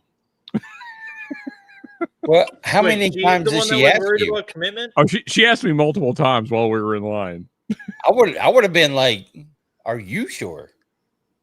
Here's the thing, like in general, like when it comes to things like that in life, I'm kind of pretty whatever. Like I never. This is probably what's led to most of my bad decisions. We can call it. We can call, I just kind of like, yeah, whatever, fuck it, let's do that. Which ends up for marriages, you should probably give them more thought. Yeah.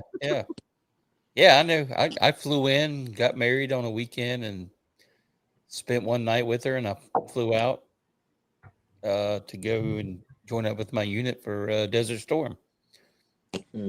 That's probably why it lasted. You were away for a while. Didn't never know. saw her periodically for 6 years. Like I said, that's why it lasted. That was the best 6 years of our marriage. Cheers to that. Ooh, that's got a nice color. Mm-hmm. Are you still married? What's that? Are you still married? Yeah. I don't know how, but yeah. All right. It'll be 35 years. Eventually, you just get used to the pain, Yeah. It was like an astonished like No matter. I we mean, fucking are. Yeah, I'm as surprised as you are. I mean, no matter what I do, she's still here. So, and that's a fair point, Ernest. Is like, because in my situation, she's the one that wanted to leave. It's not like we were like having a killer time before that, so it wasn't like a surprise. I was like, oh wait, really? You want? I wasn't like that. I was like, oh yeah, that makes sense. It was like, yeah, that tracks. That feels right. yeah, I'd have been like that 20 years ago. Been like, oh yeah, okay, yeah, I understand. Yeah, you don't need to explain it. I get it. Of course, I would have been like that at 10 years, 15 years, 20 years, 25 years, 20 minutes. But here now, here we are. Here we are at 35 years, and I'm like, okay, I guess we'll. I guess this is just what we're gonna do. We're just gonna do this. Yeah. She does her thing, and I do mine. That was the fucking maid of honor tonight. Like that her whole speech was like, man, that's good. It was pretty good actually. One of the better ones I've heard, and we've shot 60 plus weddings over the years. Yeah.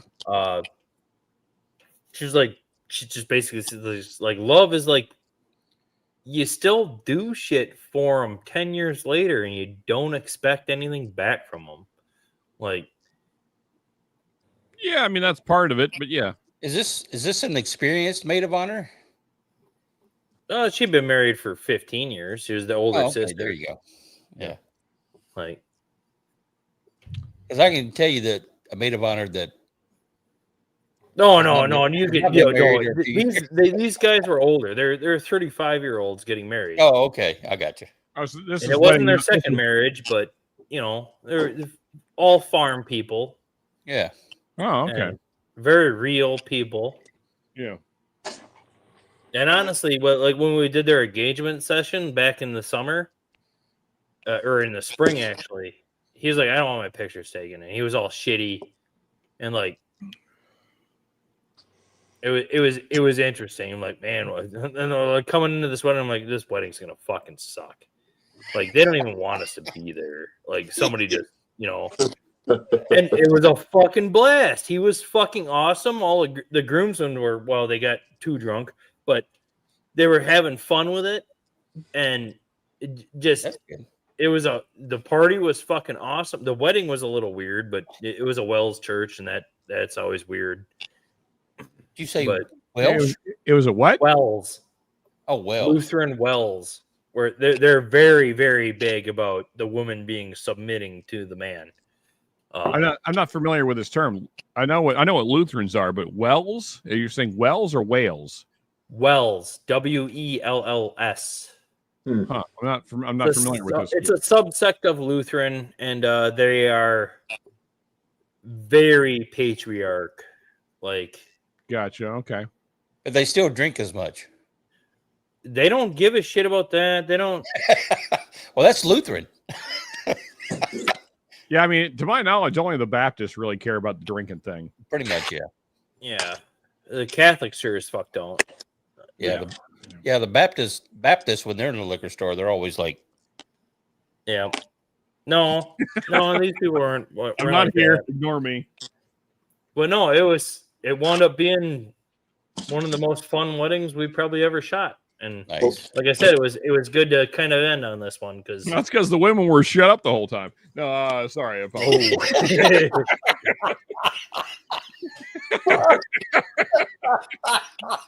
Can't imagine when I don't have any female viewership. I don't know. No, I know my wife was like, I almost had. Well, she's like, I walked out in the lobby during the sermon because like it was literally like, so Adam gave his rib to make you. You should always be submitting to your husband. Yeah. Oh, really? And I'm like, yeah, I wouldn't even fucking have even talked to my wife if she thought that way. Like, Not me either. I think the funnest wedding that I ever did do was it was either their second or third wedding, but it was about as untraditional as you can get. I mean, it was all. I think she walked down the aisle to Prince. Get a tick off her leg. Wait, which Prince song? What was the choice? Like, oh shit! Little Red Corvette or what? Yeah, it was Darling Nikki. Or Kiss or I think it was Darling Nikki. Okay. Gotcha. ours was we shot a Cool in the gang on their like way a out. 1920s gangster wedding at a local brewery. That's fun. And they had the fucking cars and like Tommy gun replicas and fucking they were all about pinstripe suits. Oh, nice. It was pretty fucking awesome. Is Cool in the Gang considered gangster? No. Right.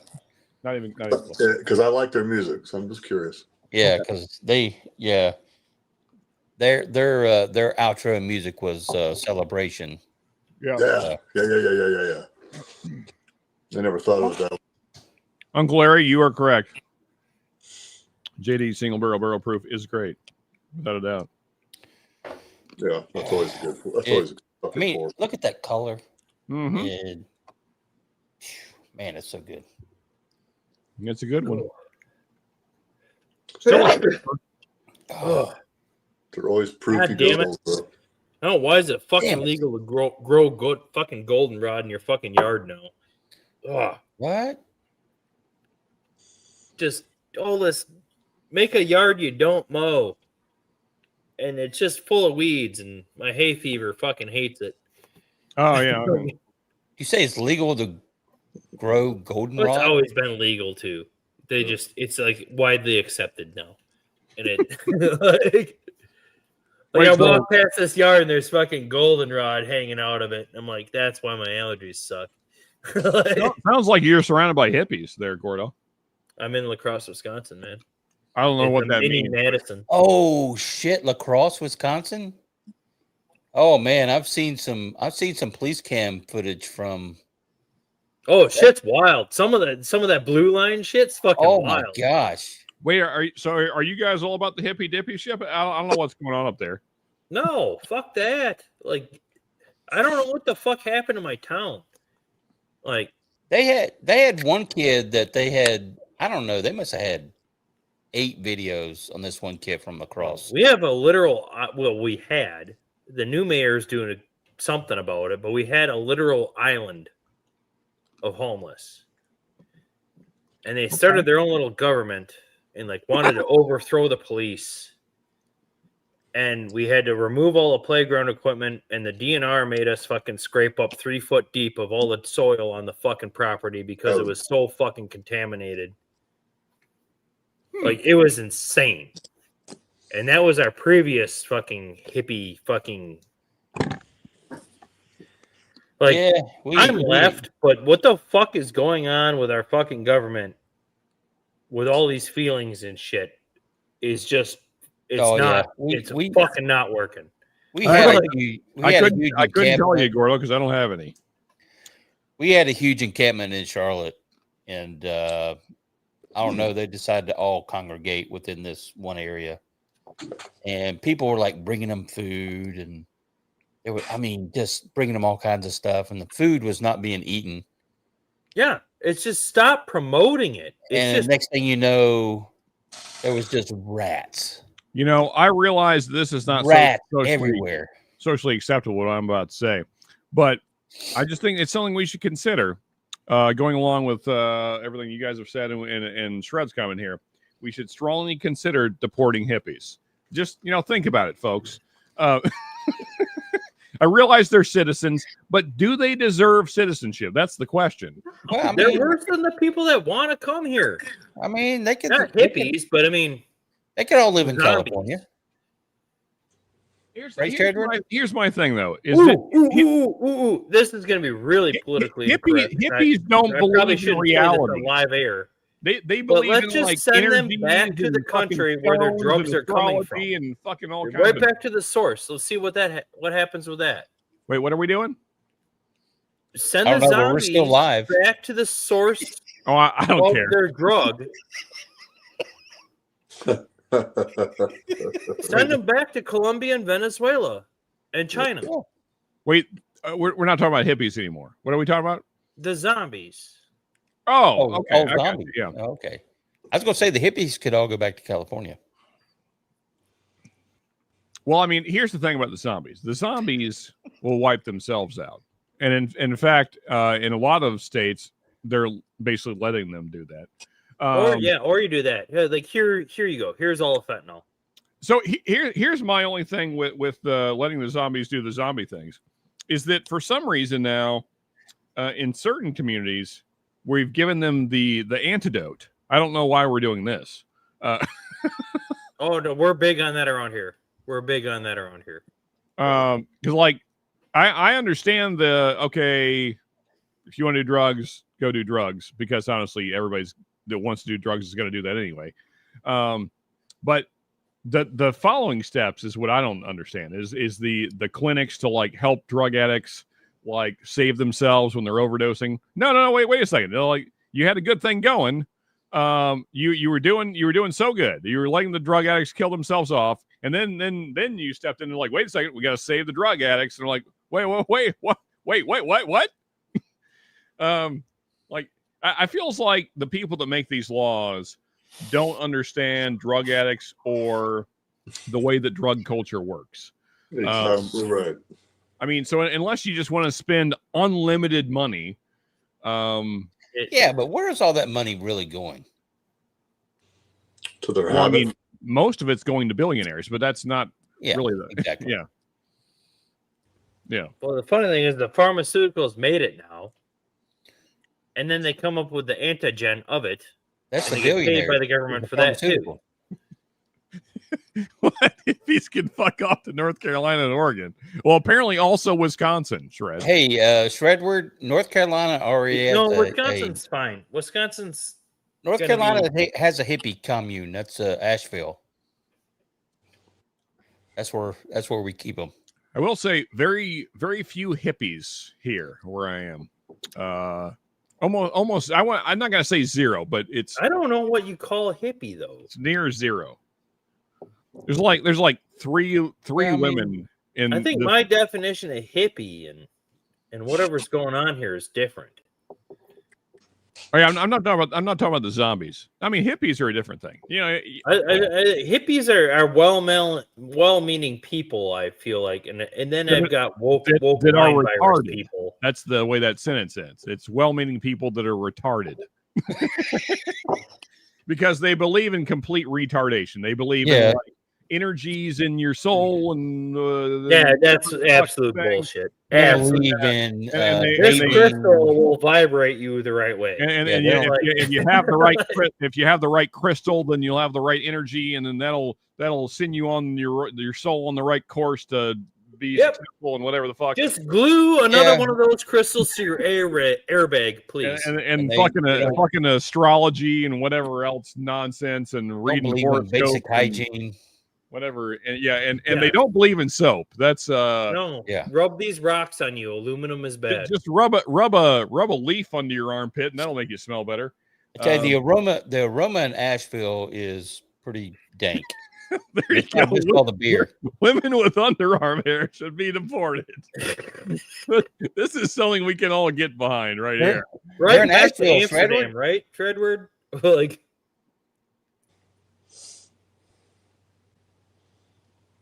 Yeah, freaking hippies.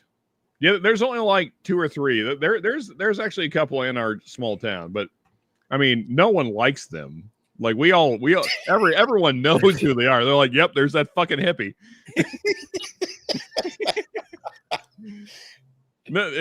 These are not socially acceptable people here, and no one's like, yeah, we should think more like these people. They're like, no, fuck these fucking hippies. Do they have the matted dreads? No. Okay. All the hippies around here are like boomer generation. They're all in their 60s and 70s, but you know, just not big on, social norms like bathing and having clean clothes and they're not real big on government either.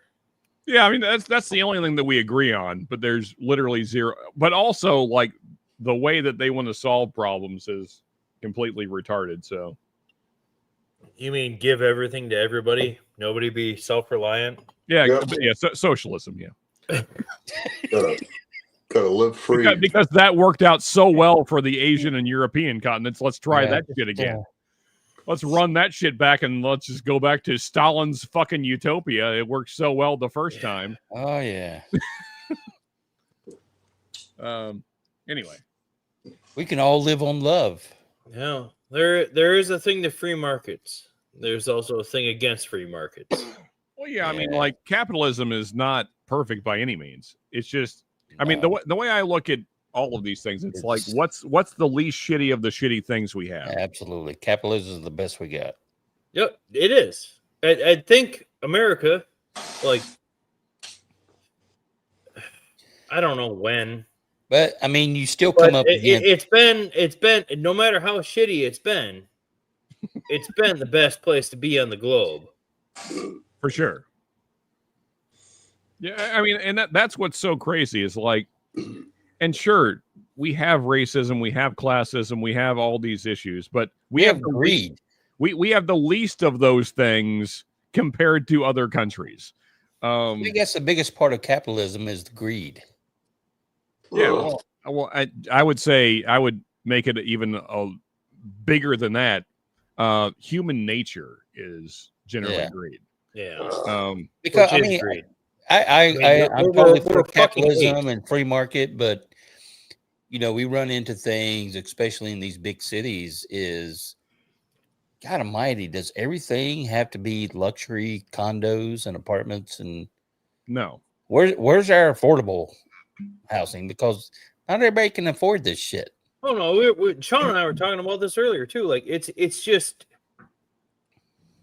when we say there's a housing shortage. But every boomer has 3 fucking houses they don't use. Is there really a actual physical structure shortage? Fuck no. Well, goddamn, half the fucking buildings in downtown La Crosse aren't even occupied. Like, well, That so well, to be what- honest, my parents sold 2 of their houses, so they're yeah, They're down to I'm not one. blaming anybody, but I'm saying like the Well, shortage well- of buildings is not an actual thing. well, I mean, no, I, it's not. No, it's making those things livable, and But you also have to who- make them absolutely bomb proof. You need to like these need to be precast They don't fucking have to be concrete luxury. structures where you cannot pull a copper out of them. here in Charlotte, everything is billed as luxury. boomers Everything are has not the the problem, highest- fellas. Everything has the highest finishes, the best, of everything within these apartments, condos, townhomes, and you can't afford it. Well, lot Guys, can't afford hate to interject, but boomers are not the issue. So, as a person that, No, I that don't worked, agree with that worked in construction, specifically in Florida, and anywhere that's very high demand housing like that, and I hate to blame the boogeyman that is China, but Chinese investors buy up properties in these high end communities, and they just sit empty. Like literally, I have clean pools. I know for a fact they were owned by Chinese businessmen that have never been there and never will be there. really, like- where you're at? In Florida, not in Oh, Kentucky. in Florida. Okay. Yeah, because they own it as an investment, and that's all they see it as. Yeah, and in fact, a lot of counties and I believe actually some states are trying to pass laws to do away with this because I mean China is just buying Yeah. up property. Yeah. So yeah, I mean, it's not. it's still daunting to me. Any of you guys ever heard of Door County? Yeah. Like Wisconsin, like up past Green Bay, like everybody, like that's where Chicago goes in the fall, apparently. But like that whole like I didn't go there. the mitten thumb of Wisconsin is like all tourism, the whole fuck thing. My girl is a Wisconsin person. My wife and I love going up there in January because the only people that are left up there are the fucking resort owners. Mm. And you go to all the restaurants and it's like half off. You have free reign of the whole place, all that. But at the same time, it's just daunting to be like walking around the bays of either Thunder Bay or Lake Michigan and just looking at billions of dollars of just blacked out real estate. Just nobody's there. Like Yeah. it's insane. But going back Like- to your overall point, Gordo, we have plenty of houses. It's just that they're not available to be houses They're for just- people. Not affordable for Yeah, That's but you're time. talking Well, I mean, about in a lot of area. cases, though, they're just not even on the market. Like they're not even up for rent. Like it's not Yeah. even an option. So Yeah. Isn't Door I mean, there's a County lot of like Amish? resort areas that during off season, there's nobody there. yeah, Isn't Door and County- go ahead, Shred. I mean Z. Isn't Door County an Amish community? maybe. I don't know. Okay. It's Well, been so commercialized. I have no idea. It is. I was happy to What? just get out of the city and go to Waukegan. Chaseburg, Wisconsin was an Amish community. There's like the Millers and the Yoders left. Well, my girl goes up there with her sisters, and it's Door County. It's Door County. Shred. Yeah, I don't. They know. have like they sell furniture up there. They have a furniture building place, but Oh, They sell all what- sorts of stuff up there. Shred. I Baked don't know that goods, I would use Japan as a way to push forward this narrative that monocultures are a positive. From everything I've been looking at as far as Japan in recent years, it looks like especially sexual crimes, specifically rape and statutory rape, are on the rise and they're just wildly underreported. So yeah, I don't know if that's a great example. Finland, I don't know that much about, so I can't really speak to it. But I don't think that Japan is necessarily the utopia that we're being sold. does anybody know that much about Finland? I visited there once. They like to make Volvos go fast through the woods. They drink a lot of vodka. Those are probably true things. I was just honestly- passing. I was just passing through to Norway. They like horrible fish too. Like, Finland is a country I literally know nothing about. I've never even studied anything about Finland. honestly, the most I know about Finland is literally like Top Gear videos. So Mm-hmm. I'm pretty sure I went through there to get to Norway. I think that's geographically correct. I've seen Finland's on the border yeah. of Russia. Yeah, I You mean, got Finland, Sweden, Norway. Yeah. yeah. I mean, granted, those videos were obviously probably consenting adults, but it feels like that the fiction has become more of a reality. Japan's also weird because their fucking culture is collapsing Oh yeah, because they're not making any kids. because there's like fucking 10% fucking people under 20, like nobody in the middle, Yeah. and the rest are all dying. Yep. Well, like Sean said, they're not making any kids. Yeah, it's a They're reverting back to apes that we are. yeah, Japan is actually a very strange culture. It's, Japan's going to be taken over by cats. I mean, yeah, some animals will take over the continent. Yeah, it's going to be all. It's going to be all Pikachu's gonna cats. run the country. I guess. That would be funny. All feral cats and monkeys. Let's just. Yeah, All right, Edward. I mean, as rape, On that as- note, might as well close the stream. as rapings go, I guess it's the best you could do. Yeah. There's worse ways, that's for sure. Speaking of cats, Better than what being do you in want? Southern Alabama. Yeah, for sure. You definitely don't want some like backwoods, unwashed, crazy redneck dick. Yeah, you don't want that. That's not what you want.